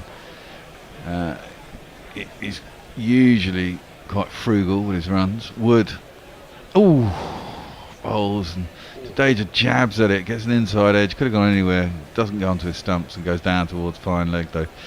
Gets himself a single, moves on to 48. He almost played that with one hand. Yeah, he did. He's been stretching and not looking comfortable for a long time. Jadeja, he's getting away with it. I might give Root a go at Jadeja as well. That's the problem with the right. And you might be right. I think they brought Jadeja in to get a right and left hand combination, so not one spinner could sit on both batsmen, if you like. And one would always have the opportunity that the ball would be coming into them rather than away from them. They might wanting to be a little bit careful with Joe Root. I mean, he hasn't really fired at all with the bat this series. In fact, he's got more wickets than he has runs. Well, he's certainly bowled more overs than he's had runs. He's got more than about 5 runs. No. But he's bowled more overs than he's scored runs. And you do wonder if one impacts upon the other. You do wonder, but he is a class batsman. I'm sure he'll get it together at some point. That one's into the thigh pad of Rohit. I mean, Root's knock in the second innings, that was strange, wasn't it, in the last test? Yeah. Trying to score off every boundary of every ball. Has he taken Baz's ball a bit too literally, do you think? Well, it feels that way, doesn't it, at times? But as everyone points out, his average post-Baz ball is better than his test average, although I guess the sample size is much bigger pre-Baz ball than it post. But I mean, there have been, well, as you said, 21 tests, so it's a decent sample size. It's 40 odd innings, and he's averaging 53 in Baz ball. So, who, Rooty? Yeah. No, he is. He absolutely is, and he's got quicker, and his average is improved. Yeah, but I guess we pull out the mistakes and the bad innings more. I guess. Has defended up to mid-on, there's no run. But a few of those have been in India when he's been asked to do a lot of bowling. That's the difference. Sorry, David. Well, no, I was just saying he is on a poor run of scores at the moment. Yes, and, you know, Bumrah does seem to have his number. And it's always bad when a particular bowler has your number, because it puts doubts in your head as soon as you come out as well. Yes. Can't see this pitch getting much bouncier, can you? it's quite dead. Woody in again, jumps wide. Oh, beats that outside edge of the bat. he did his hop skip to the left and bowled from that wider angle. Rohit was forward, even now on 77, playing that forward defensive. Got the line slightly wrong, but it didn't quite catch the edge of his bat. Folks takes the catch low down, there's no run. Yeah, extraordinary variation in its run up. Yeah, I know. Goes right out to the turn crease and then fires it in from wide. Well, it draws the batsman into the shot though, doesn't it? Yeah, it's effective. Good take low down by Folks. One ball to come in this over, 144 for 3, India. Of course, Stokes keeping the field up, still 2 slips in, which is good. 3 on the outside, 2 on the leg side. And Wood in, last ball of the over. It's just dropped down towards third man. Won't get a single. Ends that over. 144 for 3, Tone. More from Willow Moon, who is in quite a little conversation with Messrs. I celebrate my half century later this year.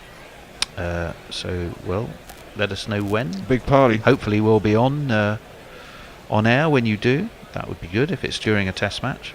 Depends how much later this year, I guess. That's pretty much it. Twitter, you can never rely on what it's doing these days. Nothing happens and then suddenly you get a surge. Yeah, I know.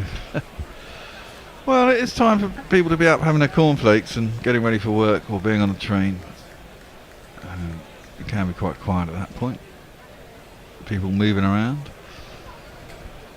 Yeah, I suppose so. It's sort of early in the day, isn't it? Yeah. Healthy crowd of school kids in with their free tickets, no doubt. Apparently the ticketing is no better for these tests than the World Cup. You have to pick them up in person from some, dodgy little booth. Interesting theory by Ajit and Manju, who wouldn't do it on their Indian podcast, but there's no kickback then. That's why it always has to be cash at a booth. Nice. And why they don't have digital ticketing. Because it's all logged in that sense, and then you can't do any shenanigans, which is an interesting theory. Today, just still complaining about sight screens. And his dad. What? He's complaining about his dad, yeah. Oh, right. Why would he be complaining about his dad? Oh, right, yeah. Oh, now I would appeal for that. Yeah, probably too far down the track. Maybe not turning back enough to come into the stumps. He certainly beat him in a flight. Jadeja came down the track to be aggressive and then ended up covering up. Hit his pad first. I've realised why there's not so much on Twitter. It's because I was looking at my feed, not the Gorilla Cricket feed. Well, yeah. I can now put that right very soon. Okay. Hartley around the wicket. That one doesn't spin. It goes across to Jadeja, but he covers it up. Defends it into the offside. There's no run. Have a look at this one again. Well, it did come back, Very difficult to give that out. But it would have been reasonably close, I think. Might have gone over. Maybe the top corner of what would have been off stump. That one is flatter. And Jadeja goes back, knocks it into the floor to short leg. He's set deep. That'll be Ollie Pope, no doubt. No run. Hartley certainly pulled back his economy rates as well. Yeah, I was going to say, it's a decent spell against Jadeja, this. Yeah. Considering he much preferred to bowl to right-handers. Chap's got my old school tie on. Has he? A bowler hat and a pinstripe suit? No, I didn't have the bowler hat and the pinstripe suit, but that is my old school tie. Okay. That one is clipped by Jadeja between. What is this sort of silly mid-on and a short mid-wicket? Gets it through between them down to wide mid-on. And there's a single. Don't really know you want to be doing that in India. Colonial bullshit, Well, that's not colonial. Well, bowler, the way pinstripe suit and a bowler. Yeah, but it's stuffy Englishman, isn't it? Yes. Yeah, possibly.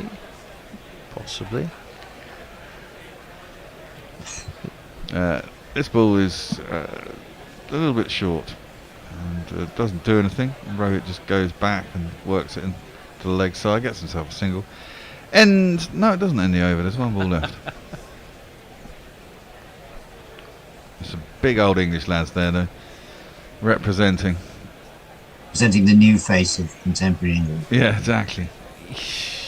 Fat bastards. We are looking at a gentleman. I know it's not fair if you're on radio, but there is a gentleman on screen who, shall we just say, he's dominating the screen. That one had worked again off the pads by Jadeja, again to short leg.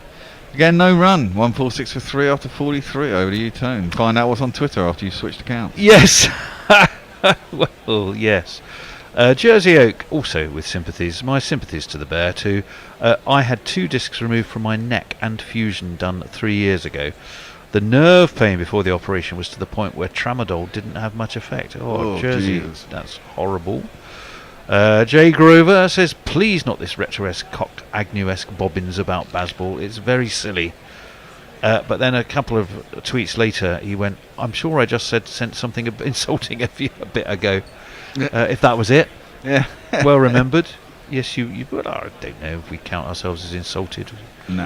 I think we're insulated against most forms of insult, Jay, and that wasn't a temptation to see if you can insult us more. Disprove that. Adrian Lowe, waiting on a delayed flight from Dublin Airport to EMA. Thanks for the company, chimps. Oh, delighted, Adrian. Safe travels. EMA? What's EMA? I was just wondering that. EMA. Is that East Midlands? East Midlands Airport. That could be it. Yeah. Birmingham. Worked. Well, it's a kind of flamingo by Rohit. Didn't get up from Woody down to long leg. It'd be a single. Yeah, I suppose it is. I didn't. EMA. Yeah, I guess so. Sort of trying to give it sort of an American, Philadelphia, PA, or EMA. Or it could be the European Music Awards. Probably not. Not sure you'd want to fly a plane into them. Well, yeah, but they're probably somewhere in Europe. But then you tell us where in Europe you were flying to. Well, Adrian, why don't you tell us where you're going? Why don't you tell us what EMA is? We're assuming it's East Midlands Airport, but it might be something completely different. East Manchester? No, there's only one Manchester Airport, isn't there? I got snowbound there once. What, Manchester? Manchester, I did, yes. Wood is around the wicket to Jadeja. It's full, it's into his pads, he clips it sweetly out towards deep square leg. That brings him up a single, that brings him up a 50. Well batted him. The old scimitar swinging things out. And we shall give him a little jingle for his work. You know you lift me with your 50. Well, these two have certainly pulled India back into what is now 148 for 3. You'd not be totally unhappy with that. I mean, it's been a top innings from Jadeja, apart from against Anderson, where he has looked vulnerable. He hasn't really given much away, and it's continued this extraordinary record on this ground. So, top knot. Yeah, Rohit. I think it's going to be a leg by off his thigh pad. Down towards the man on the 45. Who is on the 45 because he's on the fence, and therefore they do get the easy single. Great to see the old sword out. Celebrate the half century there from Jadeja. That's what the crowd want to see. Yep, they do indeed. The school kids who are in on their freebies.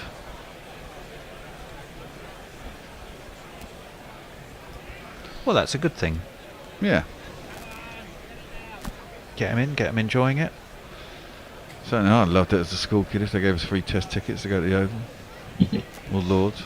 Mind you, I wasn't anywhere near either of them, so we probably wouldn't get them. Middlesex does it. There's always a lot of school parties, home games at Lords. Test matches? Not test matches. Not for test matches, no. I'd say that would be giving away. ECB ain't going to be giving away free anything at test matches. Exactly. That'd be 30 kids would be what, 30 grand's worth of tickets. Yeah, enough. The partnership's 116 off 209. It's a bit irritating. Looking for something to happen, England.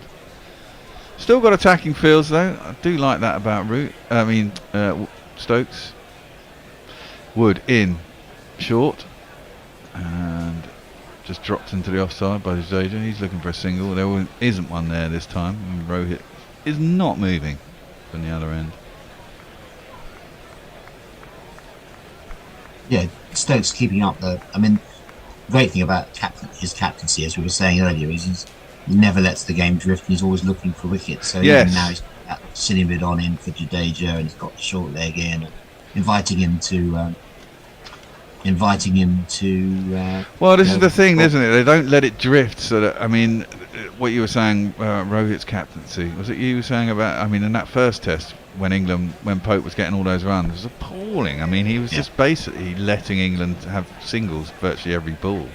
There was no pressure on the batsman after a while. Short, ill-directed though, too wide of the off stump. Jadeja ducks anyway, and it goes through to Folkes, and there's no run. And Stokes just doesn't let that happen.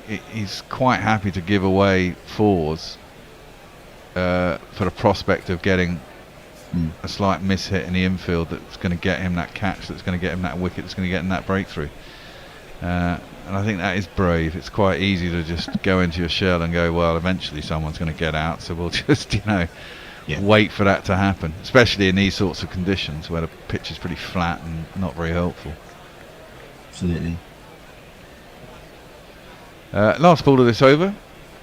Woody's 12th. He's gone for 48, but he's got those 2 wickets, and he bowls that into the pitch. It really doesn't get up. Jadeja's able to work on the leg side to square leg. This time they do get a single. He'll retain the strike. India's 150 is up for 3. Tone. I was about to say Hendo's on his way. He's coming here. Yeah. Oh my God, we're going to see the lesser spotted Hendo. We are indeed. A challenge, says Jay Grover. He also says, bored now, Tony, insult Ravindra's family and Gurjarat on air again. Go on, it'll be funny. I've got thou back. I was merely relaying, without imparting my own personal view on it, something I'd read in what I did describe as being tittle-tattle gossip. How long ago was that? How long has he been married, though? That's the other thing. Oh, I thought you meant when I said it. No. I don't know. But the news was only as of this week, because I did check the date of the website.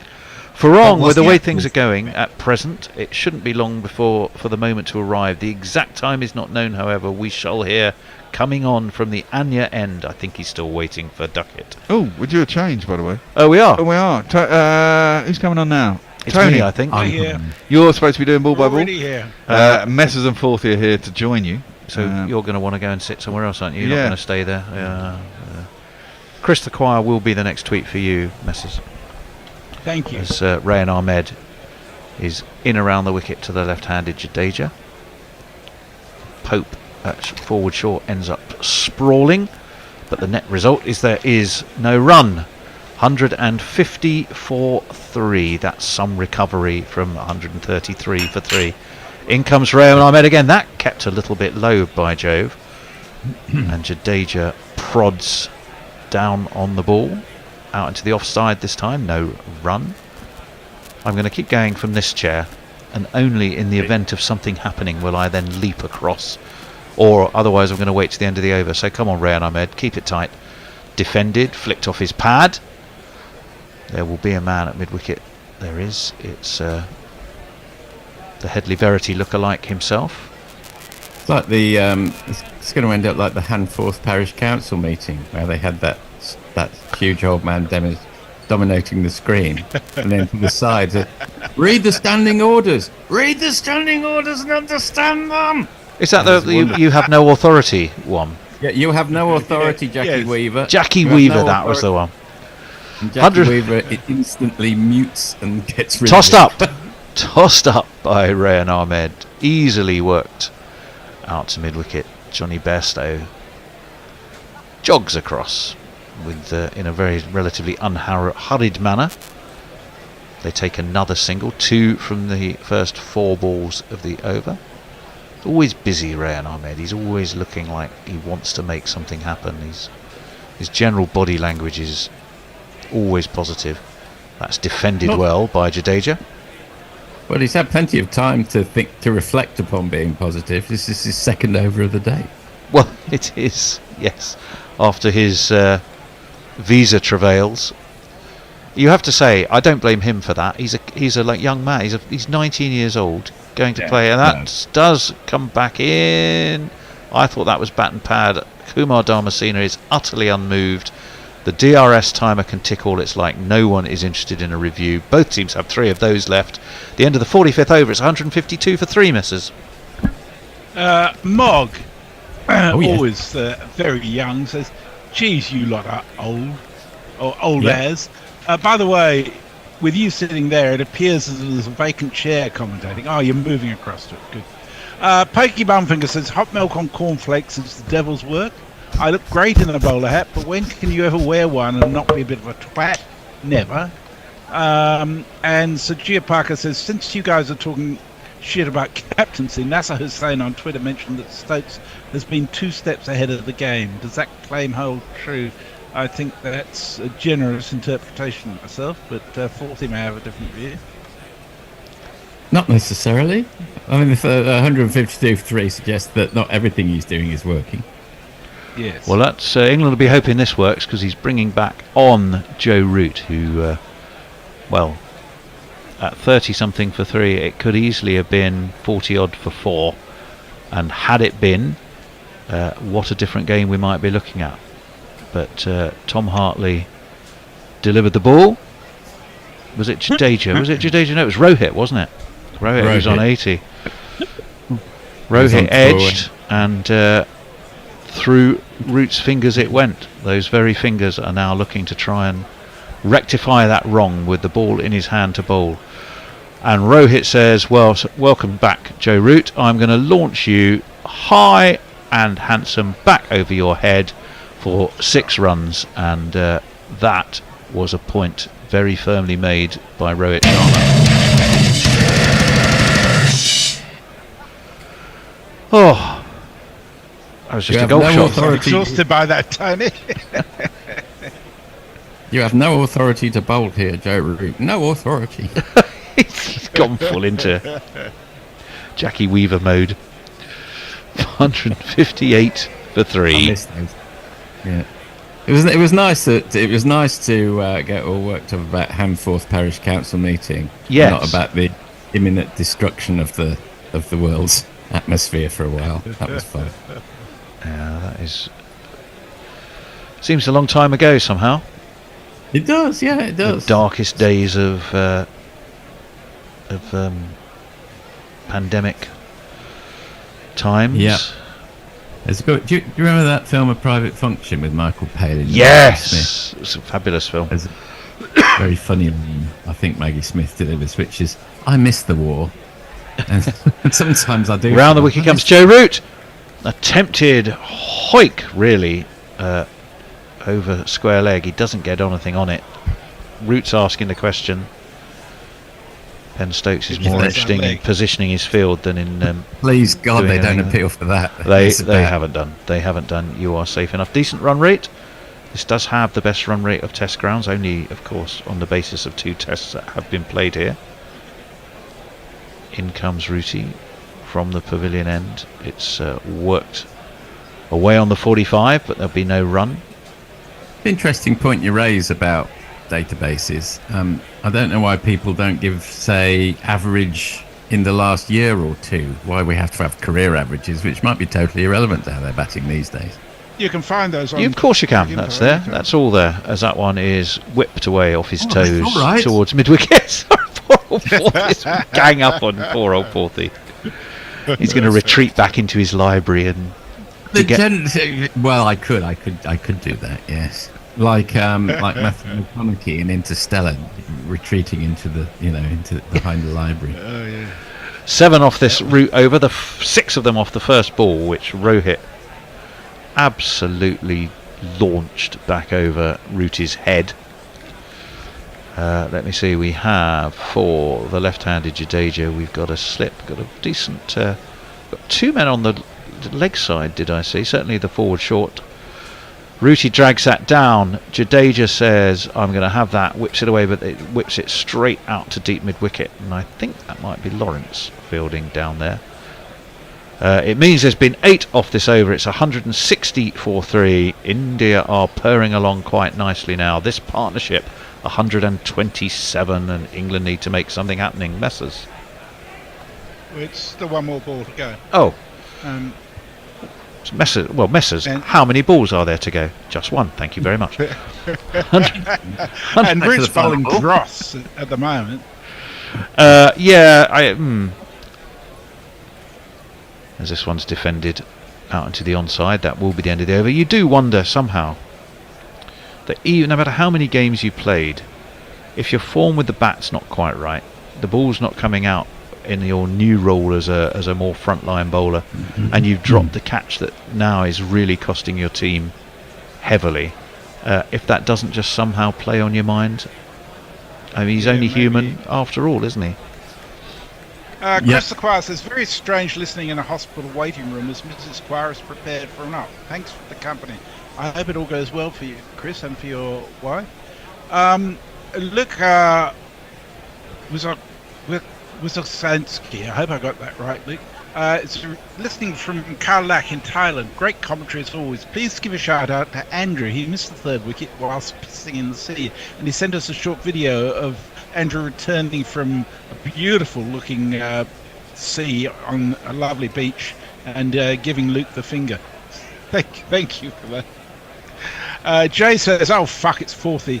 I am that merry wanderer of the night. I jest to Oberon and make him smile. When I a fat and fed horse beguile, neighing in likeness of a filly foal. The Tempest. That's beautiful. Is that where it's from? This one is sorry, what was that? Steered by Jadeja towards mid-off from Rayan Ahmed. They take a single. Is it Midsummer Night's Dream? Which one's It sounded more Oberon's Midsummer Night's Dream. Yeah, yes, that's right. You're confusing Oberon and Prospero. Yes. Or any other insurance companies, I don't know. 161 for 3. When you get to Mayank's tweet, can you kindly and politely, but firmly, defend my case that Rayan absolutely did have visa issues coming back from the UAE, as this one was steered away towards mid-off, no run. 161 for 3. Well, I'll read the tweet. Mayank says it wasn't Rayan who had visa issues, it was Bashir. We don't all look the same. It wasn't that. Tempted sweep, no run. You. Bashir had the initial visa issues arriving in India, but Rehan had problems coming back into India. He didn't have a visa for a repeat visit, which was extraordinary. So it was not India's fault at all. It was his and the ECB. That was an interesting LBW non-appeal because it was one of those weird ones that pitches on leg and straightens. It doesn't look out, but it hit him on the chin. Never know. I think it jumped up onto his chin before it hit any other part of his body. The fact that it hit his chin is obviously a good suggestion that it might have been going too high. He was down on one knee, but it did suggest he got quite a bit of bounce, to be honest. So that was. I thought it came off his pad onto his chin, but you might. Yeah, I'm not sure. I don't think it did. Well, if they show us again, we'll know. Yeah. Or if Messrs winds back his feed, or how we do it. I just actually saw it live, and it hit his pad. Rohit's doing his best Jimmy Hill impression at the moment because he's been asked to stick his chin out just to check if there's any damage under there. He gets a pat on the back by a svelte and slim physiotherapist. Yeah, they're not all chubby ones. His pad below the knee roll, in fact, before going up. All right. I wouldn't be totally amazed to find that one hitting the stomach. It doesn't look like it's going to, but we've all seen those, like Crawley's in the last test, and Steve Smith was out one of those in the World Cup, and no way did that look out. But sometimes you get those. They pitch on leg and they straighten, and they're hitting the top of the leg. In comes Rayan Ahmed. Gets some turn on his leg break, but it's defended stoutly by Rohit. Again, there is no run. Are you implying that Rohit is stout? Is that possible racist? It was the manner of the defence. I can't say anything today, can I? For more trouble. As a way into the offside. Well, I remember I merely relayed a story that was in the news, questioning its validity in any way as I did it, and apparently that was insulting the whole Gujarati state, Jadeja family, and by dint, therefore, the whole of India. Oh, that's whipped away superbly by Rohit. Absolutely imperious. 4 runs through mid-wicket. Great shot. Just four. So I owe you an apology, Tony. I just replayed the replay, and in fact that ball did bounce very viciously. It didn't hit his pad, it just went straight up into his chin. So you were correct all along. I love that. Can you that you were correct all along? Can you just record that and send the send the recording to Vivian? You might, because I don't think she knows how to say that. You might put that quote on the front of his personalised website in time. What, you were correct all along? That would be on my gravestone. That would be my gravestone. My epitaph. People will be wandering around the churchyard in, I don't know, 150 years, and there'll just be this. He was correct all along. Almost as good as Spike Milligan's, which was I told you I was ill. I told you I was ill. Yeah. Right all along, but still dead. PJ Mead says, "Morning, Gorillas. I've got YouTube running on the TV. It's odd to have you guys there rather than the cricket. If Sky Sports loses any more cricket, I'll have to read." Has beaten the outside edge of Jadeja and had the look of a man who in his head was thinking, well, of course it didn't get an edge, it just wouldn't, would it? There is definitely something resigned about Root's body language at the moment. He needs to ship up and get himself out of it. The slip is out around the wicket comes Root, defended by Jadeja, the man from Saurashtra. This is his home ground. He's got a 300 here. He's in very good order today, 54 off 109. He's wearing a cap, no helmet. And he is wearing a cap. And he's flicked this beautifully on driven, and it'll go all the way over pitch by Root, dealt with magnificently by Jadeja, and it's 4 runs.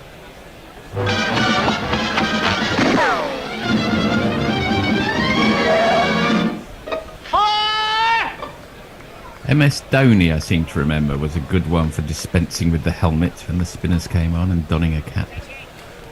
Yeah, it's a sort of a statement. I mean, as essential as they are, I've batted in. Oh, I say that kept low and turned. Was left by Jadeja. He can see the funny side of it. Yeah. Ben Folkes can see the funny side of it, and I just don't feel that Joe Root at the moment did. He simply turned and wheeled away and is going to come back in again, trying to work his way through this dodgy spell. That Messi, that was a moral victory for the bowler. That's guided to point. Exactly the way in which the term moral victory should be used. I agree with you. Yeah, very good. 169 for 3. Root drags that down a little bit. Jadeja forces it out towards mid-wicket. They'll take a single. He'll keep the strike too. The cheeky devil. It's 5 off the Root over. None for 28 off his 5. It's not been great from Rooty, but he's had his moments of ill fortune. It's 170 for 3 India. Joe Grover tweets like a man who's been up for many hours. Bounce him out, Rooty, thou Sheffield. Then he says, fourth, he looks like he's sucking off a Dalek. And then he says, piss off, Tony. What did I do now? What? He's trying to get through that barrier of imperviousness that you talked about earlier.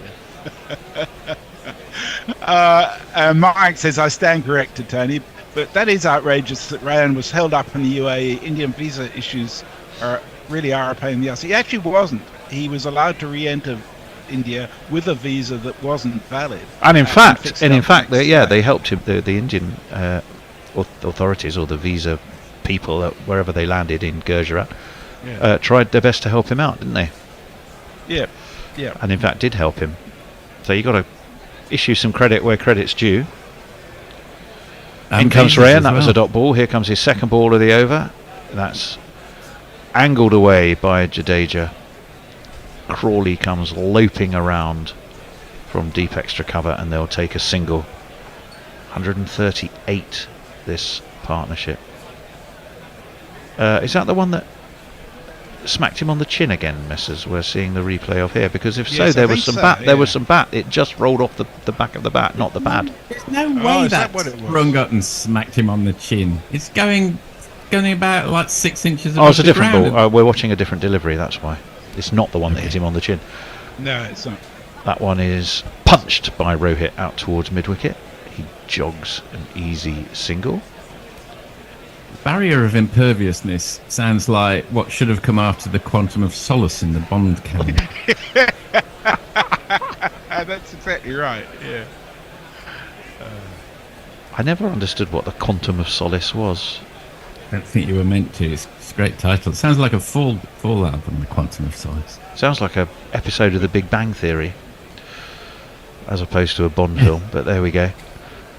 Or a full Rayan. album. Oh, that's been neatly flicked past the bowler, but Stokes comes around from mid-on to field, and they will restrict it to a single.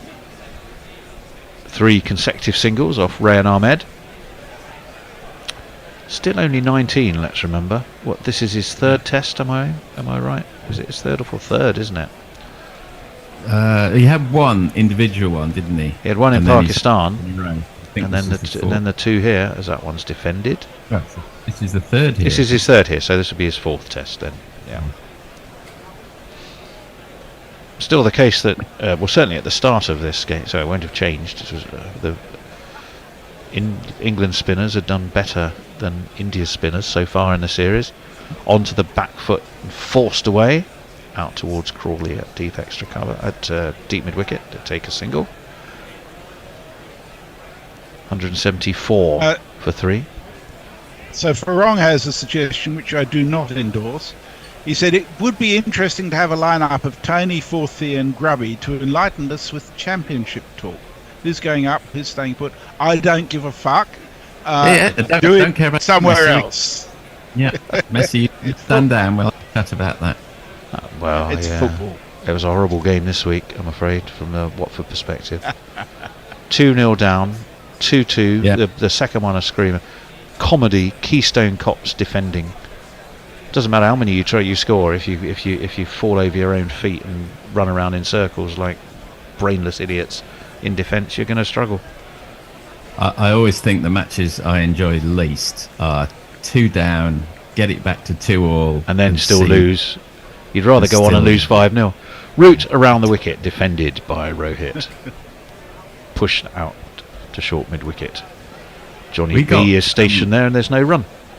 We got a 90 plus 6 minute equaliser against Plymouth last night. Oh, It wow. feels like That a feels like win. a win. Those, yes, they do. Rooty, bit dragged down, but only pushed into the onside by Rohit. No run. Don't mention that to Hendo, Forthy. Wimbledon have lost in the 97th minute about 24 times in the last year, as far as I can work out. They always lose in the 97th. Yeah. Defended. Well, there's some interest by both the slip and leg slip for England. Not from Ben Foakes, and very from obviously Root. not from Joe Root, who definitely didn't seem to have any interest there whatsoever. What's he done so far, Rooty? I mean, he got 29 and 4 for 79, and then only made 2, didn't he, in the second innings in the first test. That one's pushed away to mid wicket. Joe Root's whole demeanour is someone who has had a terrible day at work, stopped off for 3 pints at the pub, come home, and mum's saying, "Do not talk to your father, just leave him alone." I thought you were about to say That's the voice of found his wife in bed experience with the next door neighbour or something. That was noticeably specific. This one, I don't know what made me think of that, as this one's pushed out to deep mid wicket just when you think today can't get any worse. Oh, goodness me. Perfectly innocent little thumbnail sketch I gave you there. Based entirely on hypothetical circumstances. 175 for 3. Jadeja is doing some gardening in what is, after all, his back garden. How appropriate. And he will be on 61. He will be facing Joe Root, who's been fairly tight this over. and will stay that way because it's defended by Jadeja to short backward point, and it is the end of the over, and we can get more messages from messages. Chris Squire says no one wants an amoral victory except the Aussies, perhaps. Jay says, Tony, didn't I apologise to you when I were watching the cricket live and gave a squeak over a replay? Also, though, fuck with the BJP Shiv Sena now, out of my hands. I'll put in the kitty for the wake. God. Jay also says, I thought a Quantum of Solace were a watch advert. That sounds about right, actually. There's lots of discussion on YouTube around visa issues, but Mog says, I've just heard that Taylor Swift is at a particular hotel here in Melbourne. Can't talk, must go stalk. You and 3,000 others. Ran Ahmed. Forward comes Rohit. He's picking his places in the field at some ease at the moment to take the singles, and he takes another one there out towards mid-wicket. 176 for 3. Maybe you should get Lee and me on to talk about 80s sci-fi TV and role-playing games. That's more exciting than soccer. No. Back foot worked off his hip by Jadeja. I think it might interest Ducket Leah chases, to know, single taken. In my film club, I have chosen 2, not 1 but 2 70s sci-fi movies as my last 2 picks. 1, Stalker, Tarkovsky, and 2, Dark Star, John Carpenter. I've never seen Stalker. It's a long time since I've seen Dark Star. Oh, that kept low by Ray and Ahmed, but it doesn't stop Rohit muscling it. But out to deep mid-wicket where Crawley is there in his flower pot man hat. And they will take just a single. I remember during the Ashes, Crawley was gobbling everything up in the slips, and he does indeed steps it. But is he not sort of trusted? Ollie Pope always gets the... Why does he get pushed back into the boundary? I would have thought I'd rather have him at first. That's defended by Jadeja, yeah, who helps the England fielders by having 1, 2, 3 goes to attempt to haul the ball back with his bat, and then throwing it to them.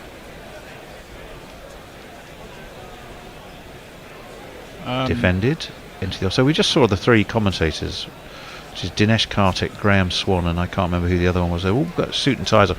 They genuinely look like they're working in a bank together, not commentating on a cricket match. Or they've knocked on your door and they're trying to give you a Bible. Yes, well, I had one of those yesterday.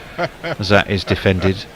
Oh, because it's election time over here, so I was asked to do a survey for our local Conservative Association. I said I'm rather busy at the moment.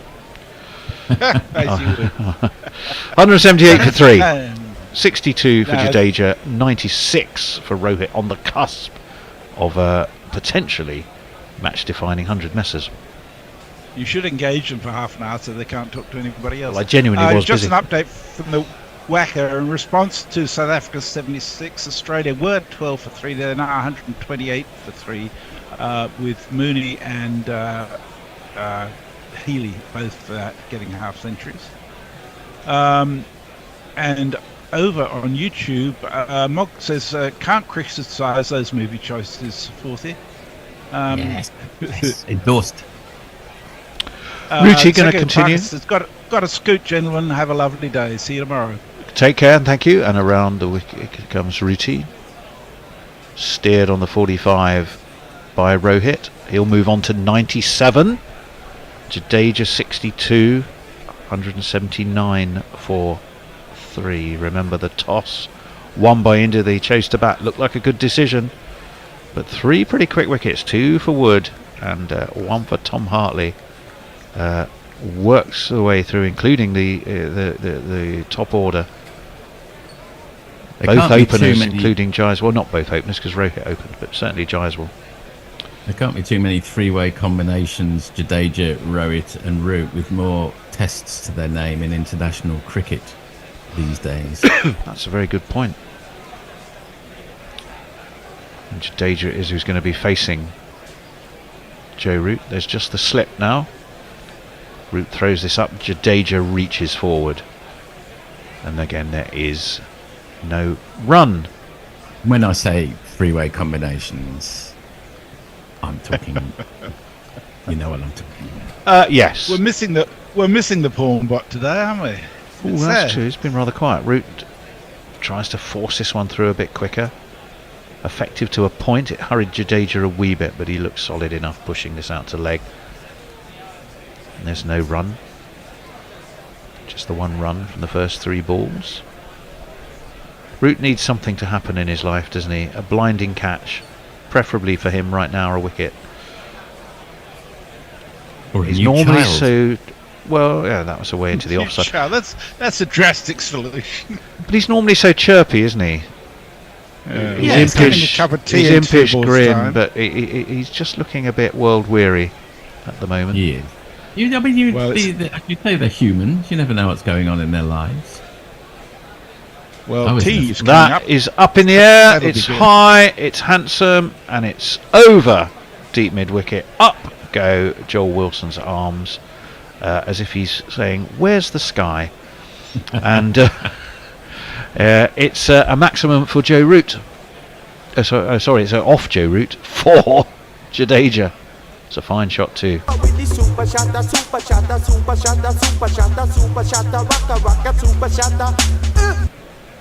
Speaking objectively, this must be one of the more attractive England sides with Joe Root, Jimmy Anderson, and Ben Foakes. I'm sure Round the there are wicket others. comes Rooty. Is this the last ball before tea? There's every chance it probably is. It thumps into the gloves of Ben Foakes. Number 36 for Root. 7 off that over. It is tea time on day 1 here at Rajkot. And India, having elected to bat, have moved, not serenely, because they didn't start so well, but in this session we've had 27 overs and 92 runs, and overall 185 for 3 is where India will head at tea, and this partnership of 152 runs has been absolutely frustrating for England, essential for India, and the decision, I think, Forthy, to elevate Jadeja in the order over Sarfaraz has been well and truly proven to be a good one, hasn't it? Vindicated, 100% vindicated. I think we were talking when we were on air at the time, saying actually Ben Stokes wouldn't have done that, and you can never prove a negative, but well done to Jadeja. And it may have a small amount to do with the fact that he obviously feels completely at home on his home ground as well, so perhaps they just backed their hunch, and it's really paid off. He is indeed. Well, that's where we stand at tea. We'll put on... A couple of tweets before we go. Oh yes, let's do that. Jay says, I'm a United fan. I'm just running around Sheffield naked in hysterical joy. If I have to suffer, so does everyone else. Forthy just made me laugh and forget about my terrible football team. For a man I've never met, I seem to spend a lot of my life apologising to Tony until I found out he was a Conservative Party operative bastard. No, I just said I just opened the door to one who thrust a survey in my hand. Guilty by association, no further questions. He also says, I thought you were talking about 3-way vowels, Forthy. Chris Acquire says, worst ever 2-0 comeback to lose. FA Cup final 1978. Manchester United 2, the Arsenal 3. I was running around the garden celebrating at 2-2. Yeah, Alan Sunderland? Was it Alan Sunderland, Forthy? It was it was Sunderland, because the old trivia question while we're on, Sunderland did it in 79, Villa did it in 81. Yeah. Who did it in? Very You good. know this one? I do. I know, but I know where it's going because you're playing on the name Sunderland. But exactly, it's Trevor Brooking is the answer. Scored the winning goal in the cup final. Trevor Brooking, probably the only ever goal scored with his head. In fact, the only one he ever scored with his head. Good one to score. We digress, Messi. Anything else? Sidhu says, Forthy, 3 ways now. And Leah says, I'd give that session to India. Yeah, I don't think you could give it any other way, could you? Okay, we'll be back after tea. We have to assume, I suppose, that the pawn bot just isn't up early in the morning. No, not up. Well, sometimes he is, but not today. But not necessarily out of bed. Right. Definitely not going harder. Okay, with that, we will love you and leave you. We'll see you after tea England will be desperate to take wickets.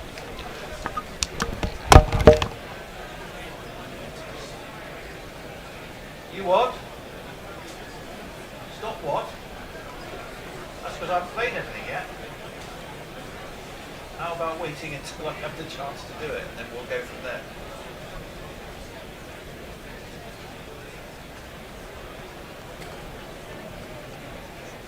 Himself fired as captain. I mean, I love this. It's it's the reverse dump. It's sort of what Suella Braverman attempted and succeeded, isn't it? This is amazing. Do go on, Dan. This is brilliant. Well, you'll have to help me fill in all the details, but the number of different things he does to annoy basically the Surrey committee, so that they won't make him captain in the space of a week. Go for it. So this is in 1931. He wanted to resign, largely because he thought Jardine should have been appointed, and he felt again not many people would do this. He's the Surrey captain. It's one of the great positions of English cricket, and he sees someone on his staff who he feels is going to go and do a better job, and feels that he should get that job, but it isn't being given it. So the committee did not agree that Fender should resign. So he found a way. So we should credit this piece. This is a brilliant piece. Do go on cricketcountry.com. It's a lovely piece called 22 Things You Didn't Know About Percy Fender, which is where a lot of this is coming from. Very much credit where it's due here. So Surrey playing Lancashire at the Oval. It rained heavily on Saturday. Lancashire battered after the rain. And because of the lack of covered pitches, every ball bowled caused a dent on the pitch, which basically spelt doom for Surrey on the Sunday, because the ball would have been going all over the place. Ultimately, it ended up raining. They didn't play the game. Fender ultimately, when they did play very briefly on that dented pitch, asked his players to walk on the pitch after every ball, thereby smoothing down the dents. Lancashire protested. Fender said he was acting within the laws. Ultimately, the match was rained out. Surrey then next travelled to Bournemouth to play Hampshire. Hampshire batted slowly, which clearly irritated Fender, so he decided to play Hampshire at their own game. He took the ball himself and started bowling lobs, placing every fielder on the fence. It was a right-hand, left-handed combination that he was doing, so every ball Fender changed the field, swapping deep square leg with deep point, and making sure that the two fielders did not change their positions in any way quickly. Back at the Oval, later in the week, it's still raining in London. Play eventually resumes on day 3. Not even one innings of the game has been completed. Surrey now playing Kent. Both teams seize the initiative. Kent set Surrey a steep 204 to win on day 3. Again, not unheard of in those days. Fender opens the batting alongside late career Jack Hobbs. In the first over, Hobbs blocks it. Fender calls for a suicidal single, and his run out calls the chase off immediately. Hobbs still at the crease. Andy Sandon next man in as well. Douglas Jardine also still to play. So it's fair to say Surrey would have had a shot at that 204, but no. Fender calls the chase off immediately. These three incidents happened in a little over a week, and then within the next month he didn't do anything much more unusual until Yorkshire rock up at the Oval, once again being played under gloomy conditions. Before the game, Fender made no attempt whatsoever to inspect the pitch, and then 3 overs into the match he leaves the ground. As Surrey captain, he leaves the ground, and he called the Yorkshire captain Frank Greenwood and requested for him to call the match off on account that the bowler's footmarks were not up to the mark. The Yorkshire captain did not agree with this. Fender then went and appealed to Dennis Hendren, the brother of Patsy, and Frank Chester, who were the umpires. They agreed with Fender, and play was called off. This led to use the wording from this article, this led to a riot of sorts. Yes. At the sight of an angry 5,000 strong crowd, Surrey CCC insisted the match resumed, much to Fender's chagrin. Play started after hold-up that lasted over an hour and thankfully petered out to a draw, though not before the crowd was treated hundreds from both Hobbs and Herbert Sutcliffe. Final paragraph of this section of the article. Fender had done his bit. Needless to say, he was sacked after the season, although he continued to lead sporadically in the absence of Jardine and later Errol Holmes. I mean, that's just absolute genius, isn't it? No surrender, Percy Fender. He doesn't back down. and also, and also it does speak a little bit again to Brearley, doesn't it? I mean, the first man to stick all of his fielders out on the boundary in that famous one-day international that's resulted in fielding restrictions. Brearley apparently sticking a bunch of helmets at extra cover to encourage the batters to have a whack at it. It's that kind of out of the box thinking, isn't it? But on this occasion, to try to get yourself fired because they just won't listen to you. Well, he innovated on cricket clothing as well. He got special caps made with longer peaks so players could shield themselves from the sun better. He got lighter, more sweat absorbent underwear made because it was easier for players to wear. So he got into that. He was the first person in the press box to use a typewriter, which to me is just the most brilliant story about his humour. Was that he's crashing away, which evidently not that popular, and a lady does say, "I'm going to write to the club and make a complaint." To which Percy's immediate reply was, "Would you like me to type it for you?" which I thought is just nothing short of absolute genius. Do you remember him, Guy, as being that sort of twinkly? I can see a twinkle in the eye, but a barb in the comment, both going very happily together. He always had an anecdote and would hold the floor, as it were. In the office, as I call it, at Balfour Mews, where there were 4 workers, including my father, all in the wine trade. There would be lunch, and then there'd be coffee, and maybe family members as well. But he would tell a story, but it was never really barbed. But he always had a fair opinion, and he always tried to find the funny side. I can't remember specifics, but that sounds fantastic. That's hilarious. And so witty and quick off the mark. Well, he was an author as well. He wrote fabulous 5, I think, cricket books. Yeah. So you can look out for those as well. He was a videographer. I think we're coming to the end of our story, and it's been extraordinary. Ronald Mason, the famous cricket writer, said Percy Fender, tall, angular, beaky, balding, surprisingly reminiscent in appearance of Groucho Marx, looked about as unpromising material for an all-round cricketer as could be conceived. He looked decades older than he really was, and his large horn-rimmed spectacles over assertive tufted moustache gave him the air of a fierce cashier peering angrily among the ledgers for a lost sixpence. I think that's a little harsh, and I think we've more than put to bed that particular view of him. 10 years captain of Surrey, an astute tactician, an excellent leader of men, a record holder to this day, ahead of his time, as Neville Carter said, the Nature's second edition of Gilbert Jessup. First World War pilot. In the words of A.G. Moyes, he could win a match, but rarely top the averages. Scorer of the fastest first-class century. A rebel with a righteous cause that promoted equality and technical advancement in the game, perhaps unjustly seen as comedic, but certainly played the game seriously, but to ensure that other people had fun watching it. An advocate of a thoroughly modern approach with bat and ball. Tony, can I just come in here, just to use Percy's own words here, I think, to remember him. There was a game, Surrey's centenary match was played at the Oval in 1946. It was a year after the actual centenary of the club, for obvious reasons. Not much to celebrate, at least in the early summer of 1945. So they played against Old England at the Oval in 1946. It was a game between Surrey and recently retired England players. It was played in the presence of King George VI, at the time Surrey's patron, and in the presence of Percy.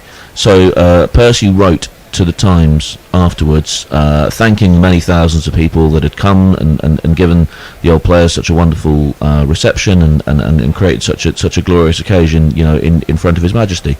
And the final paragraph of that letter, I think, is also a lovely way possibly to remember Percy by, from a cricketing standpoint at least, where he says, such a welcome as was given to Old England, collectively and individually, must surely be a public assurance that those who can carve for themselves a little niche in the greatest of games can always be sure of a warm place in the hearts of all lovers of cricket. Wow. Well, he was, of course, all of those fabulous things, but he was Guy and Nick's granddad. So let's just remember that everything we talked about here you can find online, auctions.bhandl.co.uk. Type Percy Fender into the search bar and then go for memorabilia.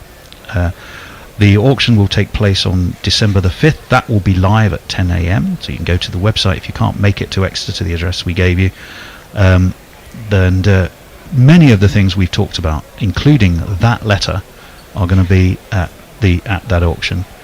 For now, I want to say a huge thanks, obviously to you, John, to Dan, and of course to Nick and to Guy for helping to bring Percy's story with us, I hope, so vividly to life. But what I'd like to do is leave the final words with Percy, and these are again not long before he sadly left us. These are his final thoughts on what he thinks he brought to the world of cricket. An enormous number of very happy memories, and I'm very glad to be able to say that from correspondence during the last 10 years or so, there appear to be a few other people who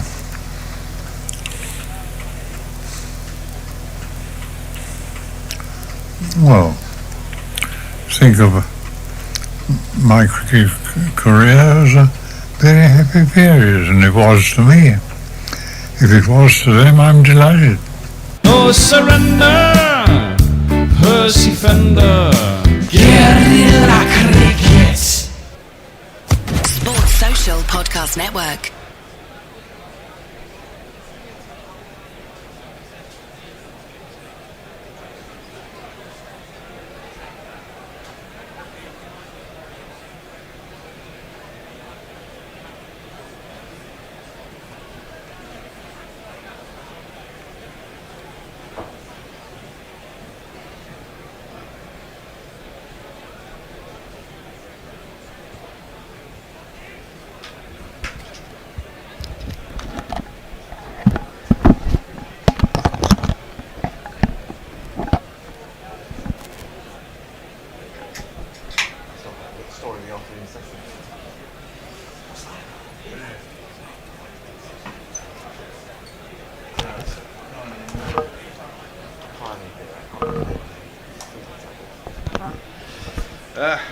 Right, hello peeps.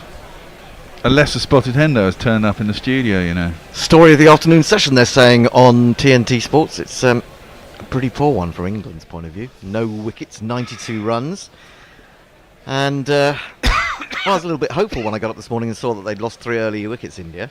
But then Rowett is kind of bound to come good at some point, isn't he, in a series, a 5-match series, for sure. Well, yeah, but the point is, Hendo, if we get another wicket now, we've got 2 debutants in, and they're not that far ahead of the game, really.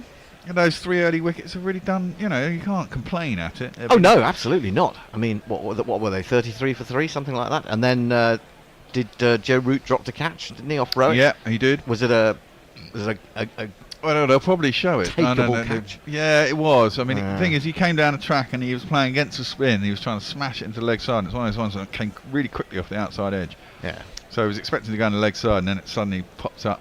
It wasn't like he was defending and it came off the edge that way.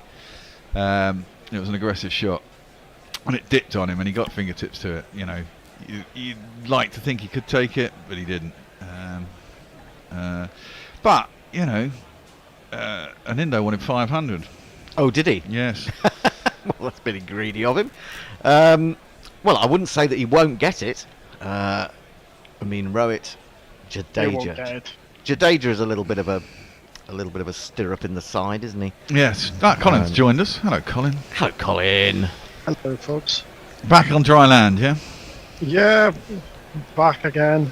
Yeah. I'd quite like it if you were broadcasting from the Titanic in a tiny little submersible. No. What are you on about?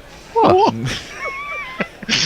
That would be pretty good. I mean, we've had people on air from shipyards in Seoul, as I recall, back in the old sofa days, things like that. I would attempt it from the rig, but the the Wi-Fi.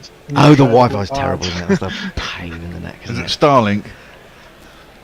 No, they've got a version of it, but it's a satellite. They don't pay for a significant bandwidth for everyone to be on video calls at the same time, sort of thing. So it just ends up being mega slow. Who is this lady who's interviewing? Kate Mason is her name. Who the fuck is she? Well, Never heard of her. I did look her up. It took me ages to find out who she was, actually. I don't know who in the end told me, but whenever I looked for TNT sports presenters female, they just keep giving me football presenters. I couldn't find any. Maybe if you put cricket in there. Well, no, I had put cricket. Then I did. Obviously better. I did. Well, you never know with you, Hendo. I did move that far forward and eventually unearthed some facts which I've now forgotten completely. Stokes is leading his team out onto the Rajkot outfield. It's a sunny day. Do we know what the temperature is? It was starting at 20 and moving up to 32 at the peak. 32 and humidity? Well, I can't remember that bit. I think I was watching the beginning of the New Zealand-South Africa test. Was it last night or the night before? And it was 92% humid. But it was a beautifully clear day. What was the temperatures in New Zealand? And they were about 26 degrees. It was going up to 26 degrees. 92% humidity. Now, Jadeja's forgotten something. He's going back. Right, says, oh, for goodness sake, what is it? Maybe they're going to start with a quickie. Right, yes, got his taking his helmet. cap off. Yes, I think that's right. Stokes has got his troops into a little huddle and instructing them on what is required of them in the next 2 hours. How are we doing for overrate today? Are we up with it? We've had 52, so we're not really up with it. So we might get a little bit of overtime. Most likely. Yeah. As we look at the wickets. You'll see, and they'll probably try to drop a row hit in here. A couple of catches. Shubman Gill looks fucking awful, man. He got 100 in his last test, didn't he? He looked terrible. Now that was a horrible one. Poor old Patidar. He really did Patidar it into the offside. Just popped up, didn't it? That's the kind of thing you see on village greens most weekends. But that was the last success that England had. Jimmy Anderson's out there. He's bowled, I think, 7 overs earlier this morning for, economically, as ever. As ever. He's looked good. I mean, he was troubling Jadeja in his last spell, and he was unlucky not to get him, I thought. Had it nibbling both ways, swinging in. Jadeja looked really uncomfortable against him. It was a lot of probing, bat away from pads, but just didn't manage to get a nick. And they're old friends, aren't they, Jadeja and Anderson? God, yeah. Argy Bargy at Trent Bridge, I think it was. That was when wasn't that when Jimmy got his famous 82 or whatever? It was 81. It might have been that test. I think it was that test. I think it was. It was a terrible test match. Awful test match. Terrible wicket. Awful wicket. Murali Vijay got 100, didn't he? Big 100. Yeah. Rayan Ahmed is going to open things straight after tea. He's coming in to bowl to Rohit. He needs 3 to go to a century, and this might be it. He's patted it way down past backward point, and he's going to jog through for the 2, which leaves him needing 1 more. Jadeja has 68. 99 for 155 balls, Rohit. 187 for 3. Rayan's not done a great deal of work. An update from the weather cave. Oh, yes. 31 degrees and 25% humidity. Oh, nice. Oh, that's not bad. 25%, although it won't swing, will it? Rayan in again, and forward comes Rohit, getting right forward and really bending that front leg as he steers it out into the offside. And there is no run. I'd like to have to my hands the number of hundreds Rohit's got, so that as soon as he goes to 100, I can say, oh, it's Rohit's 39th. I'm sure they'll put it up. But I'm sure they will. I'm sure they will. Rayan in again, onto the back foot. That will be it. Chops it away. Backward a square. Might go all the way. No, round comes Hartley, I think. And Rohit is back, and within the first over after tea, he's gone to a test century. 101 from 157 balls. It's his it's only his 11th test century, would you believe? 10, 20, 30, 40, 50, 60, 70, 80, 90, 100. Congratulations, sir. You are a centurion. I tend to think he's done a lot more than that, based on how dominant he's been in other forms of the game. So because those hundreds tend to go on to quite big hundreds. 200s and more, yes, absolutely. Rayan into him again, and this is full, and he just opens the face of the blade. He's enjoying that little spot down there where Hartley is fielding. He's just going to take the 1 on this occasion. But, Hartley being kept busy. Has there been much turnout there, or any turn? No, well, there Nothing. has been the odd bit. Hmm. You can see that later in the game, if the pitch breaks up, it will be quite treacherous, because even earlier on, there were a couple of balls that kept low. Yes. It seemed to have calmed down, and there was a bit of life in it for the first hour, or a bit of the first session, but the second session, it seemed a lot flatter. Well, you know, New ball pitch. he's round the wicket now. Oh, and he bowls a googly to Jadeja, who thrust his pad at it and took his bat well out of the way. It more or less just went straight on, if anything. Didn't turn back away from the left-hander.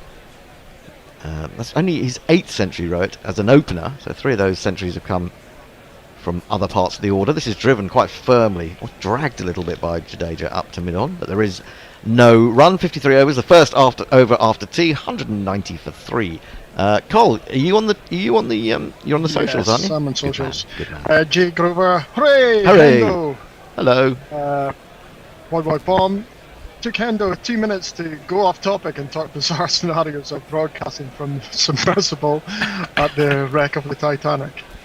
Yeah. Well, I mean, to be honest, I don't want to say you get what you deserve if you take an unseaworthy submersible down to the Titanic, but yeah. you know, anyway, that's horrible. Jimmy Anderson's going to bowl. Sorry, more tweets. Go for it. Just one more. Jay Grover, Hendo, tell Colin to have a go in his rig. It'll be fun. If that doesn't summon the porn bot, I don't know what will. Oh yes, indeed. Where is the porn bot? Has he been around this morning? No. It's a bit early for the porn bot. Not at all. I think it's probably a bit early for him. Anderson's going to bowl. He's got 11 overs, none for 25. So he's the kind of spinner, isn't he, Anderson, that just holds up an end, pretty much, in this team. And we have to do two things. He has to take a couple of wickets up top if he can. But he's such an intelligent bowler now. 25 up 11. That's it's tremendous. And he needs 5 wickets for I think 700. I think he's actually going to. I think he's going to play on until he can get his average down to about 21, and then he can say I'm as good as Glenn McGrath. It's sort of gradually coming down from 30, hasn't it, over the last sort of 5 or 6 years?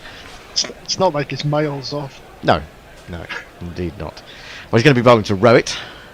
102 from 158. Well, he's got 3 tests against the Windies and the Sri Lankans this summer. Oh God, he was licking his lips. Should be. What should have done it last year. His saving grace is that he doesn't do 1 days or really. Absolutely. His longevity is going to be. Well, Anderson's got a leg slip, a short mid wicket, and a short on Hayden, and he's in. Bowls to Rowett, goes up onto his toes. The ball fairly straight, but would have cleared the stumps. He plays it to the man in the on Hayden position. Still waiting for that on Hayden position to do anything since 2000 and something Ashes. Yeah. I think it's more since he got his main name, basically. Yeah. Well, I think the main purpose is to annoy the non-striker, who then has to go much wider to back up, doesn't he?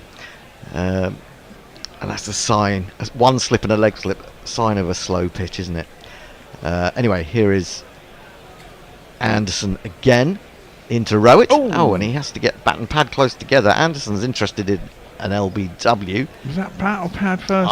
It's very difficult to say, but even so, outside the line anyway. I would have thought he got outside the line, but we've got 3 reviews remaining. England. I mean, maybe it's just worth it. Yeah, Stokes is going to have a go. I'm not sure. I thought it was bat first, but then maybe it wasn't. So many of those that you think of bat first. I mean, he was unlucky earlier. I mean, there was an LBW. He was given out. Looked plumb as, and it was just inside edge before bat. Well, Rowett doesn't look particularly perturbed. I have a feeling, though, when you're a batsman, it's almost simultaneous, isn't it? Exactly. It's exactly what it was before. Ooh, it's very hard to see whether... it's bat first, I think. It's pad first this time, I think. No? It's outside. I think it's just outside. Yes, it is pad it's first. Definitely pad first. Well, that's off stump. You can see above the knee roll. Yeah, but sometimes the camera's across and the angle's a little bit wrong. Could be... Umpire's call? Really umpire's call is no across. good. It's no good if it's umpire's call to anyone. No, he's well outside. Outside, yeah. Well, I say well. He's 3 or 4 inches outside the off stump. So England lose a review. That was worth it, probably. Yeah, well, when you've got someone on 100 and you've got a half chance, you've got to go for it, probably. India still have all 3 reviews. What do you think of Jimmy's new fair-haired look? The little quiff. It's a bit like... I mean, he's a bit Hollywood now, isn't he, really? Yeah. And didn't he start with a sort of... when he first came into the team? Yeah, red and blonde and all sorts of things. Tyro, wasn't he? He certainly was. Then they fucked him up and trying to change an action. Here he is again. Bowlesy got a bit of swing there. I thought for a moment that Rowett might have steered it into the hands of the short mid-wicket. As it is, he's got it square of him. Ben Stokes is the man who ultimately completes the fielding, and they go through for 2. England this series, DRS, taken 15, unsuccessful 11. That's a lot, isn't it? But they were terrible in the second test, weren't they? Yeah, I mean, they blew all their They blew in half an hour, basically. Yeah, in about 15 overs, they blew. Mark Wood blew 2 ridiculous ones in the first few overs. Yeah, it was absolutely mad. Rowett on to 104, India 192 for 3. Got GPL open today? GPL? We did, but we forgot to mention it. No one mentioned. Oh, no. It's about 130 quid as well, or 100 and something. Is it? Well, there's always tomorrow, people. 126 quid it was as well. Always tomorrow. Do you anyone remember that ITV children's series, The Tomorrow People? I remember it. It was great. I love that. No orthodox slip, but we have still got the leg slip. There's certainly a little bit of swing for Anderson, but it's a little bit slow. And Rowett is seeing the ball well enough that he just chops this away back with a square on the offside and hurries through for a single. Well, hurries. I mean, Rowett never does anything in a hurried manner. He always seems very cool about what he's going through. See what happened there. Anderson was bowling wider of the wicket, so his angle of where it's going into the wicket. Oh, I see what you mean. Yes, the way he would have viewed it. Yeah. Take no heed of Jimmy Anderson in search of 700 Test wickets. That's the moral of the story. Is he the new Stuart Broad? That's out. Oh, that's harsh. It is harsh, isn't it? Where is Stuart? He's been doing the South African T20, hasn't he? Has he? Yeah, heard him a little bit on that. Him and Mark Nicholas reining in the cash. Anderson around the wicket. Jadeja, who prods into the offside. He's quite keen on a single, but Rowett less so. And so, captain's viewpoint. Christ, we need to break this partnership. Yeah, I feel fairly fresh to this. I think this is the good thing about not getting up at 4 o'clock. Fuck off, right? I feel fresh to this. I don't feel too worn down by it, but they were 33 for 3. They've had 160 in 271 balls, and it's always depressing for a fielding team to go a whole session without taking a wicket. You just need something, don't you, to keep your pecker up. In comes Anderson around the wicket to Jadeja, who flinches a little bit as he plays that on the back foot. He hasn't looked comfortable against him all day, to be fair. And that is the end of the over. 193 for 3. Jadeja 68 yet to score after T. Rowett 105. Colin. Quick couple on YouTube. Kieran Roseblade. Morning all. Doomed again, are we? Not yet. Messi saying 40. Rohit Sharma's 47th international century overall. Brian in Brisbane. Morning all. Missed most of that session as we are ready to head off to Birmingham for the motorhome show. Yes. Motorhome show. Oh, wow. We are of that age. Looks like India are headed to 350 plus runs. I found myself looking at motorhomes. Have you? Yeah, it's a good dream, like. You kind of think, oh yeah, but you want a really big one, a proper Winnebago or something. Yeah, I saw a program that was about pimped up ones. Well bowled by Rowan. Nice flight on that one. Rowett just drops forward, defends. I saw there was bloke and his wife, and they're driving their kids round America in this huge thing, and homeschooling them as they went. I thought, wow, that's a weird old life. God. Not bad. Arayan in again. Oh, he looks for a little bit of spin there away from Rowett, but it's so slow he can kind of follow it, can't he? Yeah. And he can adapt and just prod it to backward point. He needs to get it a little bit fuller than that, and dipping on him a little bit more if he can. Orion is in, bowls. Oh, that's a good ball. That's jumped and popped a little bit and comes off his pad into the offside. I was talking, I think, on the Gorilla WhatsApp during the last test that because I was only seeing the highlights, you got a completely skewed view of what was going on. And Rayan had bowled really well. Onto the back foot goes Rowett, defends. Folks comes round from behind to do the fielding. But you were getting this every time I watched him. If he wasn't taking a wicket, he was bowling a long hop being hit for 4. So you got this impression that Rayan Ahmed was bowling an absolute load of tripe. Rayan in again, bowls. So he plays the sweep shot to that one, plays it quite neatly, but also great work, I think, by Jimmy Anderson. It was for Jimmy, yeah. Well done, Jimmy. But just the one, it might have run away for 4 otherwise. 194 for. Got abs 3. on him now, Jimmy. Jimmy's got abs. He's got that proper 6-pack. Has he? Yeah, I've got a 6-pack, but the one that sort of is hanging from a fucking plastic ring. Yeah, indeed, on yes. the end of your hand.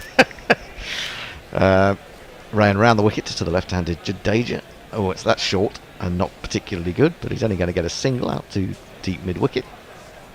I mean, what about Jack Leach? Poor old Jack Leach. I can't believe he's out with a bloody injured knee, with a bruised knee. Come on, man. I mean, how he keeps going, I don't know. I mean, with the number of things that have gone against him, it's just, you know. I mean, I suppose. How old's Leachy as well?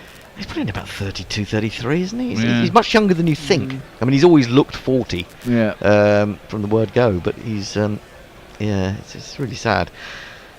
End of the over, 195 for 3. Jadeja 69 and Rowett 106. Colin, any more? Leah, imagine they don't lose another wicket in the day. Jay Grover, Hender's looking a wee bit sharp here. Is he going to a flat viewing? No, sadly not. I can't afford any flats in this country. I might have to come and live in wherever you're living. I don't know where it is. Sheffield. Oh no, maybe not.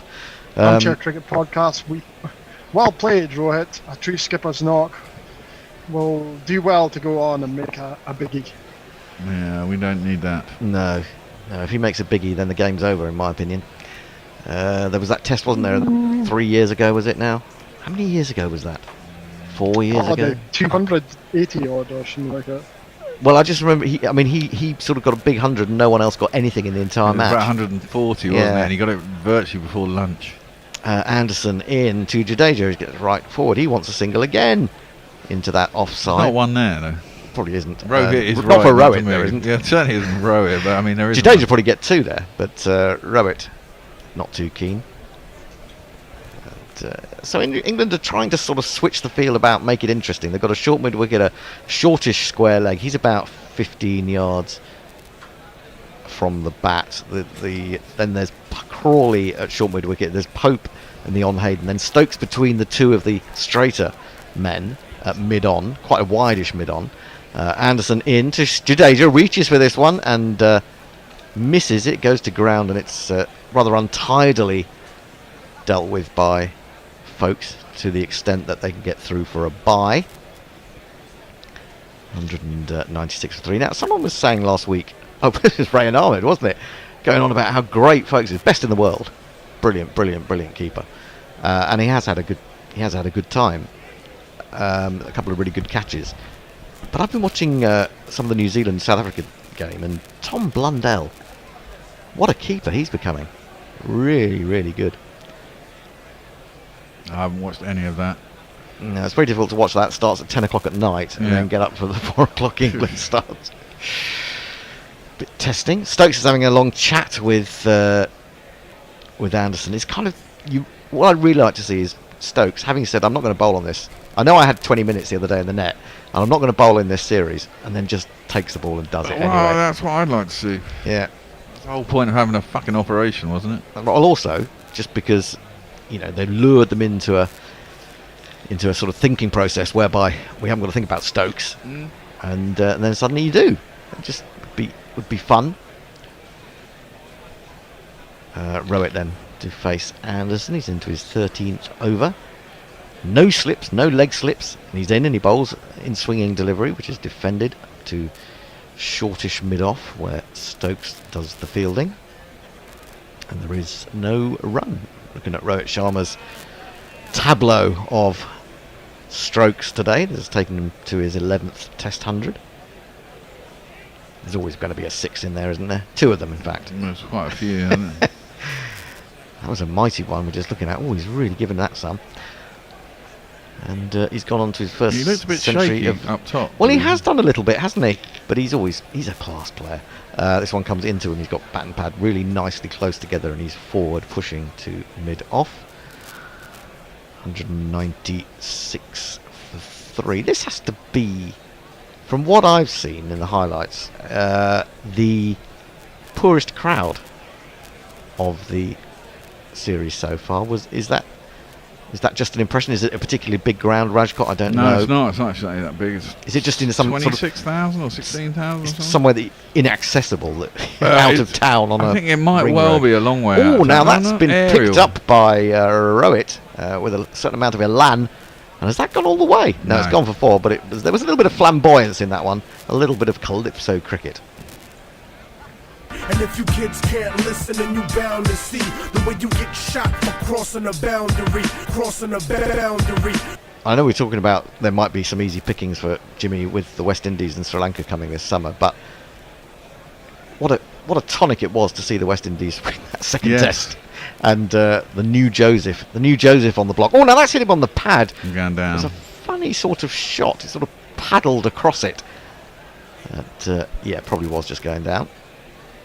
So no excitement. Yeah, that was great to see.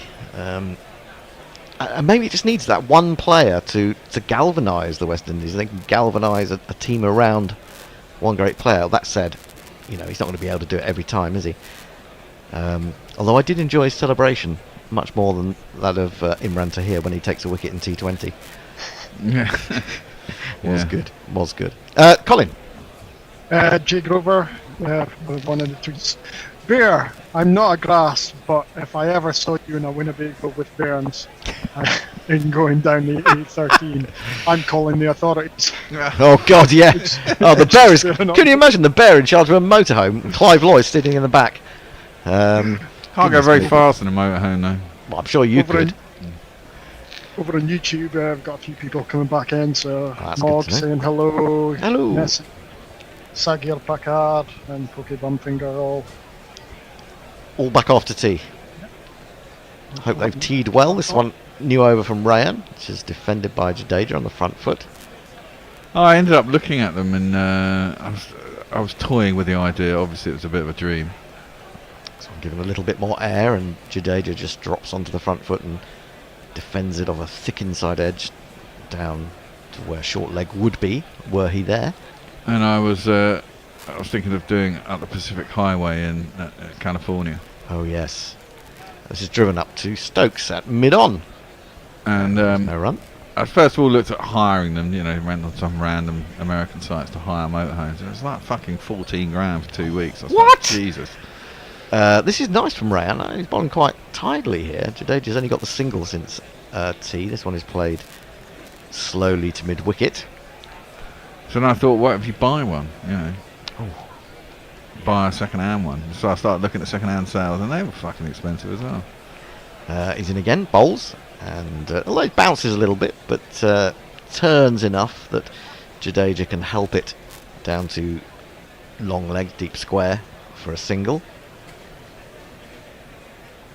What are we looking at? Most fours in this match. Rohit Sharma 12, Ravi Jadeja 6. That's because they spent time in the middle, surely. Yes, I mean that's a really pointless fucking stat. That's a terrible stat, isn't it? It's awful. Totally pointless. He's been out there and scored 110 runs. Of course, he scored more fucking fours than anyone else. Yeah, bloody idiots. Forced off the back foot then. Rowett gets England another has single. done nothing in batting so far. Yeah, exactly. Well, the only good thing I can say about, or hopeful thing I can say for England, is that Rowett is now on 111. So keep your feet on the floor. And well, they also got to hope that if they can get a breakthrough, they can get a fair few breakthroughs with the newbies. Well, I'm curious to see Sarfaraz because Anindo has talked him up greatly. Did an article about him last year? Yes. I think it was. And so I'm keen to see him. We've got the new wicketkeeper, Jurel. And then Ashwin, Kuldeep after that. Yeah, but it. I think you have to offer respect to Ashwin. You do, that's true. But I mean, with Kuldeep after him, you've got to think, well. Yeah, Yeah, but Ashwin, he's got five centuries, is it now? Yeah, something like that. In Test cricket. Anderson then into Rowett. Rowett plays across his front pad to one of two shortish mid-wickets, one fairly square, one a little bit straighter. Then the man at the on Hayden. I like that field. You do? Yeah. Yeah, well, you love mid-wickets, don't you? Well, yeah, but I mean, if you're going to feed it, you might as well have two guys there to catch it. If he plays it slightly uppishly, then hopefully it goes to one of them. And it is easy as a batsman to just slightly overbalance there and pop it into the air.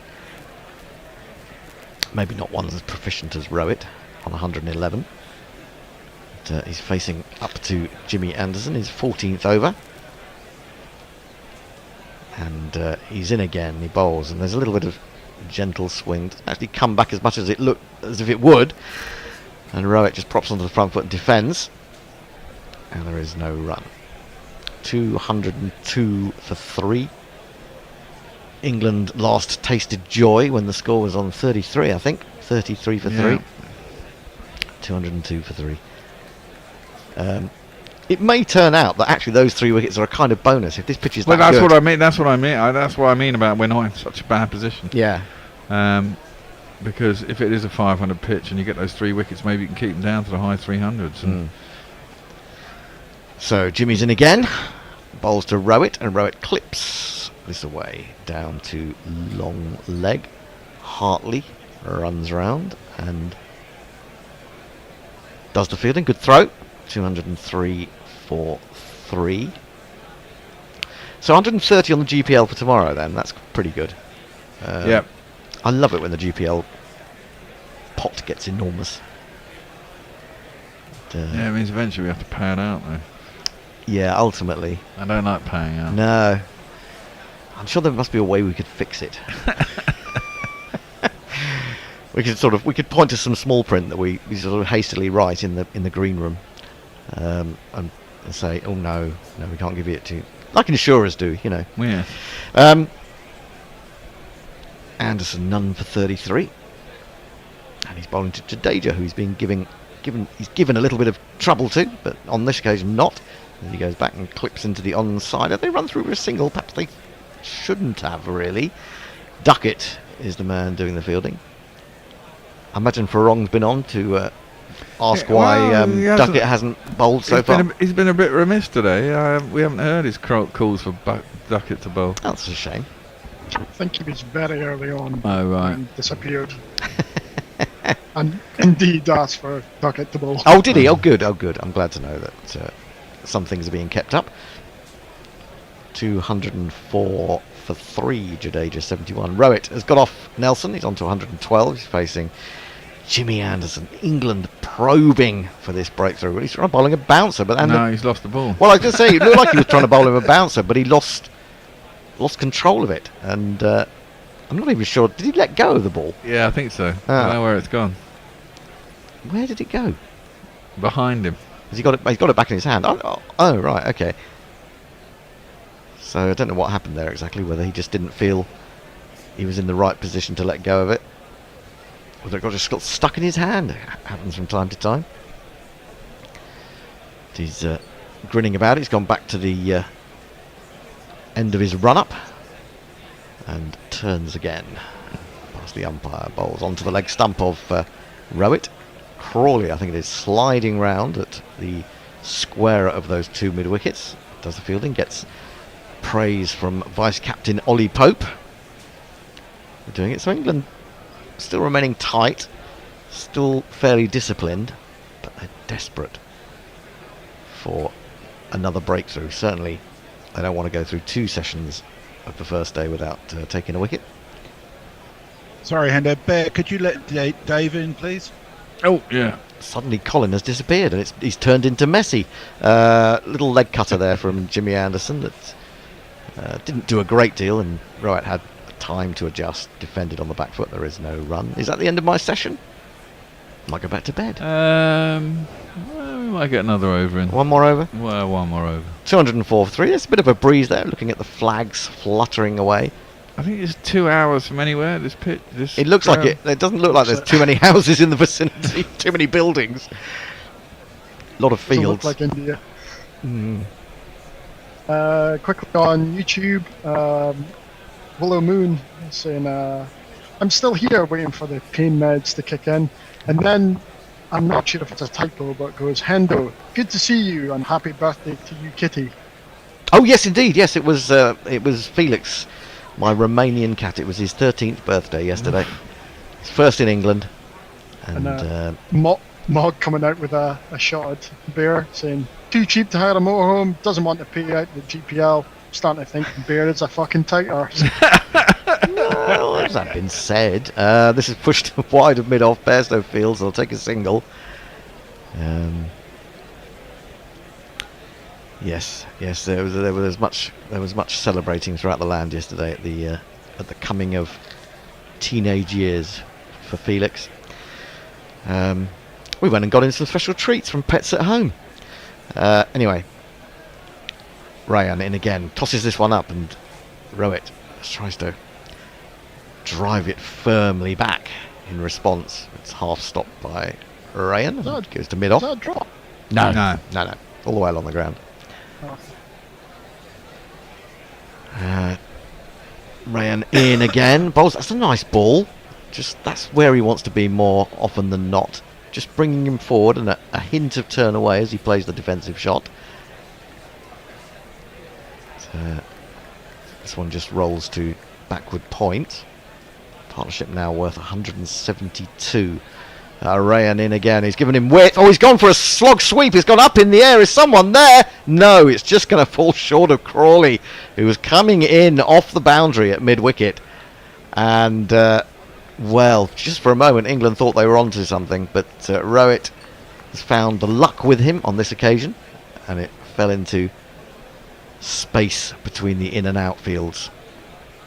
Certainly wasn't in control of that, really. No, it's googly, wasn't it? It's taken that a foot outside of off. It's not that far away. That brings Jadeja forward. They just got the one run for that. And so Rowett's moved on to 113. Jadeja pushes that into the offside. He's on 72.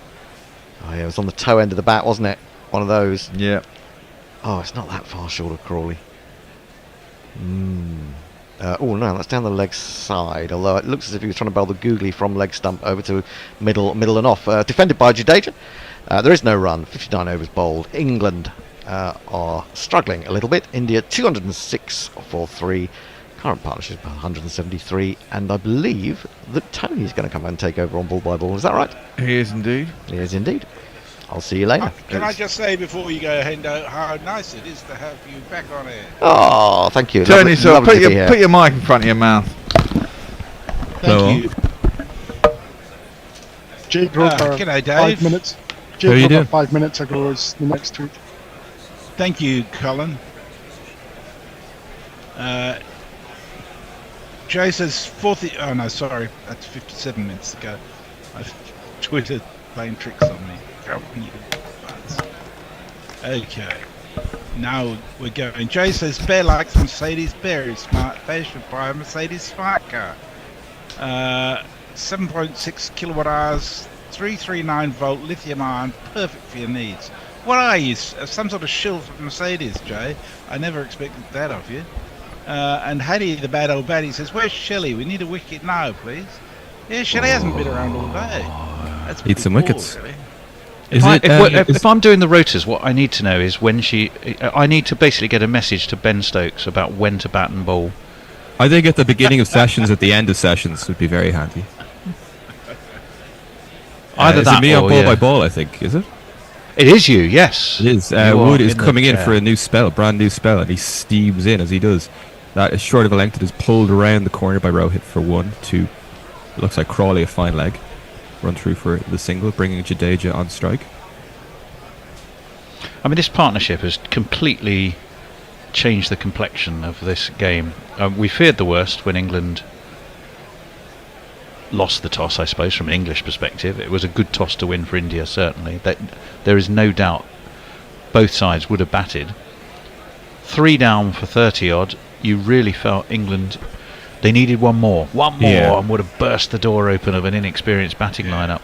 But brilliant captaincy by Rohit to say to Sarfraz, no, you just wait there. We're in a bit of a hole here. we're going to bring Jadeja in, and it's done the trick. This is Jadeja's 70th Test match. He's averaging to 37, which is fairly healthy for a batter. Let alone not bad. Someone who can bowl like On a that. ground where he's made 300. It's his home Pretty handy. ground. Yeah, and his family rules the roost. Bloody hell. 72 of 142. Ravi Jadeja as he faces Wood coming in over the wicket. That is short. It goes up in the air. It is a top edge, but it is just evaded the two fielders, and it has disappeared for 6. Wow. Didn't expect that. Been a few of those today. Not always off the spinners either. Wood grimaces.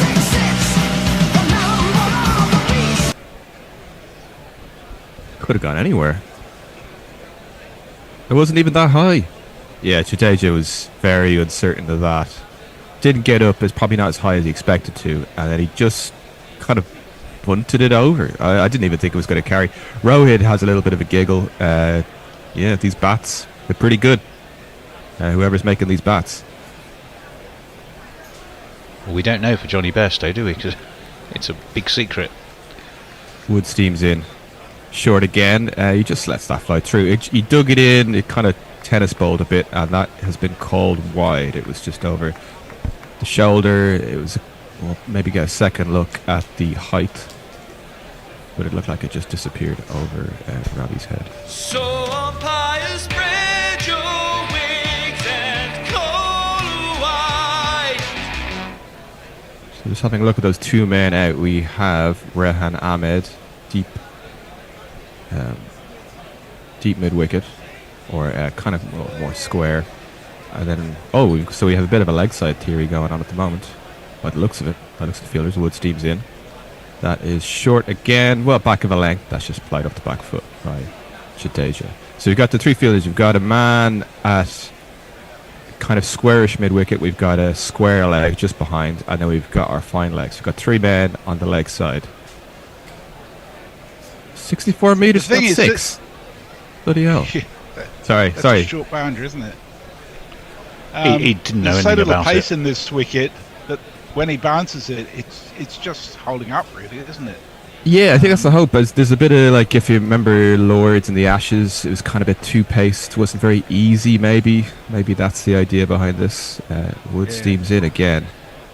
He goes short, and that is just played into the offside. Jadeja motions to say maybe there was a run there, but there certainly wasn't. And Rohit was not going to that danger end. 138.8 kilometers per hour. As 257. As well as his 300 in the Ranji Trophy, he has got a Test 100 here. He made 100 not out against the West Indies in 2018. Took through for 86 against England, but he only made 12 and 32 not outs. So he's got 2 not outs at Rajkot as well to his name, and one of them was 100.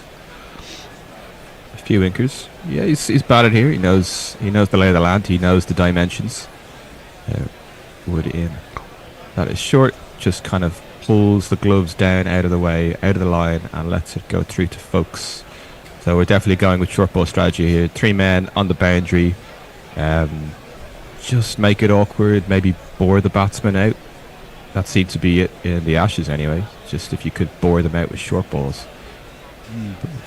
Certainly bored us. Tony, I don't know if you can fix the YouTube screen. It's a bit weird at the moment. I can fix it. It just no one has done it. It's not really fixing. It's just doing what should have been done in the first place. Oh. But yes, I can do it. How many of us? There's 2 of you. 2 of you and 1 of me. How many Tonys does it take to fix the YouTube? Let's see.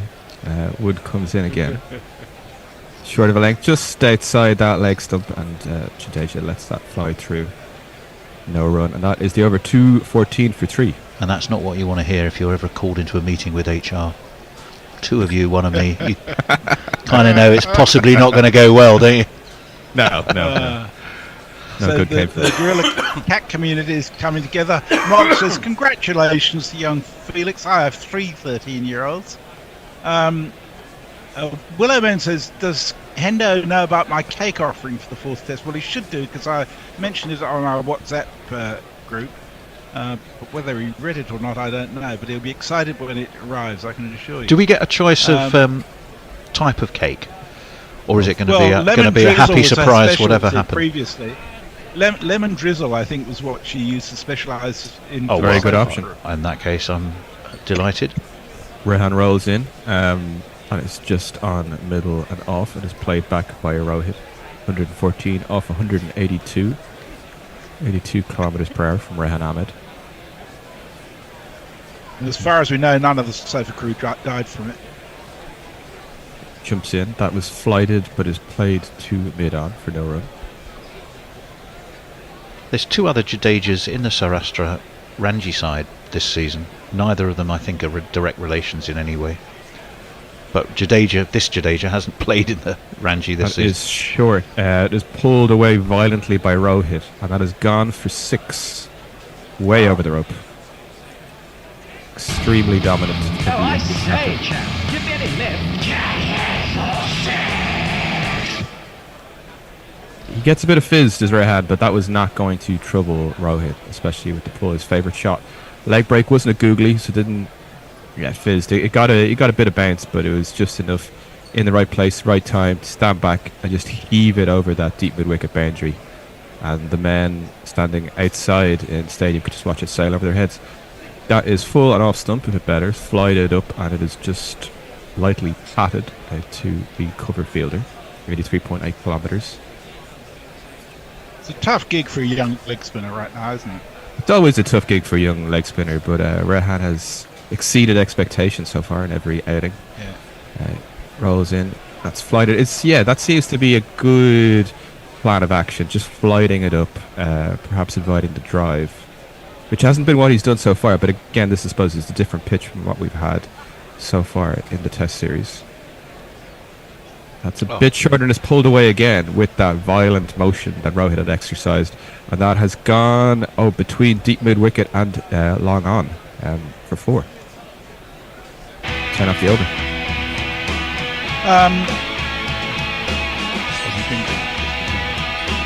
We're in jingle, or Tony's just dancing. He's doing both. Thank you, Tony. That was beautiful. So Sajid Parkar says the Indian batters have not really played many unorthodox shots and seem content with mostly conventional shots in stark contrast to England's approach. What are your thoughts on that? And is that placing them at a disadvantage compared to England's rate of scoring? I don't think so, because their scoring rate's pretty reasonable. It's only a little bit under 4 and over, and that you're going to be pretty happy with that. 3.67. Yeah, England are likely to go faster, that's for sure. But if you've piled on 550 plus on this wicket, there's different ways to crack a nut, as they say. Skin a cat, crack a nut. Skin a cat, crack a nut. Yeah, no, better not mention the cats. No, don't cat skinning. That's not. Do not. Not on their birthday. No. It's interesting. I mean, this is kind of like so Wood comes in, he's sticking with that short ball theory, and that is pulled by Jadeja down to what looks like could be Crawley, a fine leg. Brings Rohit onto strike. It's a different mode, I suppose, because if the wicket's not doing that much, you kind of have to stick at it. Do England have the mettle to stick at it? Perhaps with their young, inexperienced bowling attack, perhaps they do. Yeah, I mean, any team's heads can collectively drop when you're under the pump a bit and it's hot and always you've had a good start and then everything's gone wrong with a big partnership. But it just takes a couple of moments to turn things around again, and that's what they've got to keep telling themselves. Exactly that. As Wood comes in, and that is short to Rohit. Rohit just pulls it down to one of the 2 men behind square on the leg side. So we haven't really seen the short ball strategy of Rohit yet, so we'll see how Rohit does, because Rohit is very partial to short deliveries that he can pull in his arc. So this will be interesting. Rohit is fond of the pull shot. I think everyone will know that.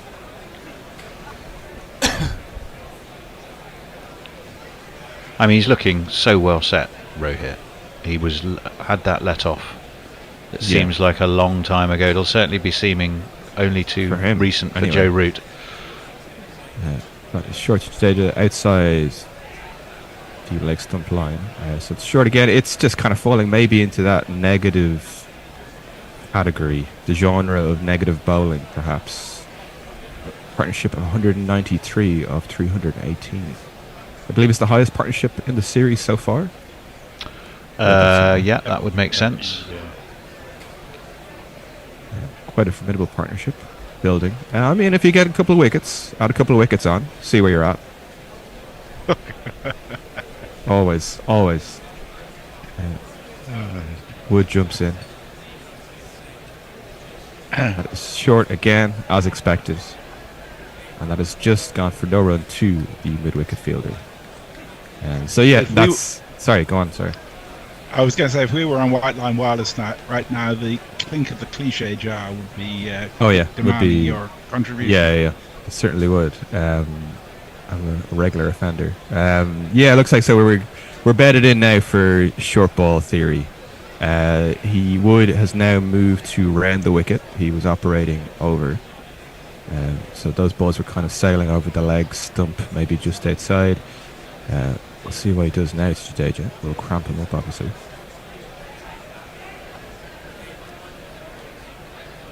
Short, just on middle and leg. So yeah, we're going to bed in for a long period of short bowling from the quicks.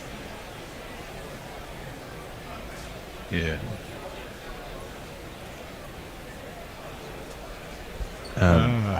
Yeah. Well, it was Jadeja's 79 of 151. When was his last big innings, I wonder? His last century? Yeah. He does come in with very handy contributions every now and again when it is required. Handy is the word. Session summary, just 9.5 overs so far. Run rate of 4.17. Just starting as India mean to go. That is short. Ooh, that is short. Just outside the off stump. It is pulled by Jadeja. He's now decided to get in on the action. That Rohit, the violent push has the road to play it against Rehan. Ravindra has decided to try himself. That was pulled just through mid-on. You ask where I live. Here's the address I give. The phone. Jadeja's last century was 104 against England at Edgbaston in 2022. Interesting. Very interesting. So Jay says he's defending himself. Says, "Messer, see the car, see the bear. I am no shill." And then he says, "Stop it, Tony. I can only defend you so much." I don't know what you've done this time. What have I done? What? I think. What is it he's this just time? trying to break through that barrier. You know that. Okay. Mark says we keep cutting out. Anybody else getting that? Let us know if so, because we may have to refresh. Is that on TuneIn? Because I find that sometimes on TuneIn. Last delivery just floated in by Rehan for no run. Bowling to the right-handed Rohit. Comes in again. Outside off stump, and that was a fizzing googly, which is well met by Rohit, who late cuts it past the fielder, and that goes away for 4. I was just reading another J tweet that one was about you, Dave. Oh, was it? Yeah, Oh, yes, that's why. no. Here we go. He says, "Oh, good Lord, Dave, have you tidied up your room and put on a dull shirt? To be frank, my good shirts are in the wash. I'm disappointed in myself, listeners and viewers on YouTube. Disappointed as much as Rehan was there. That was another googly, which just fizzed up, maybe a top spinner just on the off stump line. And Rehan just goes in the back foot and pats it down. He's getting a bit of jump out of these googlies, top spinners, getting a bit out of that pitch, forcing his shoulders through it. 4 off the over, just 3 delivered so far. Glided in. As played back to bowler. Rohit. Barrett Badger's with us. He says, "Ahoy, old sorts and sea dogs." Ahoy, hoy. Partnership now moves to 201. Rehan comes in. That is short on that off stump line. Kind of top spinning leggy, which just jumps a bit, but fizzes away from Rohit. Not a huge amount of turn. Not a huge amount. You of do wicket. wonder if England need to look at something sort of very left field as to surprise these two. That was played off the back foot by Rohit to. Whether that's duck it or not, Yeah. who knows? I was just thinking duck it. Oh please no! I've never seen him bowled. I've never actually seen him bowled. I mean, is he? Presumably, he can turn his arm. Most people can. Apropos the cake, Willow Moon says any requests accepted, but Lemon Drizzle has received previous excellent reviews from the sofa crew. There you go. Who doesn't love lemon drizzle? Yeah, you can't go wrong, can you? You can't really. Stephen Kelk's back with us. Says hello. Hello. And obviously nothing with fresh cream, says Willow Moon. No, because it has to travel, I suppose. That's good. And Stephen Kelk says, is it time for a bouncer barrage from Root, or has that already happened? Yeah. Oh yeah. Root didn't bowl very well today. Not from Wood. We've seen it from Root. We've seen it from Woody. Woody now round the wicket to the right-hander, and that is not controlled well by Rohit, but it goes down to Crawley, the very tall Crawley, down a fine leg to go through for a single. I think Crawley rather lost that. It was it didn't look completely well controlled, did it, by Jadeja? And Crawley just stood there going, "Where's it gone?" Yeah, by Rohit. It just kind of like the man's obviously very proficient on the pull. He was well in position. Maybe it was too slow. Maybe no. It kind of hit the splice actually. Yeah. It was quite high. Yeah, he was not in control. If they stay with this shot, it might give us a sense of how far short of Crawley it fell. Yeah, it looks like it would have gone over a leg slip. It would have gone over, I think. Maybe like a leg fly slip if you had a man there, but it probably won't. I think this isn't a bad strategy to Rohit. No. That is pulled by Jadeja down to Crawley. Down to fine leg, who bumbles it. Brought out the long barrier. It's a very long barrier from Crawley because of his very, very long legs. Wood has moved over the wicket from around the wicket to the left-handed Jadeja. But so he will most likely continue around the wicket, I think, to Rohit as he did in the first delivery. Yeah, that was really flung into the turf, that first delivery. I'm assuming it'll be more of the same.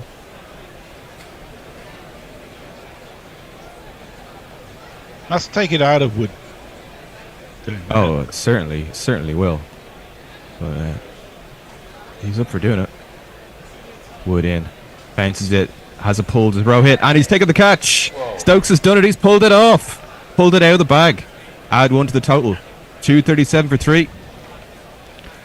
I said something out the blue. And that did seem to be somewhat out the blue, didn't it? I'm claiming that one. I said it was good strategy. Here we go with this one.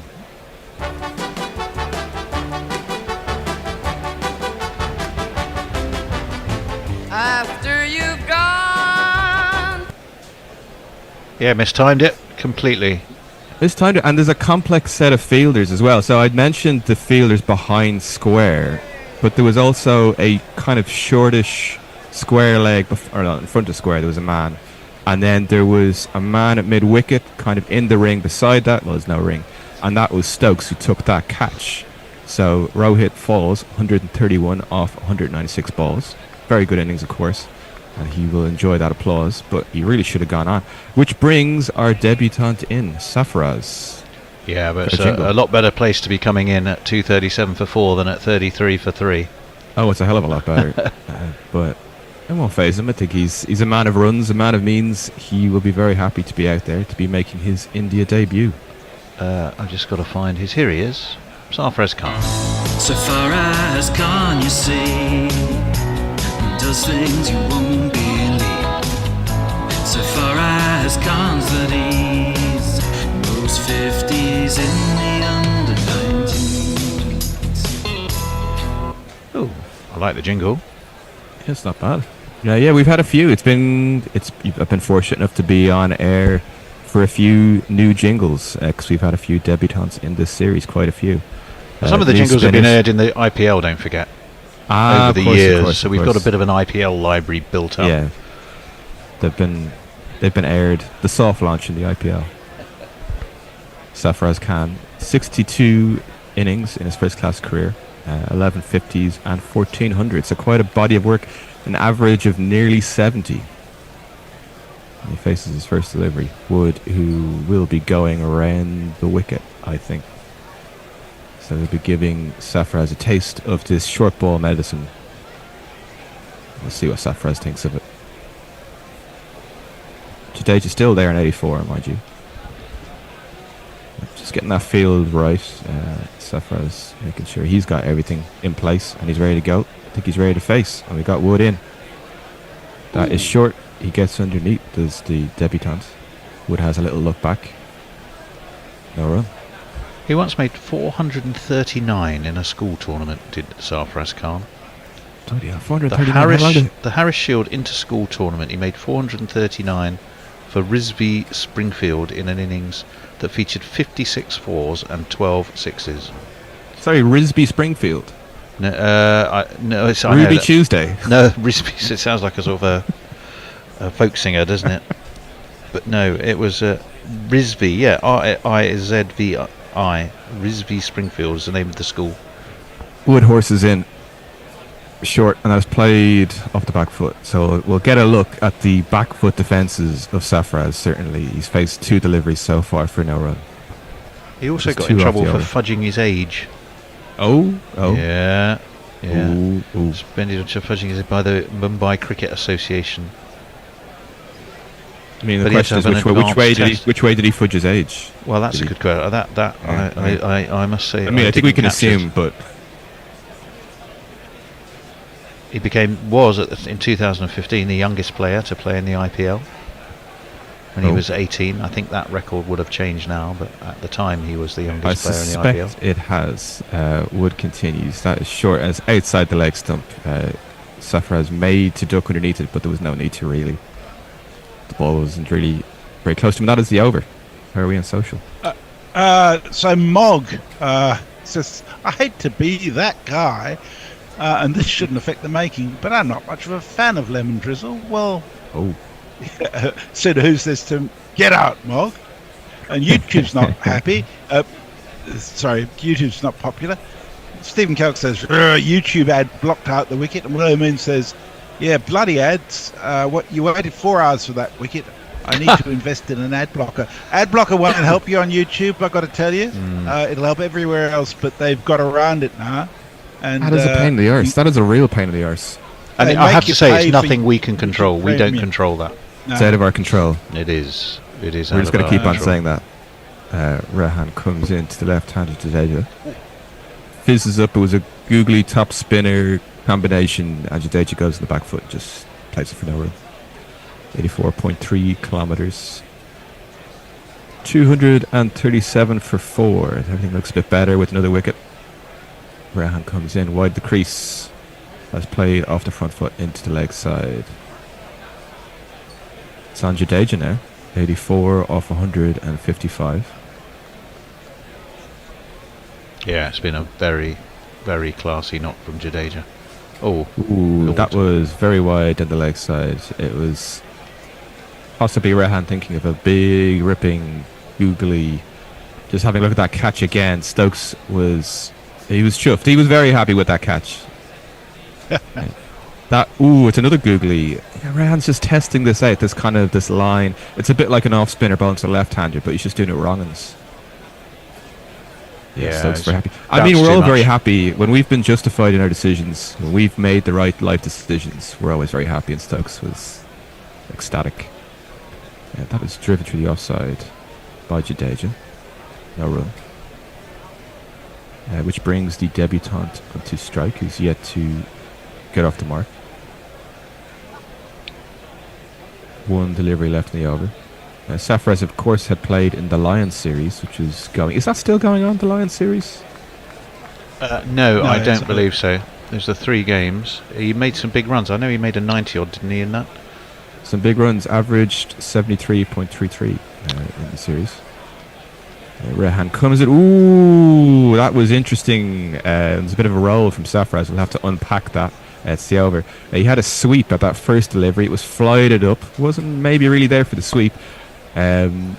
Safraz overbalanced. Folks perhaps had a look at taking off the bails, and then misses that. Safraz did a little tumble to make sure he was back in the crease, I guess. Easiest way. He made 96 versus the Lions in the warm-up, 4 and 55, but then the big one was in the third game. He made 161, which was the second official game, but 161 he made there. He was well in, was the debutant. Always had that foot in. Sagir Parkar gives us some background. It's the Harris Shield and the Giles Shield at Mumbai's 2 premier school tournaments. Intensely competitive and considered very prestigious when it comes in getting into Mumbai Ranji Trophy team. I'd say it's very competitive. Highly competitive. Stephen Kelk says, I did have an ad blocker, but YouTube's starting rebelling against it. We'll have to look into this. Yeah, YouTube have overridden all ad blockers as far as I can tell, although Mog says that the ad blockers still work on Firefox browsers. There you go. Leah confirms that. So maybe it's just with Chrome. Wood over the wicket. Bowls it short. That is pulled by Jadeja, but it goes to the man at mid-wicket. Along the ground, crucially, though, I believe it could be Ben Stokes, who has planted himself there. We've got two interesting pressure situations here.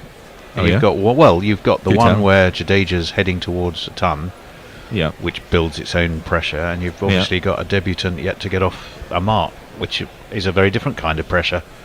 So England will be conscious of the, they've got an opportunity to really tilt the scales of the day. I would argue back in their favour if they can break this partnership, whichever one goes. Wood in. That is short. It is pulled, and he gets it through the web of fielders. And that looks like Joe Root at a deep square leg, which brings the debutant on the strike, which brings this pressure situation back into play.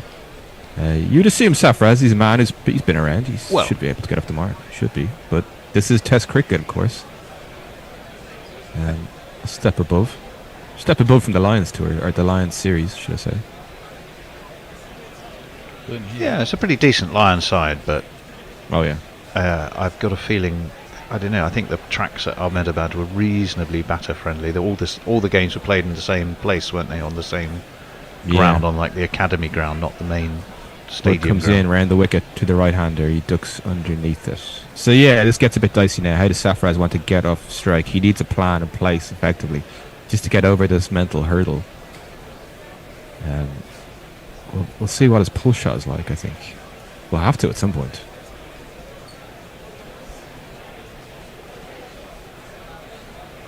Yeah, so we've got fielders waiting on the boundary, square on the leg side, and then we've got a couple of fielders, I think, just in front of square on leg, just waiting for a pull shot, and maybe short leg there as well. Just get a quick look. Safraz, through the corner of his eye, has a look at those leg side fielders. Bit of side eye. Wood comes in. Bounces. Ooh, that was full. It was kind of Yorker length on leg stump, and Safraz meets it with the full face of the bat, and he drives it away. It's pulled back by Johnny Bairstow before it reaches the boundary rope. But that was very well played. It was kind of a few short balls. That's 3. Gets him off the mark, but there was some shocking fielding somewhere. I think I spotted some dodgy Scottish goalkeeping. That was an interesting piece piece of wicket, cricket. I think. We'll probably get a better view of it here. He's maybe. not naming names. Ooh, he dived over it. It was Johnny B who then had to go chase it. Johnny B. Young Johnny B who had to go scamper for it. If you dive to your left and it's out of your reach, fair dues. If you dive to your left and you dive over it, that's diving not over such a good look. Cardinal sin. Never looks good. The dive Johnny might Bear look good. says sprinting after the ball is very much a cartoon character type thing, isn't it? It's the quickest I've seen it move in quite a while, actually. Well, I mean, we always do that when we've dropped a catch or let the team down. That is short. It's played up in the air, and that is almost a catch taken. But no, it's just hit the ground before. It wasn't quite Stokes. I think it was a man in front of square, just kind of saving one. Tony Kartik is waiting. I can see that. I'm admitting him now because we're on at the end of this over, I think. Hope was just in front of square, and it bounced just in front of him. Man, almost coming together. Would it come together? Could he make it happen? Could Stokes do it? Could Stokes pull off 2 and 2? Not 2 and 2, but be the wicket that they need. Wood in again. Short. Ooh. Just kind of dropped the hands, but the bat blade was still up, was having a think about it. Lets it go through to folks. 4 off the over. 242 for 4. So I'll do a couple of tweets before handing over to Colin. Thank you, Dave. Cheers. Jay says, Duckett makes Coley look like Lily. And he says, I'm claiming that wicket because I were having a piss at the time. It's that nonchalance which is part, but only part, of the art of captaincy. Farong says, ignorance is bliss, angry bone. 3 to 30 odd to 4 for 240 odd. You know who to throw the ball to. Or is he the reserve keeper in case folks gets injured? He is a wee man, but he has many talents. And Jay just says, oh, fucking hell, Tony. He's got it in for you today. Yeah, I'm his bunny today, and I have no idea quite what I've done to deserve it, but then I never do. It's 2:42 for 4. We should be joined by Colin Suter, I'm hoping. Hello. Hey, Colin. Kartik, back with us again from... Remind me where from, Kartik? From Sydney. From Rajkot, from the stadium. From live from the stadium in Rajkot here. It's a very warm day here. Oh.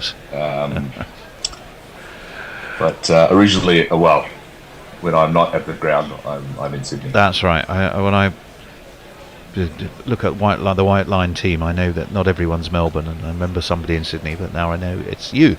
I'm sure you're probably not the only one. Yes, correct. I was previously in Melbourne, but life has taken me to see a life or wife. Interchangeable. Well, it's a fun town, is Sydney, as Sarfraz, who's on 3, is going to wait for Rayan Ahmed, who's yet to get a wicket. That kept low. Sarfraz tickles it to mid-wicket, where Crawley, I think, is very deep set, and as such it will enable him to move from 3 to 4. And that 3, I have to say, was a bit of a gift from England. I still rather think that Johnny Bairstow's dive was that of a tired man. Looks like it's been a long day. Down the track comes Jadeja, pushes to mid-on. They run very sharply. Sarfraz, who is somewhat Duckett-esque of stature, clearly powerful, not necessarily the tallest. And his momentum had carried him halfway towards the media centre, I think. So they were never going to turn around for 2. We're watching him getting his cap earlier. Is that his dad, I wonder, who's with him? I think it is. Looks like it, yeah. Well, And that's a then mum beautiful, as well. beautiful scene. His dad kisses the cap, is in tears, and that's just delightful, really. Onto the back foot goes the Sarfraz Jr. then. Sarfaraz. It's Sarfaraz, isn't it? Not Sarfaraz, Sarfaraz. It's Sarfaraz, yeah. That's Sarfaraz. There's an A. And that's into the offside. Best of I think it was 301 taken not out for in his the, first-class career. Tossed up by Rayan Ahmed, defended into the offside by Sarfaraz. He looks Not to very be mistaken for the Pakistan legend. No, He exactly. looks very uncomfortable in that helmet. I don't know quite why. Plays Yeah, I'm not sure they had his sights, to be honest. He'll play his And, Ranji cricket for Mumbai, won't he?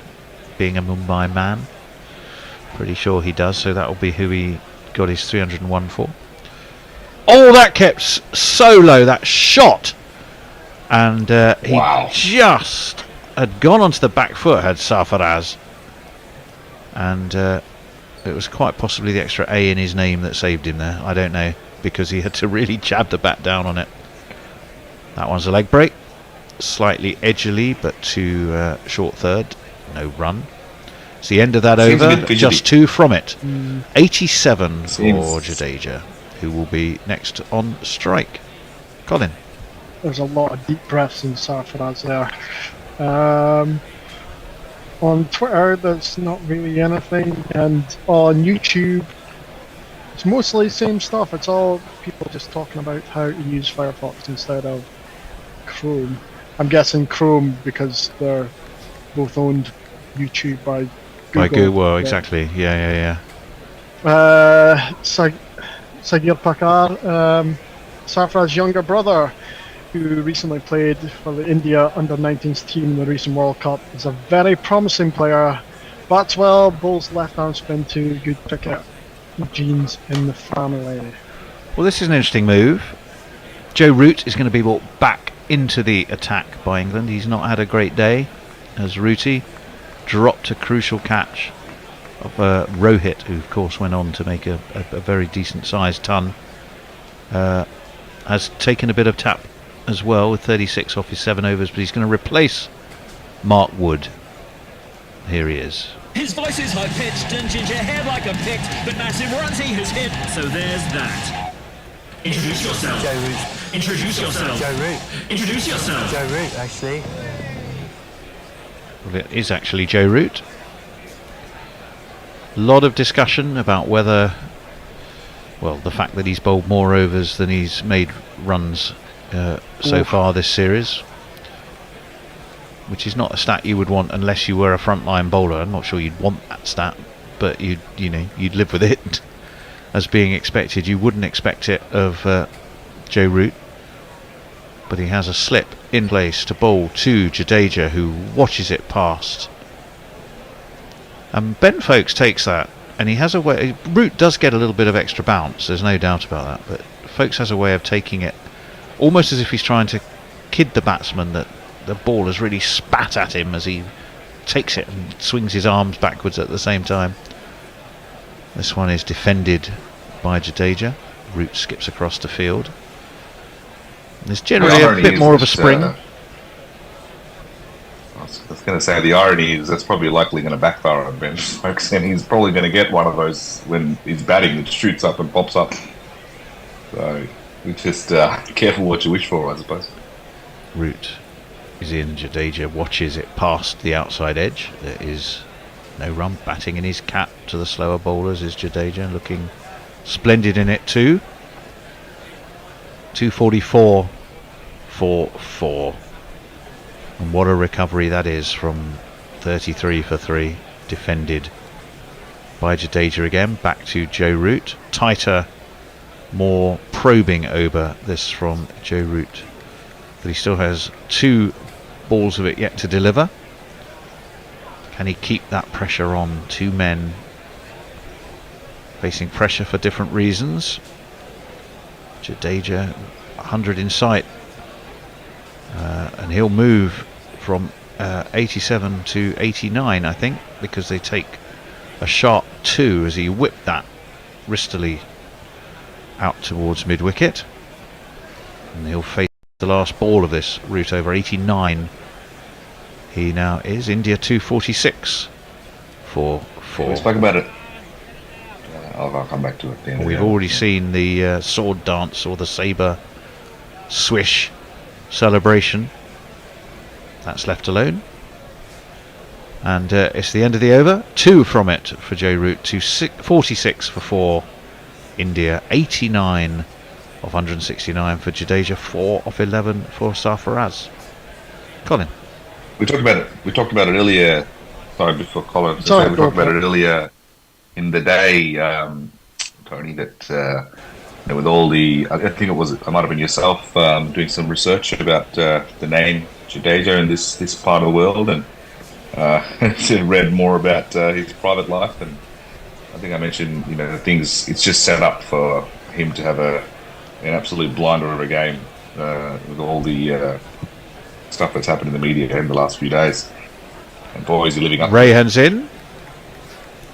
And oh my word, and that somehow has got through point. Crawley has to do the tidying up.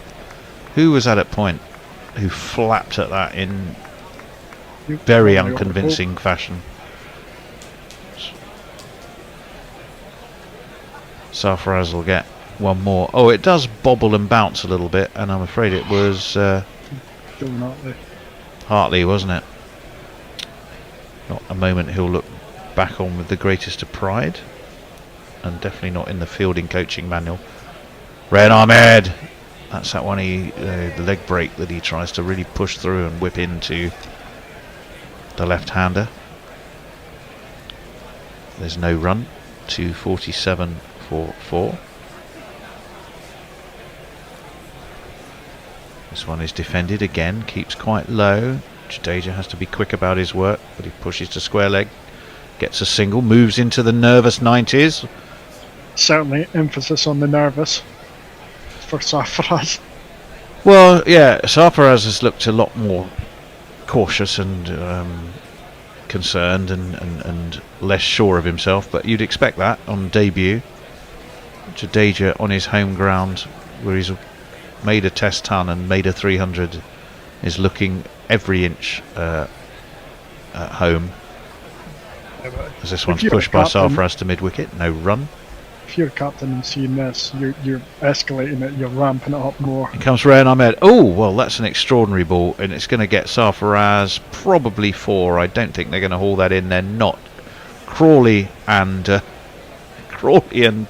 Hartley, who between them must be about 12'9", and they went herring after that. But it was an awful delivery from Rayan Ahmed. It seemed to slip out the hand. It was well wide of off stump. It was an attempted googly he didn't quite get right, and I think for Sarfaraz it was something of a gimme, and he took it. 4 runs.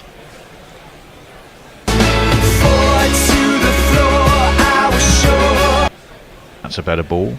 It's nicely flicked off his pads. Out towards, that's Crawley, I think. Maybe Lawrence, actually. 253 for 4 so far in this session. We've had 17 overs, 68 runs, and the 1 wicket. And what a needed wicket it was for England. It was Rohit, caught by Stokes off the bowling of Mark Wood, I think. Anyway, Cole. YouTube, they're mostly asking what's their favourite cakes and things like that. And on Twitter, the only thing I've got is a wound-up Jay Grover, who I've managed to annoy, but purposely kind of tried to annoy. You've wound up Jay Grover. And you. I was going to say, have you taken the heat off me? Thank you. But it doesn't sound like you are. So this is fucking outrageous. I tried to defend Tony from Shiv Sheena, get shit. Well, I haven't given him any shit. Tried to help people with it, and then browsers and get called an imposter by Colin. Disgraceful. Well, he was all polite and nice. He didn't use one swear word on YouTube, so didn't believe it was him. What kind of cake would you like? It seems. Well, I'm interested in this because I'm very comfortable with the lemon drizzle proposal. Something carrot or chocolate would both also be equally welcome by me, but I'm less. I do eat cake, and I would delight in eating cake. It's all made me sad because I can't eat gluten anymore. Oh no. Well, will we have to sort of helicopter out some to your oil rig? An emergency cake drop. I'll just do without. Or put it in a bottle and sort of launch it from the Aberdeen coast and wait for it to get to you. One of the former football teams I used to play for held the record for the worst miss ever. The worst mess ever? What, with cake? No, worst miss ever. So the football that was missed after a penalty got found in Norway. Well, it was a Scotsman, famous for possibly one of the worst, certainly one of the most famous misses in international football, wasn't that Chris Iwelumo? Oh yeah. Who went on to play for Watford, and I think he missed a few like that from playing for us. Although he scored a couple of decent goals too, did Big Chris? Yeah, I kind of vaguely remember that one. It was about 2 yards out, and so it was. It shanked. He literally right in front, basically middle of the goal, and shanked it from 2 yards, and somehow put it wide. Fearfully, right now, there's a degree of hope for Scottish football, which is hopefully not going to backfire when it comes to the Euros. Well, Scotland, I'm afraid, are famous for building up national hope and only to underperform. But then, England's done their fair share of that. Before you remind me of it, I think we realise that we're shit. Yeah, well, yes, we still strive for well, since 1966, we've believed we should win every tournament we enter. And obviously we don't. We still wait and wait and wait and wait. It'll come soon enough. Well, yeah. How long is it? Since 1966 to 2024? Another couple of tweets came in. Adrian Lowe, things you don't expect to hear on Guerrilla Cricket, number 245. What's your favourite cake? What? I think that's definitely something you would hear. Now, Jay Grover, word of warning, Michael Vaughan's favourite cake is lemon drizzle. This might be a scarlet letter. Oh, I wonder if that rethinks. Well, I mean, I don't know. You can never judge a cake just because someone else happens to like it who you don't necessarily approve. That's about the person, not the cake. I said if it was Guerrilla Cricket, it would be space cake. In comes Root around the wicket to Sarfaraz, who pushes into the onside. There's no run. 10, he's moved into double figures. He has, I have to say, had a bit of help from more than one piece of dodgy fielding to help him along the way there. But he will not mind a jot about that. That's pushed to mid-wicket, no run. He's also kept out a couple of dodgy balls. In comes Root. There is a slip to the left-handed Sarfaraz. Drops the bat, looks for a quick single. The lightning fast ducket. Like a bullet from a gun. But he's also got Makes this absolutely sure that doesn't happen. Bear's nervous energy and looks like a potential run-out victim. A what victim? A run-out victim. Oh, run-out victim. Okay. He's continuously trying to get off strike when there's like absolutely no Rooty. chance. In he comes, and Sarfaraz says, right, enough of this defending, and launches Joe Root over cow. One bounce, and signalled by a blind Joel as one of these. 1 and 2 and 3 and 4. I must admit, I thought initially that had gone all the way. Where does it bounce? Oh, literally just a smidgen short of the boundary sponge. Rooty drops that one a bit shorter. Gets a little bit of turn. It was his leg break. But it went to the onside, no run. We're watching the dismissal of Rohit, who really went for a big haul. Actually, if he'd have middled it, then deep backward square was very much in play when you watch that replay. As it was, he didn't anything like middle it. They had set the leg trap, I think, had England, but they weren't expecting it quite to be successful in the way that it was, as that one was dropped to the feet of Jadeja, still on 90. It's the end of that route over. 5 from it, 258 for 4, England. Cole. I wasn't surprised by it because Rohit Sharma does have that never back down kind of energy going about him. On Twitter, there's nothing actually coming up. Over on YouTube, Pokemon Finger saying, but we lost Liddell Kartik. Select. Sorry? Yeah, he had to drop out for a minute or two. Ah, okay. Mog saying, sorry I was distracted by the new Deceit song. Apparently still not fans of Christianity. Random is going on. We also have Pirate Badshaw on. Stephen Kelk's back. Willow Moon, Pokemon Finger, and Sagir Pakar all joining in. I wonder if Willow Moon. Oh, I can ask Willow Moon. Are you familiar with the Neville Brothers' Yellow Moon? Unfortunately, your name, in a good way, in an entirely good way, every time your name just brings that tune into my head all the time. As that one is nudged into the onside. No run. 258 for 4. Overrate this session about 13. Not sure where that leaves us for the day. There's a new ball due in, well, just well, about 10 overs near enough, including this one. And you think you normally get the new ball Out towards square, no run. 10, 15 overs afterwards. I think that might be a little overtime for the day then, I think. Yeah, I think you're just going to get the new ball and then into overtime. In comes Root from the south end. Not from south end, as we were debating earlier. He isn't sort of motoring up the A127 arterial road to deliver that ball. There was no run anyway. South end. South end, mate. Can you imagine Root speaking like that? I mean, weird. Bit of estuary English, mate. South end.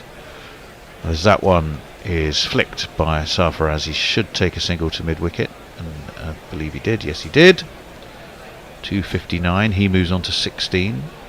We're in the third session of the first day here at Rajkot. A day that started well for India. They won the toss and were batted, but they lost 3 quick wickets, and all of a sudden things looked a bit shaky. They would have looked a lot shakier if they'd lost Rohit. However, he was dropped off Tom Hartley by Joe Root at slip, and a big partnership has helped India. And in fact, it's Hartley who is in. Left by, well, half left by Jadeja. It was down the leg side, and he nearly had a little prod at that, and that's just what that leg slip is there for. A leg slip and a slip. There it was again. Hartley's hands go on his head. Jadeja sets off on a run. He's sent back. Ollie Pope has fallen into something of a heap. Just a 1 run from that Hartley over, and it's 259 for 4. Jadeja still on 90.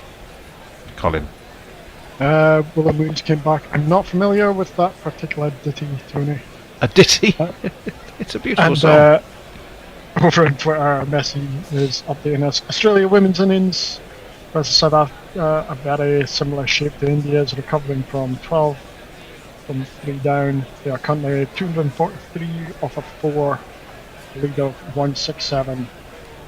And Jay Grover, fuck's sake, Tony, you dirty bastard. Sort it out, man. What have I done now? What? I'm not sure what reference that is for. He gives very little context, and he doesn't. Well, that could have been. It could have been something I did, months ago, or possibly didn't even do at all. 259 for 4. Given that gorillas have a short memory span as well, it's not very. Yeah, we're not good at remembering what we did, months ago. We struggle with what we did this morning. To be fair, not all of us. Not all of us. None for 43 off 9. Rooty. He's about to bowl his 10th, I think. Does that say 8 or 9? It's hard to tell because there's a big red dot in the way we're on. 9 overs. It is 9. I thought it was. Oh, yeah. Sorry. I thought you mean the new ball. I think it's 8. It's down. It is 9 overs, definitely, to the new ball. That is for sure. 71 overs we have had. There seems to be a pleasant breeze blowing across. No, he's through 9. Rajkot? Yeah, I thought it was 9. And he's about to bowl 10 then. And forward comes Sarfaraz and defends. And there is no run. What do you think so far on Sarfaraz? Root in. Pushed into the onside. Again, no run. I think he's looked a little nervous, but who wouldn't in a debut test? I think it was a very interesting move from Rohit to protect him and bring in Jadeja, and what a smart move it was. Defended again there by Sarfaraz, no run. But I think with a bit of dodgy fielding and a couple of boundaries to his name, he's starting to look quite solid. England will be desperate for another wicket tonight if they possibly can. 2, of course, would be magnificent. That one is worked to backward square. They'll take a single. 260 for 4. The score moves on to Jadeja. He's been on 90 for a while. And they've been probing and pushing and having 2 slips to him and trying to tease him down the leg side. Hasn't worked yet, but it has restricted his scoring. Hasn't restricted his scoring there though, because he's slapped this, but slapped it down to deep cover. Crawley Fields, they'll take a single. He'll move one further towards his ton. 91.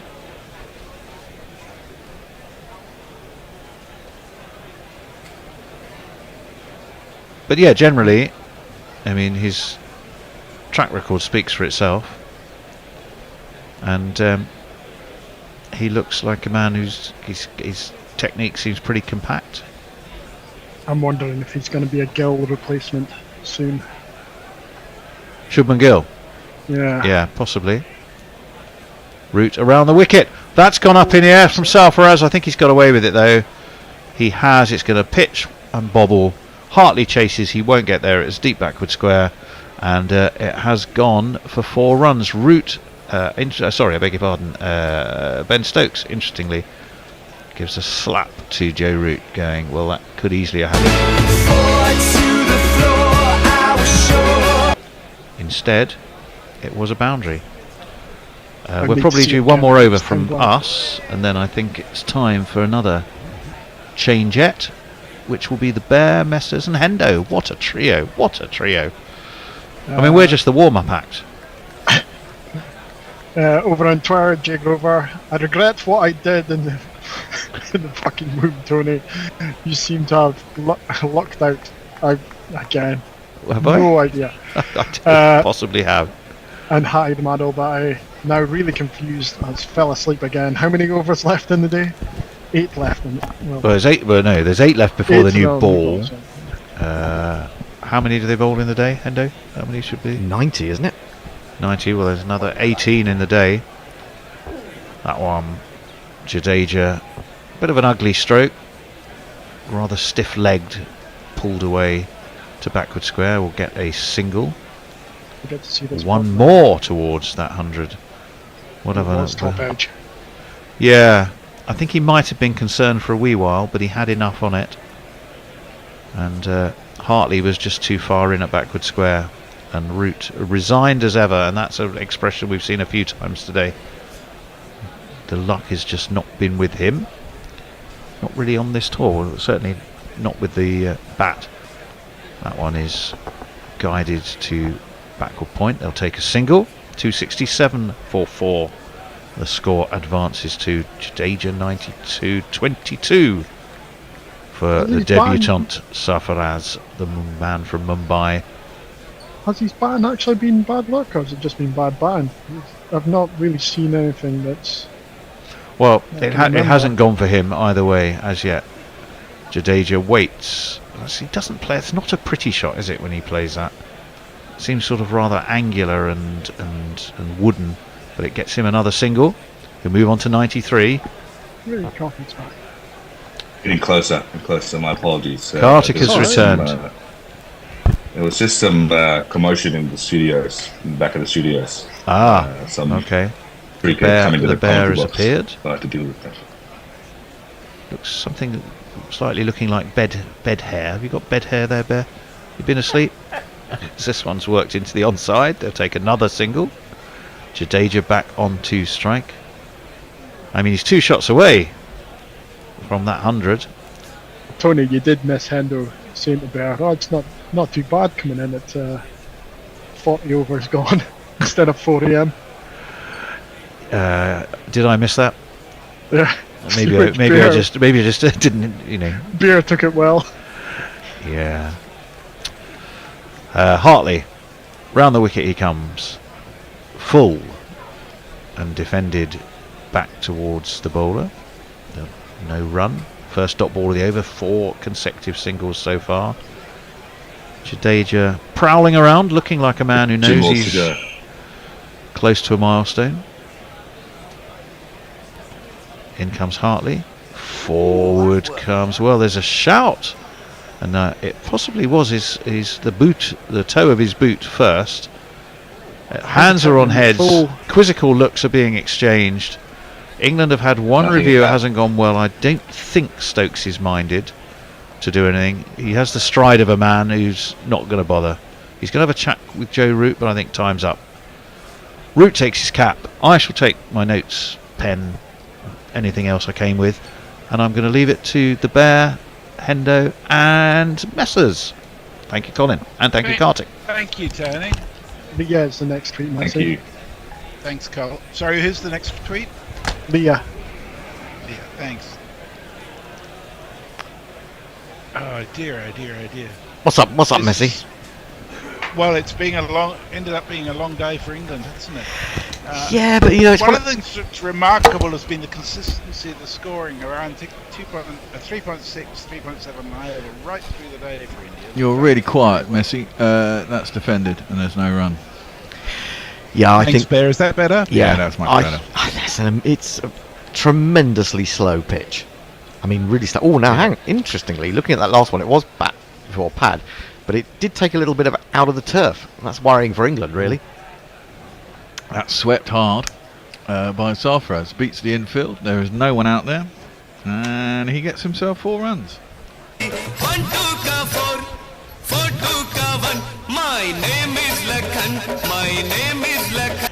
Now, in the normal world, he shouldn't really be an off-spinner playing without a deep backward square leg. But I guess what they're hoping for is to get him to play that shot and hope that he top edges. Thing is, though, if he top edges, he might just top edge into vacant space. Well, he might do. That's floated up and tipped around a corner towards the man on the 45. Can't be cut off, and they'll get a single. I'm going to say that Sarfraz has been a little bit like Joe Root in the fact that he's already on 28. He just seems to have just strolled out there and suddenly he's on 28. But I do think, I think that one wicket that England did get in this session, or in the afternoon, with that of Rohit Sharma, Wood, of course, is quick, but Sharma was so far through the shot. It was so slow, relatively, coming onto him. That's what did for him. Around the wicket, Root, full toss to Jadeja, who just bunts it down to mid-on, and it'll be a single. I think the trouble for the spinners is that there's just too many singles on offer, isn't there? Oh, now that's very close, wasn't it? Bat and pad. You couldn't really say which was first, could you? No, and you probably would have got away with it. Would have been out. Oh. So they're saying that it hit the pad first, are they? No, they're saying it was not out. If it had been given out, it might well have been overturned anyway, because it looks very much bat and pad together. Got to go in the batsman's favour, hasn't it? Just worked into the leg side by Sarfraz, no run. Yeah, it's very difficult to tell. I think I would have gone for it, though. I think I would have gone for it if I was Ben Stokes. Back foot, Sarfraz forces it out through a vacant cover. Be a single. Well, it's not really helped getting Rohit out, has it? We thought at the time that's great, and there is a second new ball due in 6 overs, but it seems like you can just pick off runs on this pitch, because even if it is turning occasionally, it's remarkably slow. Yeah. Messers. And Endo said he thought it would get slower as time went on too. Really? Yeah. It'll take forever for the ball to reach you. Yeah. Leah says Sarfraz better make a ton here. I don't want to see Gill for the rest of the tour. And Farong's got the predictability that Josie Oak has about Something about ducket bowling, by any chance? Doesn't actually mention her name, but he says if the pitch is starting to misbehave in terms of bounce or lack of it, who is the best equipped player in the England team to sneak the ball under the bat? The one who resembles a sort of jockey in stature, or a mobile garden gnome? Yes, that'll be the man. As opposed to a 6'3". Speaking of sleek hair, Hartley certainly has the weirdest hair of all. Oh, now has that gone straight up in the air? No, it's gone straight down the ground for 4 runs. Looked like he got a leading edge for a minute there, lost it. It's gone for 4 runs. 1, 2, 3,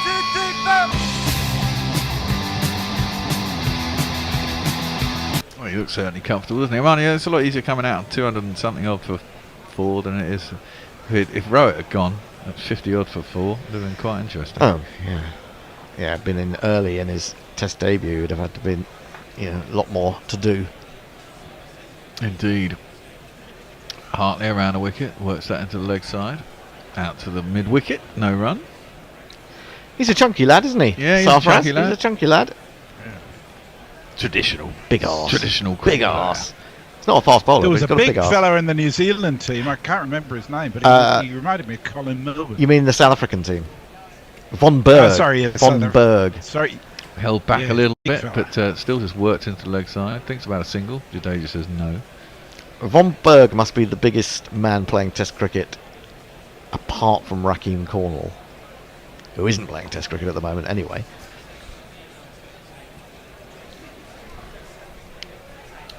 And that was a good call you made about Brandt when you saw him early on. He ended up taking 9 wickets for New Zealand, didn't he? He did. He did. Hartley around the wickets.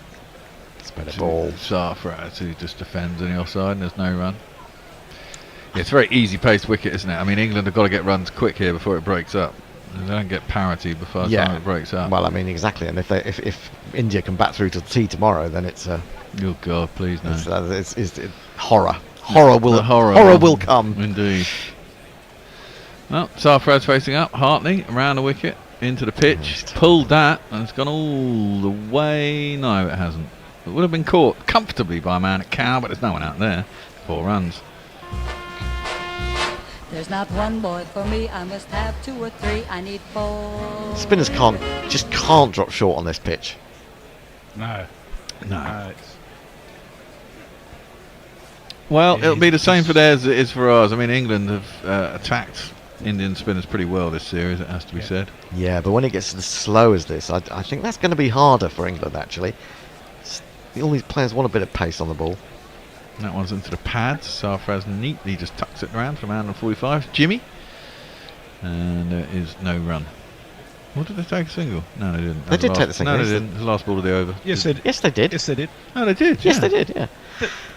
285 for 4. Good. Disinterested hand job. Mog says in proper cricketing results, Namibia have knocked off Nepal and Japan have given China a flogging.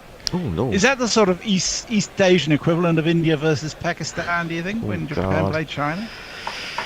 Yes. What's happening now? The umpire's having a little bit of a chat about something. I'm not quite sure what. You know, other cricket, I can tell you that Australia have finished in the test against South Africa at the WACA, the women's test, at 251 for 4 after getting South Africa out for 79, was it? It was the lead of 175 at the end of day 1, anyhow. So that's done and dusted, really. Yeah, that's not surprising. Kieran Roseblade says, what's the Bears' take on how this match is going? What's the Messers' take on it also? And Hendo, what does he think? Root is in. It's You can't bowl. You can't bowl without a man back. It's stupid. It is. Well, runs for old rope. Indeed. It's another 4.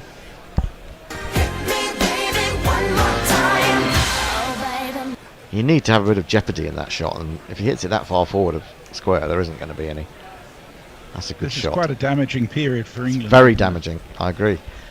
Yeah, they look tired. They look out of ideas, and they're still trying to attack, and they're counter-attacking, and they've got runs on the board now, so it's a lot easier. Ruti around the wicket to Sarfraz. 50 partnership is up. He just drops that again. You mean, leg side, and there's a single. I mean, if he's not going for boundaries, there's singles everywhere. Mm-hmm. I think this is when Stokes Field gets a little bit, his plans a little bit questionable. He's packing that leg side, but no one's out. I mean, it's a free hit, really. Yep. Well, obviously someone who's quite proficient at the sweep. Oh, that's what they all said. Ruti around the wicket to Jadeja. Cuts only as far as point, and there is no run. 6 runs for him to get a ton. And I think this is one of the problems. I mean, Root can on a pitch is really turning, and he can get wickets, but it's not doing anything, and it's very, very slow. He's going at nearly 6 and over. Yeah. And he's your 5th bowler. Yeah. And that one's defended back to him, and there's no run. The problem is that Ran Ahmed and Hartley aren't exactly containing bowlers either. No. This is why I was saying if Leach was available, he'd have still been first choice spinner for me. Ahead of which one? Ahead of Hartley? Probably, yeah. because you've got to have variety. There's no point in having loads of people the same. Root drags that down. It gets hoiked. Man, he's got a cow out for the lefty. I mean, that's the worst ball he's bowled, but he's only got for one. Yeah. Yeah, Sarfraz wants to hit that sweep out to cow, and he wants to hit it aerially. Why not have someone out there? Well, I think you want to have one person out there because it only needs a miss hit, doesn't it?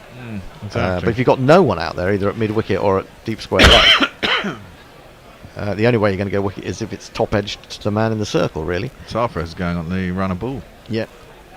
He's on 43 already. Yeah. Jeez. Jeez, that's right.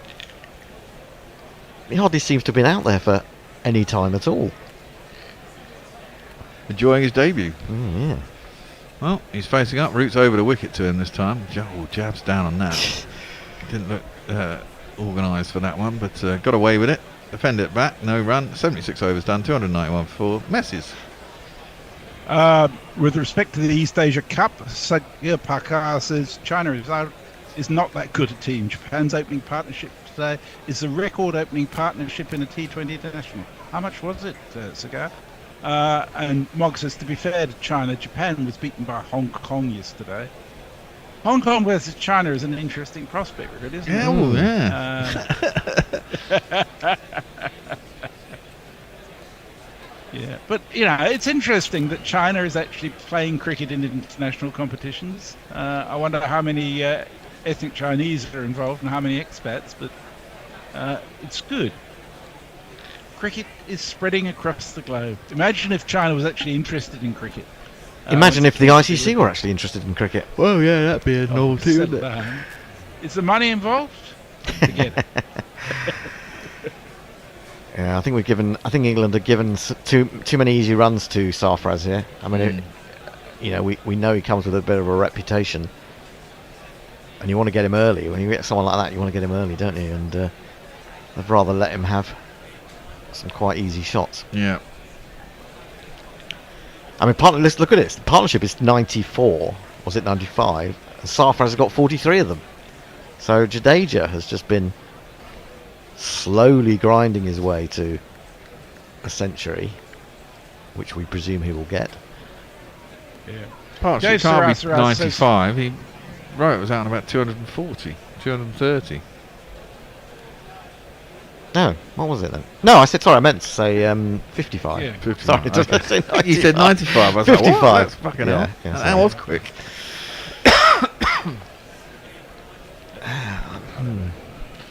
Run rate marginally over 4, which is almost Bazball. It is almost Bazball territory. Down the track. Oh, there's a short leg would have been handy there. Changed his shot today, just stopped it, ballooned up to where short leg would be. Don't know if there was any bat involved, but I think Hartley saw him coming, didn't he? Yeah, I think so. Dragged it back. And it popped a little bit. It did pop, but it didn't come off any bat. It's going to be popping like mad after tea tomorrow when England are batting. Yeah, of course. How tempted is Jadeja to try and get his tongue with a stick? Wow. I don't think he is, really. Worked into the leg side. Doesn't need to now. Can get a 4. That one's worked out to deep square leg and he moves on to 96. Yeah. Well, an Indo wanted Indians to get 500. And the Indian double-headed coin that comes down there behind has done them favours. Got to bat first in India, haven't you?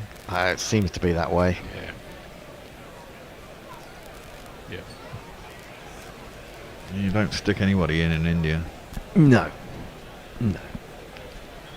Well, England didn't get that opportunity, did they?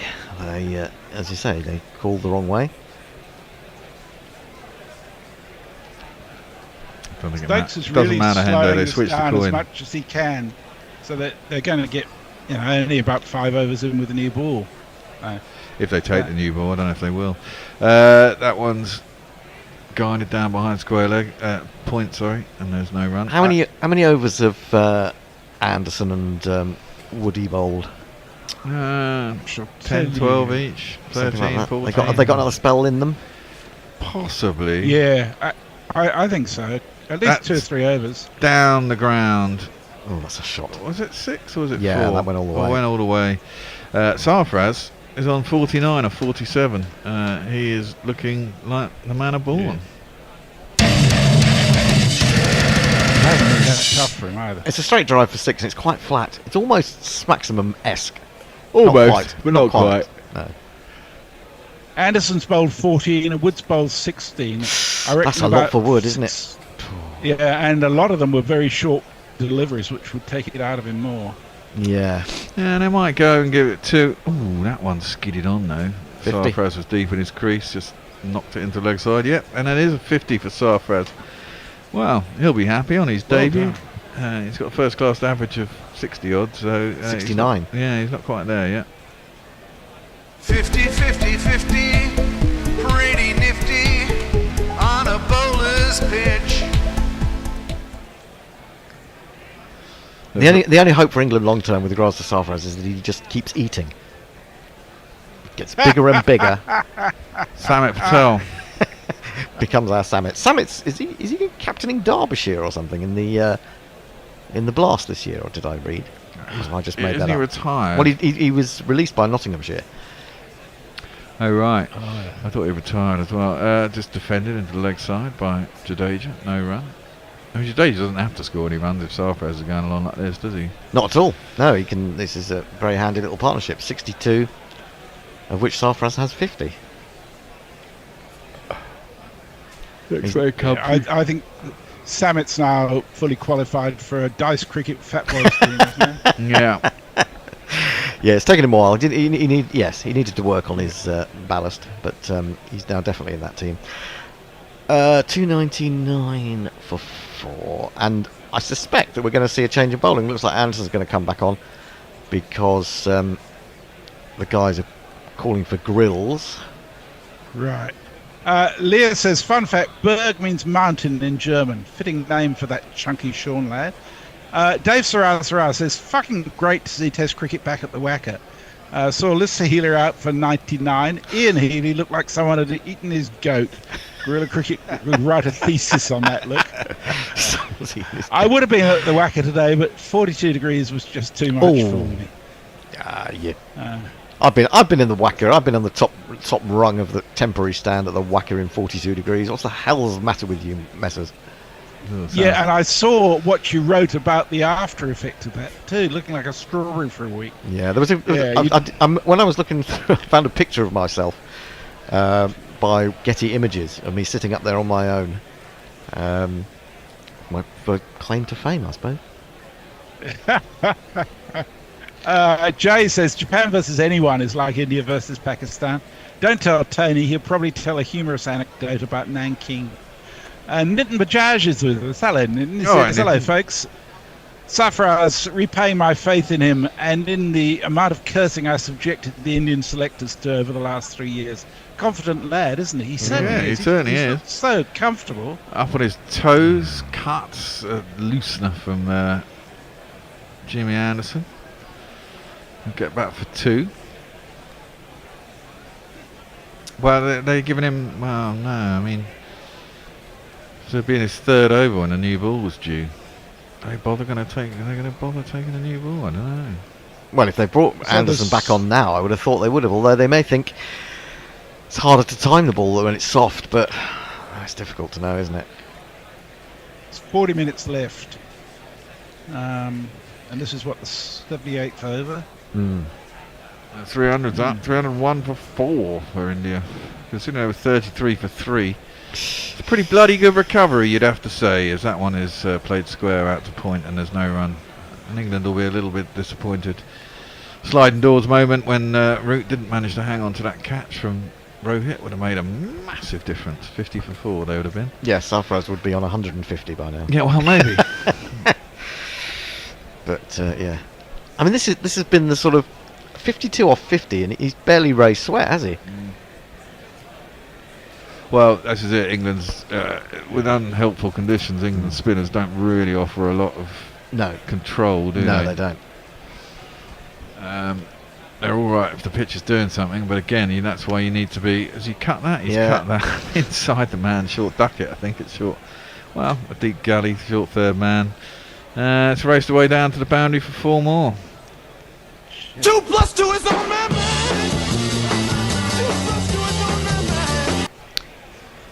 Just poked his bat out of that, didn't he?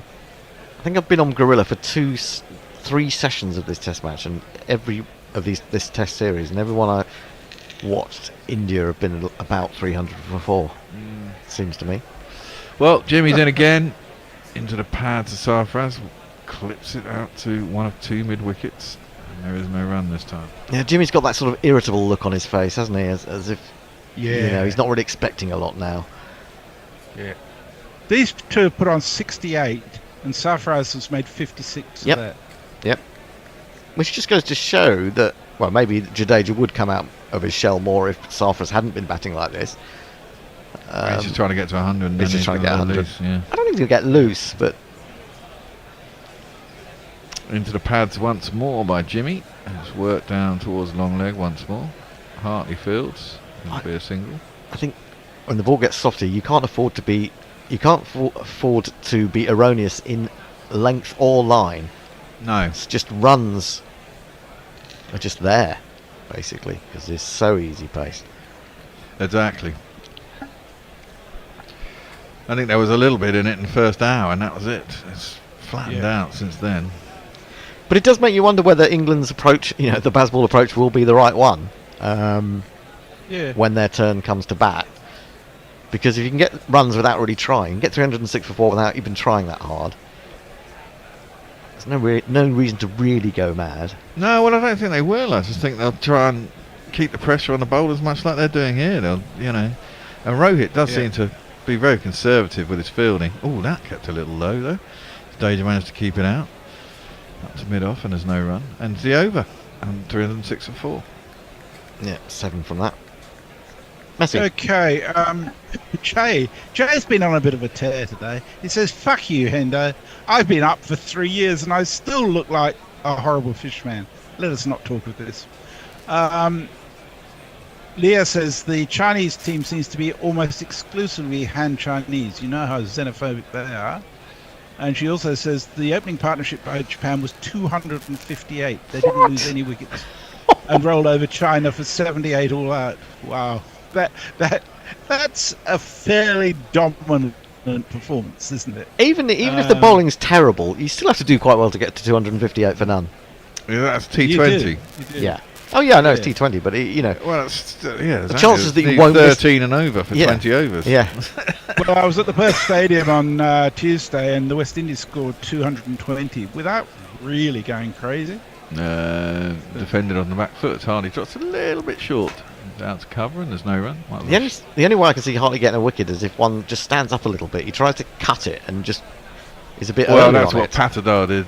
And just plots it up to cover. It's in the cover, yeah. And we were all very happy at that point. Otherwise, couldn't see a wicket coming at the time. I haven't seen one since, apart from another one given away, which is Rowett. Defends into the offside. There's no run. There's a little bit of turn there, isn't there? But yeah, it's not just much. Too slow. Yeah.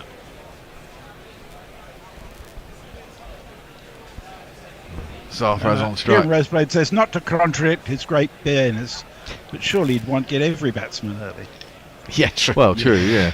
Oh! Wow, that's an absolute rip snorter from Hartley.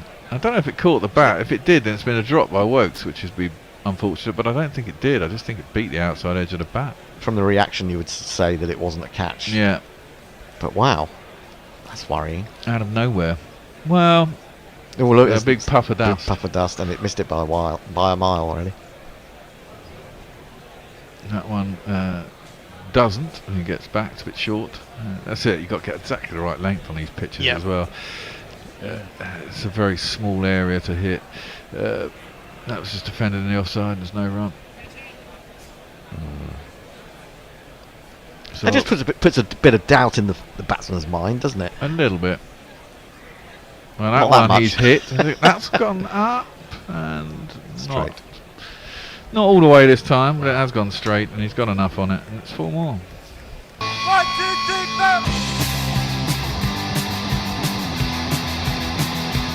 4. Yeah, your margins are very small for the bowlers, aren't they? Massively small. At this rate of progress, Sarfraz could get to a century before Jadeja. He could get there tonight. Certainly could. That'd be demoralising for England. That would be very demoralising, yes. Debutant 100 in, about an hour? Willowman says, Bear, have you tried heat wraps for your back? I find they help a lot. No, they don't really help me. That's defended on the offside. It's just time with mine. It just goes back. It's just got to wait for it to do it. And Mog was stimulated by a conversation to ask, when is Dice Cricket making its triumphant return? Well, when someone mentioned that earlier, I thought it's been a while since I had that highlights. I'll have to go back to it. Next pandemic, eh? Oh God, don't say that. I don't think I could go through another pandemic. The next hiatus. Maybe we should compete with the IPL. Play something interesting like Dice Cricket. Yes. Oh yes, that's a point. Don't watch that. Listen to this. That was interesting. Jimmy Anderson around the wicket to Jadeja. He just plops that into the offside. Doesn't take the single. Now, Jadeja has scored 12 runs in this partnership, and Safra's has gone from about 45 to 61 without Jadeja adding a run himself. Yep. So there's still just a gap of 12 between what Safraz has contributed to the total partnership. 61 to 73 at the moment. It is what you would call a triumphant debut. Indeed. Yes. Jimmy around the wicket. He's got on Hayden.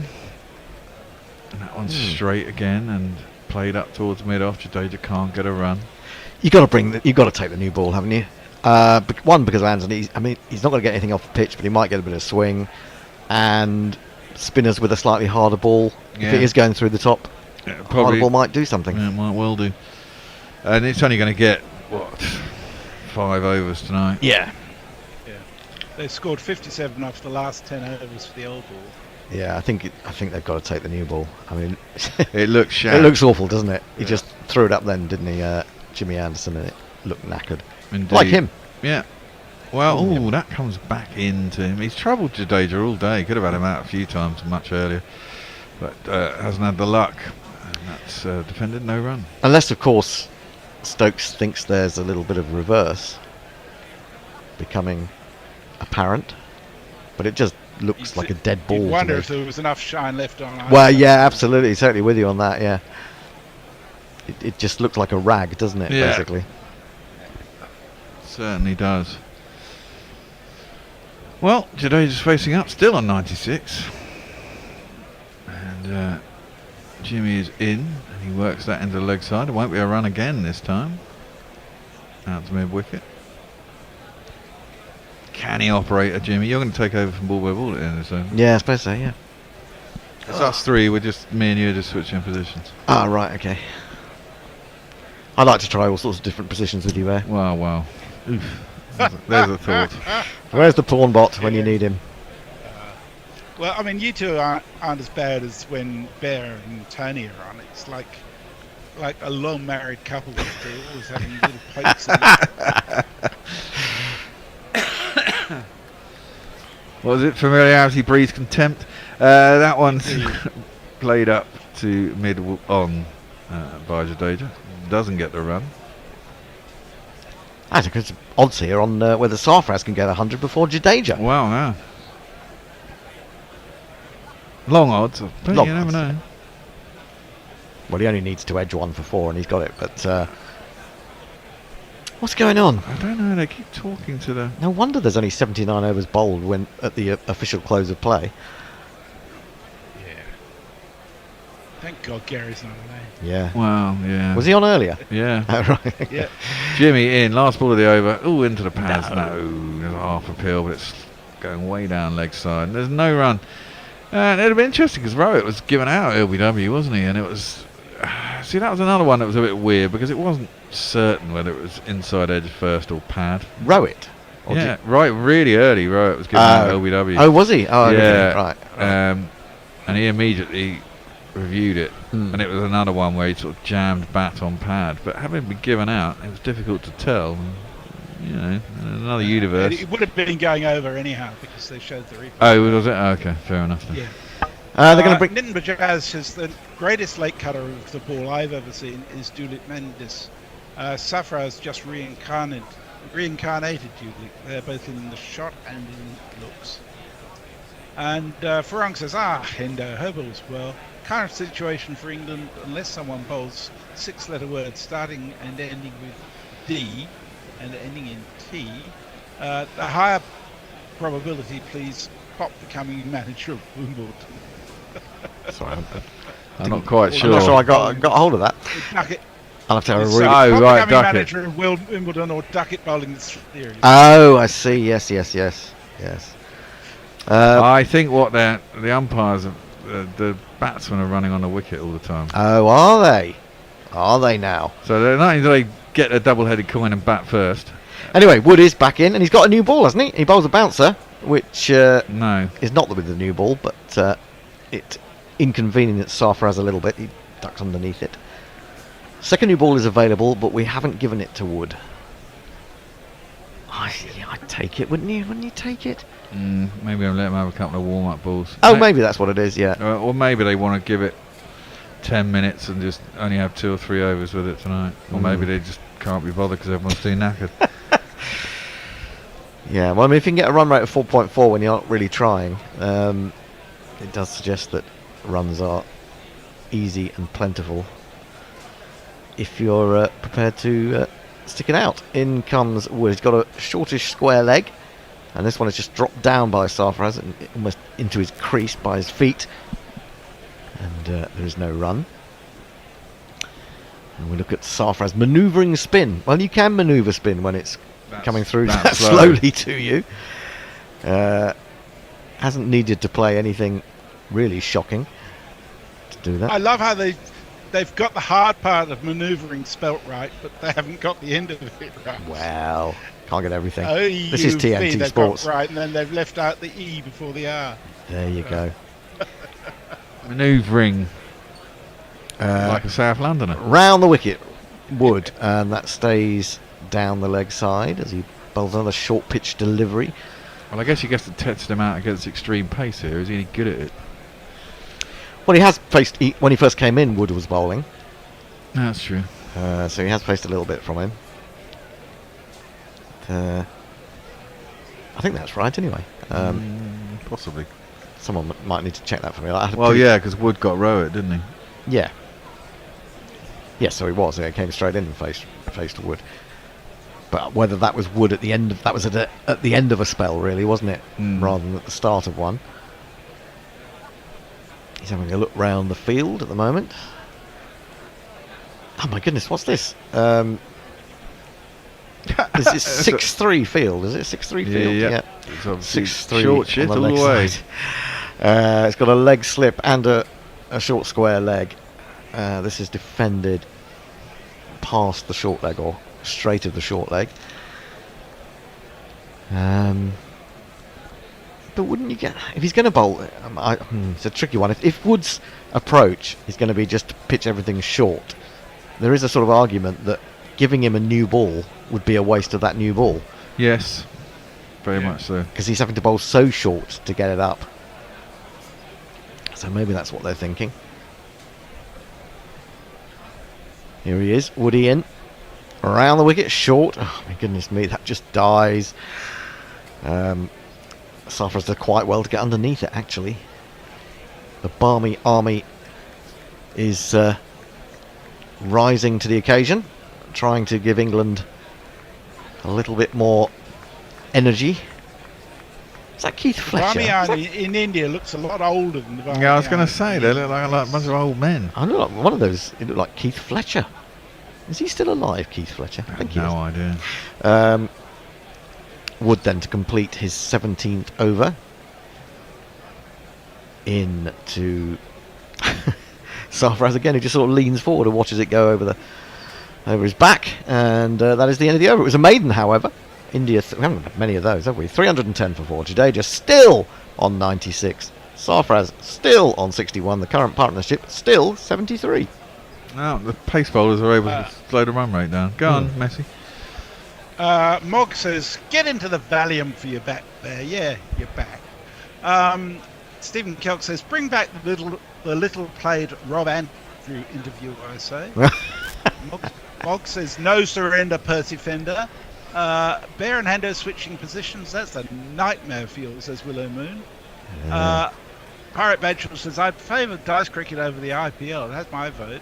Oh, there you Viking go. Bay says, dice cricket was a lockdown highlight. That- Willow Moon says, Guerrilla Cricket only fans. Could be another referee streak. Maybe not. Yeah. And Mog says, we've had Messi getting around in his knickers, so it's not far off. Now, Stokes has come together with Wood and Anderson, and I wonder whether they were being asked whether they had enough in them to give the new ball a go tonight. And I think the overall consensus was probably not. No. Anyway, Anderson will continue, number 41 from 16. He's got a first slip in there. And Jadeja's going to get a run, is he? No, he pushed it out into the offside. He was looking imploringly towards Sarfraz. He wasn't interested. And so there is no run. That was played fairly square on the offside. But, no, Sarfraz was not in the least bit interested. I think Sarfraz is being a little bit put off by having Pope in the on-Hayden position. Awkward when you're backing up as a batsman to have someone there. Come on, get him out, says a man in the crowd. A stray Australian. He's going to get a run here. He's going to get a couple of runs here. He might get... No, 2. Won't get 3. He'll get 2.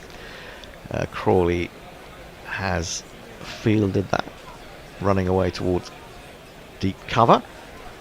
312 for 4. Jadeja 98 now. So it showed a lot of patience. That was the man who goes away too. The man who goes away. They're all coming out late in the day. Where were they at 4 o'clock in the morning, eh? Yeah. 98 Well, Jadeja. wherever you were, Hinder. Yeah, in the land of Nod. There's a bit of a delay. Not quite sure why. Is it something to do with the placement of the on-Hayden? And Anderson is going to continue. There's a statement underneath his name saying second new ball is available, but he's showing any signs of wanting to take it. He's in, bowls. That's a decent enough ball. And forward comes Jadeja, and they do take a single this time, and it was a little bit dicey. He goes to 99. The Indian players are congregating on the balcony, ready to mark his milestone. And now Sarfraz and Jadeja have come together in mid-pitch to discuss their running technique. Sarfraz had to put in the big belly flop at the end just to be on the safe side. It wasn't a very good throw from Crawley. It was dreadful. It wasn't the easiest ball to pick up, and he is a tall man. So it's comfortable in the end. Sarfraz is going. I mean, Jadeja's telling him, run quicker. Helpful stuff. Going to be facing up to Anderson, and Folks is standing up. It's down the leg side and flicked on its way. There is Hartley, I think, down there. It's long leg. Sarfraz moves on to 62. Jadeja back down to face. Got 2 balls in this over to get that 1 run it requires. He's not made a lot of centuries, has he, Jadeja? Has he made 1 or 2? It took him a long time to get one. It did take him a long time, yeah. And then he was quite prolific for a little while. Well, we'll find out. Not having the benefit of Tony's notes, maybe Tony will pop in and tell us. Yeah. He's had 3 test centuries. 3 test centuries, okay. So this will be a 4th. Anderson into him full, and he flicks it up towards mid-on. He wants the run. Sarfraz has been sold down the river, and well, they need to talk to each other again because the stump is out of the ground at the non-striker's end, and Sarfraz, who had Abeda's instruction to come for 1, is absolutely stranded. That is a magnificent bonus for England, if not for poor old Sarfraz's parents, who look absolutely stunned. Yeah, that's sold down the river. Single and my stump shattered. Do don't run, run, run, do don't run, run. He did turn a bit like the Titanic, but who was that picking up? Was it Stokes? It's Woody. It's Woody. Woody. Oh, it's a great hit, isn't it? Takes the stump right out of the ground, and Rohit Sharma in the dressing room has ripped off his cap and slammed it down on the table. I think you can only blame Jadeja for that, can't you? Yeah, it's not. absolutely. Sarfraz was just doing as he was told.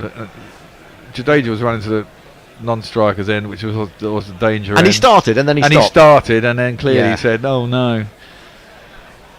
Oh dear. Well, that'll be entertaining when they both. Yeah. He should never have even started, should he? I mean, there was never going to be a run there. Well, he just hit it too firmly, didn't he? He hit it too well, really. Yeah. It was one of those. Definitely a bonus wicket for England. Oh, absolutely. Massive wicket and for the England. guy was looking like he was going to be there and score about 200 in no time at all. Yeah. That's a great innings from Sarfraz. But it's going to be a night watchman. No Ravi Ashwin. Oh, it'd be nice to knock him over as well. It's going to be Kuldeep. You want to jingle him? Yeah, Jingle of a Kuldeep jingle. Yeah, of course we've got a jingle for everybody, mate. One more wicket for England tonight, and it's on as even, really. Yeah, pretty much. Until I saw him today. Now that your death is my addiction, I've thrown all that Virat junk away. He's kind of man of the day, Woody, for England, isn't he? Yeah. 3 wickets and a run out of the 5 wickets that have fallen. Yadav averaging 10. Down the leg side, this will be 100. All you have to do is wait for that ball, you muppet. Down to long leg it goes, and I'm not even sure whether he's going to raise his bat, is he? He's going to... he's a bit half-hearted there. A half-hearted swordsman, I'm afraid. So he's going to get a bollocking from Rafa Rohit when he goes back in. 100 from 198 balls. 10, 20, 30, 40, 50, 60, 70, 80, 90, 100. Congratulations, sir. You are a centurion.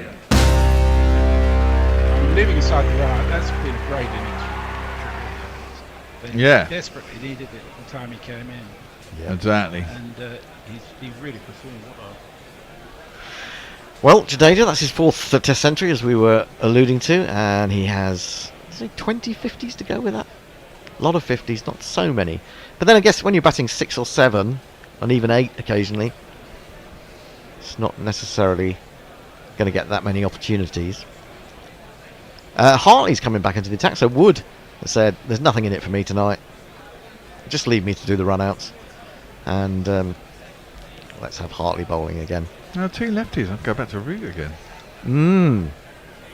Or even... Or does Kuldeep bat right-handed, even though he's a left-arm spinner? Is he one of those like me? Do you know, I've forgotten. Rayan bowling some googlies, maybe? Anyway, it's Jadeja who's going to face. And looks like Ben Folkes is directing operations as much as anyone. Maybe he's just relaying instructions via from Stokes. Just one slip, and Hartley is over the wicket, looking for a little bit of turn into footholes. There's not much in the way of footholes, actually. That one is just allowed to pass, and there is no run. First time he's bowled over the wicket, I think. He does like to come around the wicket. He's in again. Bowls. Well, that one just keeps going. Bounces a little bit.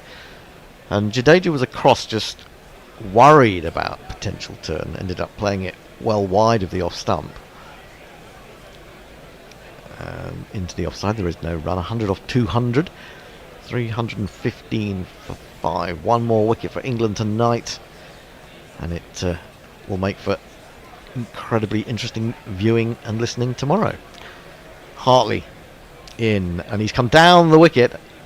Whether Hartley saw him coming and drew it back, I'm not sure, but in the end Jadeja just pads that one away.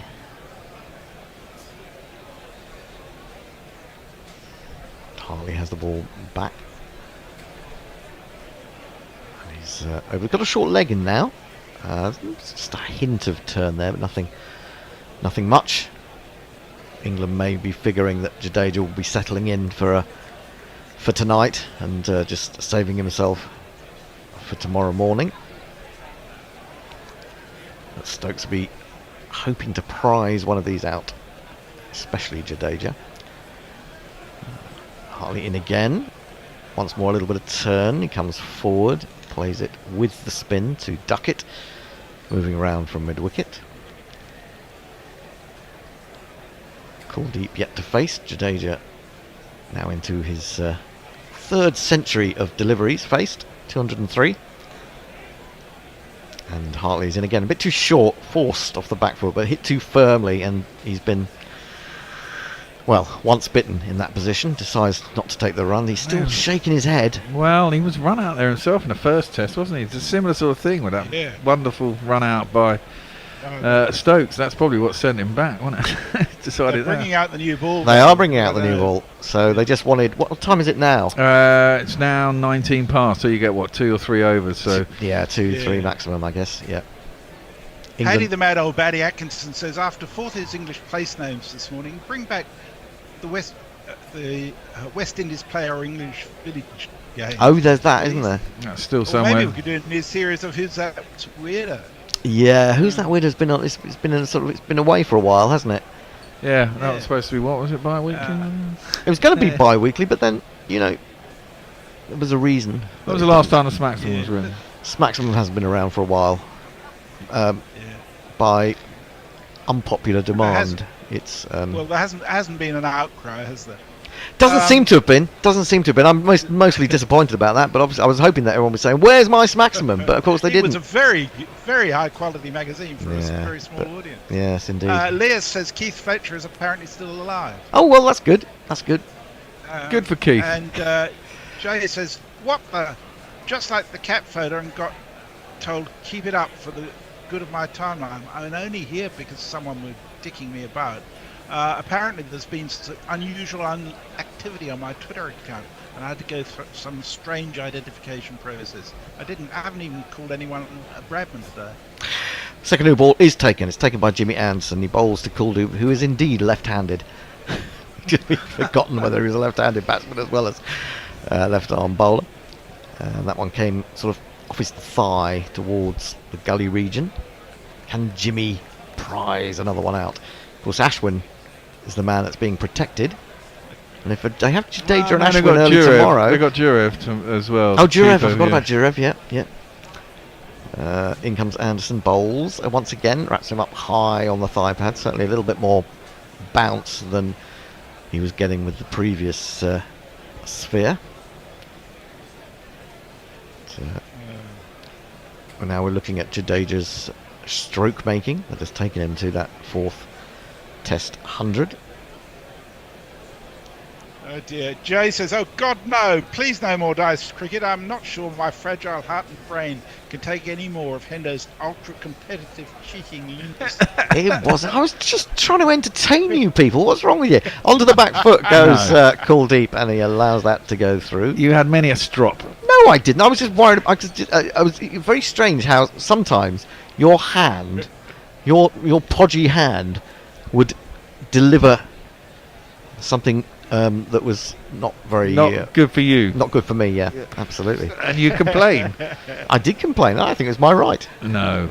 Everyone's right in dice cricket to have a second opinion.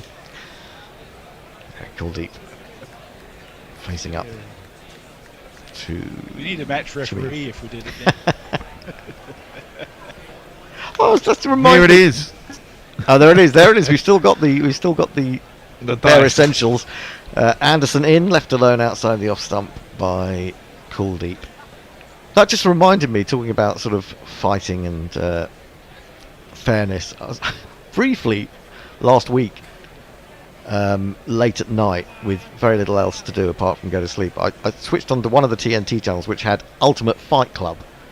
And there was all this build-up. It was live. There was an Ultimate Fight Club coming on.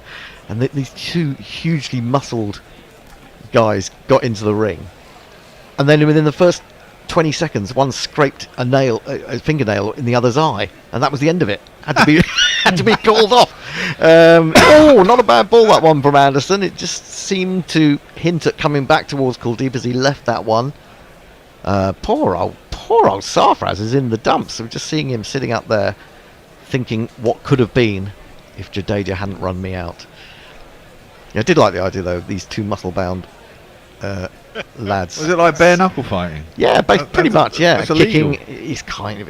Well, it isn't. Well, I is suppose it? you got ultimate fighting. then Yeah, you got, he's got some. mixed martial He's got arts, huh? some rules, so called, but yeah, this huge Russian guy with masses of hair and muscle. Oh, that's a good ball from Jimmy that gets that to move from leg stump to outside off stump, off the pitch rather than the swing. Too good through the keeper, no run. Messi. Farong says rest day in the BPL conveniently arranged for the West Indies players to arrive 1 week remaining before the finals. You need to play 2 matches to be eligible to play the finals. Moeen had a decent match on his return to Camilla, 50 plus with the bat and 4 wickets, including a hat trick. So Moeen's just swapped South Africa for Bangladesh now. Yeah. Is he? Okay. He's raking it in. I guess, although I don't imagine that the Bangladesh is the most. But there should be money there. It's Bangladesh. They've got a pretty big population, and cricket's big. Yeah. Well, whether they can sell. I mean, it's live now on YouTube. I mean, you remember when we were trying to get the rights to that from that Rabbit Hole TV a few years back? Hole TV. And it was geo-blocked. Now it's not geo-blocked. You can watch it in England. Well, Joe Root is going to take over from Tom Hartley. He's going to bowl with a new ball. 12 overs now for 62. It's not been his day. But maybe with this harder ball, he might get one to skid through. Trap LBW. Or one little pop. Anyway, here he comes in. Bowling to Jadeja. Won't do anything if he bowls him in a horrible, filthy full toss, which can only be parried by the man at mid-on all the way down to the long-on boundary for one of these. 4 on the floor, and one more 4 than the 4 before. That's what 4's are for, to get funky on the dance floor. And now Root has got 66 against his name, but not runs to his benefit. Against his name, I suppose you'd say. And he's got a pitch the ball. You don't want to be giving full tosses with a lovely new ball. No, a bit. Stokes wasn't happy with the fielding there, was he? No, it's an awful ball by Root. He's short and it's stood up, and Jadeja has paddled it away. Great chase by Hartley. They'll come back for the second. Maybe he's a bit stiff. It's the end of the day. I mean, just coming on to bowl 1 over maximum, really. Yeah.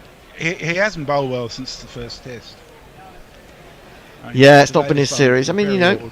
Well, he isn't a full-time bowler. I think we'll get all this talk, won't we, about is Root finished? Is Root finished? No, he's not finished. Throws this one up and is left alone. A little bit of turn. No run. Ravindra Jadeja is now 1 run short of 3,000 in Test cricket.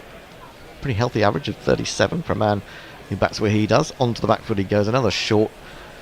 Generally a piece of filth. But Jadeja just pats it back. Couldn't even be bothered.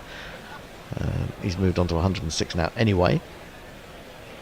And he wants to be there. He's got, say, the new wicketkeeper to come in tomorrow. He's got Ravi Ashwin. So it's by no means done by England, this. Onto the front foot comes Jadeja. Covers up in defence. I think it's wrong that Root's bowled 1 less over than Rianane today. And more expensive. And Rayan bowled a very long spell after tea, didn't he? But he hasn't... Straight after tea, was it? But nothing much, if anything at all. It's like awful from Root. He's just dragging it down. Horrible stuff. He's lucky to get away with only conceding a single there. Picked up by They didn't take the single. Wood. Oh, they didn't take the single? Well, it's the last over of the day, isn't it? Right, okay. Kuldeep's got to seam it out, face it out. Well, I don't know. I don't want to talk about Sarfraz Khan because he really does look absolutely like a man who's, you know, not been able to win anything at a casino for many, many years.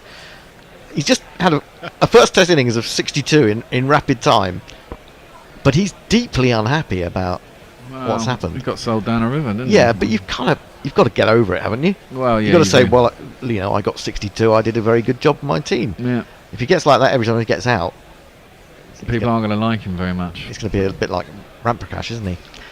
He would sort of sit in the dressing room with a towel over his head. Jimmy Anderson will bowl the last over of the day. 18 overs for him, number 46. Sorry, Messi. Jay Grover quotes the bear saying, or is he one of those like me? No, Nigel, there's no one like you. You're very special. Oh, outside the off stump, Jimmy Anderson.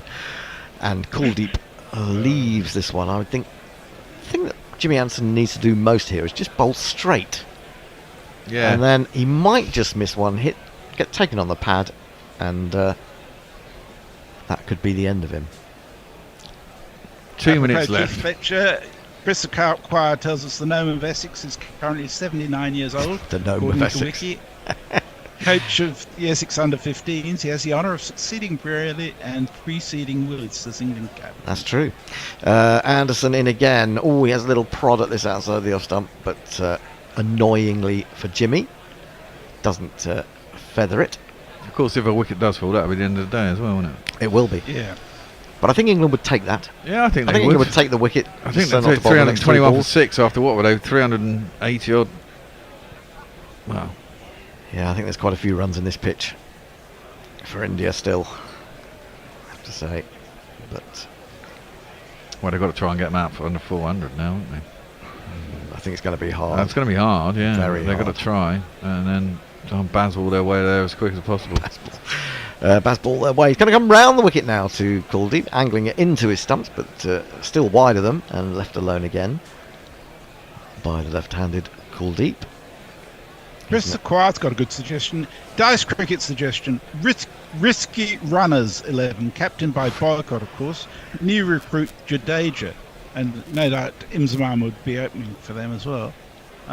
There'd be quite a few good recruits for that. It's a good name for a team. Risky too, Runners. Risky Runners. Risky Runners, yes. Yeah, I think it was a once-in-a-lifetime thing, actually, the dice cricket. Nicely crafted shot from Kuldeep into the offside. They're taking runs. If they are, they're going to be looking for 2. We can't tell you because the screen has frozen and now gone blank. So no one knows Right at what's the end happened. of the day, it was a run out. It was a run out. We lost a wicket. We've got a picture of Rajkot from outside the ground, but nothing else. And we're back into the for fuck's studio. sake. Oh my word! So we're on our own They've now. lost their feed. They've lost the feed with a couple of days to go. Oh no, we're back. No, we're back. They were all looking a little bit shocked. I wouldn't mind a gig with TNT if you get taken to Sweden for the to do your stuff. They did take a single. That's interesting. They did, exposing Jadeja to 2 balls. Oh, go and nick it off now. Oh, that'd be fun. In comes Anderson, back over the wicket. 3 slips and a forward short leg, and it's beautifully clipped by Jadeja. It was right up there. It got what it deserved. He was looking for swing. It didn't really happen, and it's 4 runs. It's Nissan She. It's Nissan She. Shake of the head from Jimmy. He's just looking for the big swing there, wasn't he? Yeah. And it just didn't Do anything. do anything at all. That's a easy shot for Jadeja. Final ball of the day coming up. Bit of a hard one in the end for England. 326 for 5. 2 men have got centuries.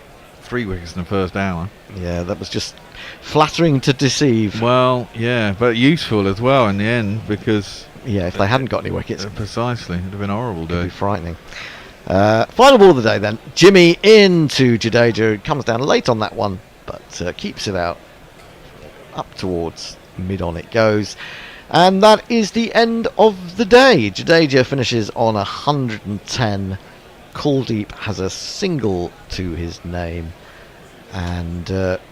well, it's been a day for Rohit Sharma, it's been a day for Ravi Jadeja, it's been a day for the new man, Sarfaraz, although it came to an untimely end as far as he's concerned. With regards to England, it's been about Mark Wood. Yeah, Mark Wood, 3 wickets and a run out. He's done everything pretty much, hasn't he? Apart from Hartley, who got an absolute shocker, really. I mean, it was a pretty poor shot by Padisar. Yes. As a bit of a gimme. Other than that, it's been bloody hard work. Yeah. I mean, this is the thing. The 2 guys who've scored runs, apart from Sarfaraz, who came in at a reasonable time, you know, they're all newbies with very little experience, and they kind of looked it. And there is a soft underbelly in this Indian batting lineup. You've just got to be able to expose it, and the problem is it's difficult on a wicket like this. Yeah, it's so slow. I mean, really... You might get a wicket, and you will get wickets, and I think we've seen with Hartley and with Wood when he bowled for that wicket of Rohit, but at the same time it was kind of a little bit lucky because of the pitch to a certain extent, and he was through the shot so early. So yeah, it's a really difficult pitch to bowl on. At the Especially moment. first up, exactly. Yeah. I mean, this is it. I imagine on day 3 it'll be much more friendly to bowl on, but I mean that's why you win the toss, you bat in India, and Rohit has won the last toss, and he's won this toss, and it's a big fillip to do that in India because it gives you the opportunity to get best use of a track. Indeed, it does. Well, we've had no entries for GPL today, so we don't have to look at that. Just look at down the scorecard. Jaiswal was out, caught root bowled Wood for 10. Gill got a duck, caught Folkes bowled Wood.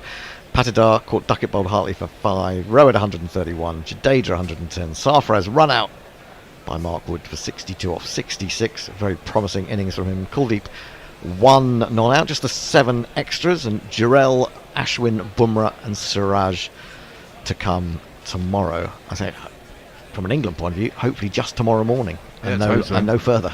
Yeah, it's a nice early wicket to be good. That's what England will be looking for. It's been a tiring day for them, I guess. And yep. As I say, Wood has justified the use of 2 seamers in this lineup, especially if you're batting second, I think. Aye, indeed. Any last messages, Messi? We ought to get off. There are a few, but just a couple I'll refer to. Ferron points out that in the first series after COVID, there was an Australian lad who likes to get out LBW, got paid over $100,000 for 8 matches from memory. So the BPL does pay well. Oh, right, okay. If you're of importance. Right. So I expect Moan's getting a fair bit. Yeah. Jay just says thank you all very much. Bear, I just wanted to say thank you, and I'm sure today was much more fun than it would have been if you'd been stuck on this beach behind me. Yeah, in Gran Canaria. Yeah, that looks awful there, Messi. How are you dealing with it? And I'm back in tomorrow as well, God damn it. And I'm not. Good on you. Thank you for that. That's okay. Are you back on this test, Hender? I'm supposed to be on Saturday, but we shall see. We shall see. You don't get fucking just see bollocks. It has to The rest be, of us you know, commit, you know. It's not about commitment. It's not about commitment. Well, talk off air, but you know. Anyway, Thanks, that's it guys. for today. 326.45. India after winning the toss, batting first. We will be back. Certain people will be back tomorrow. Until then, bye. Good night. Bye bye.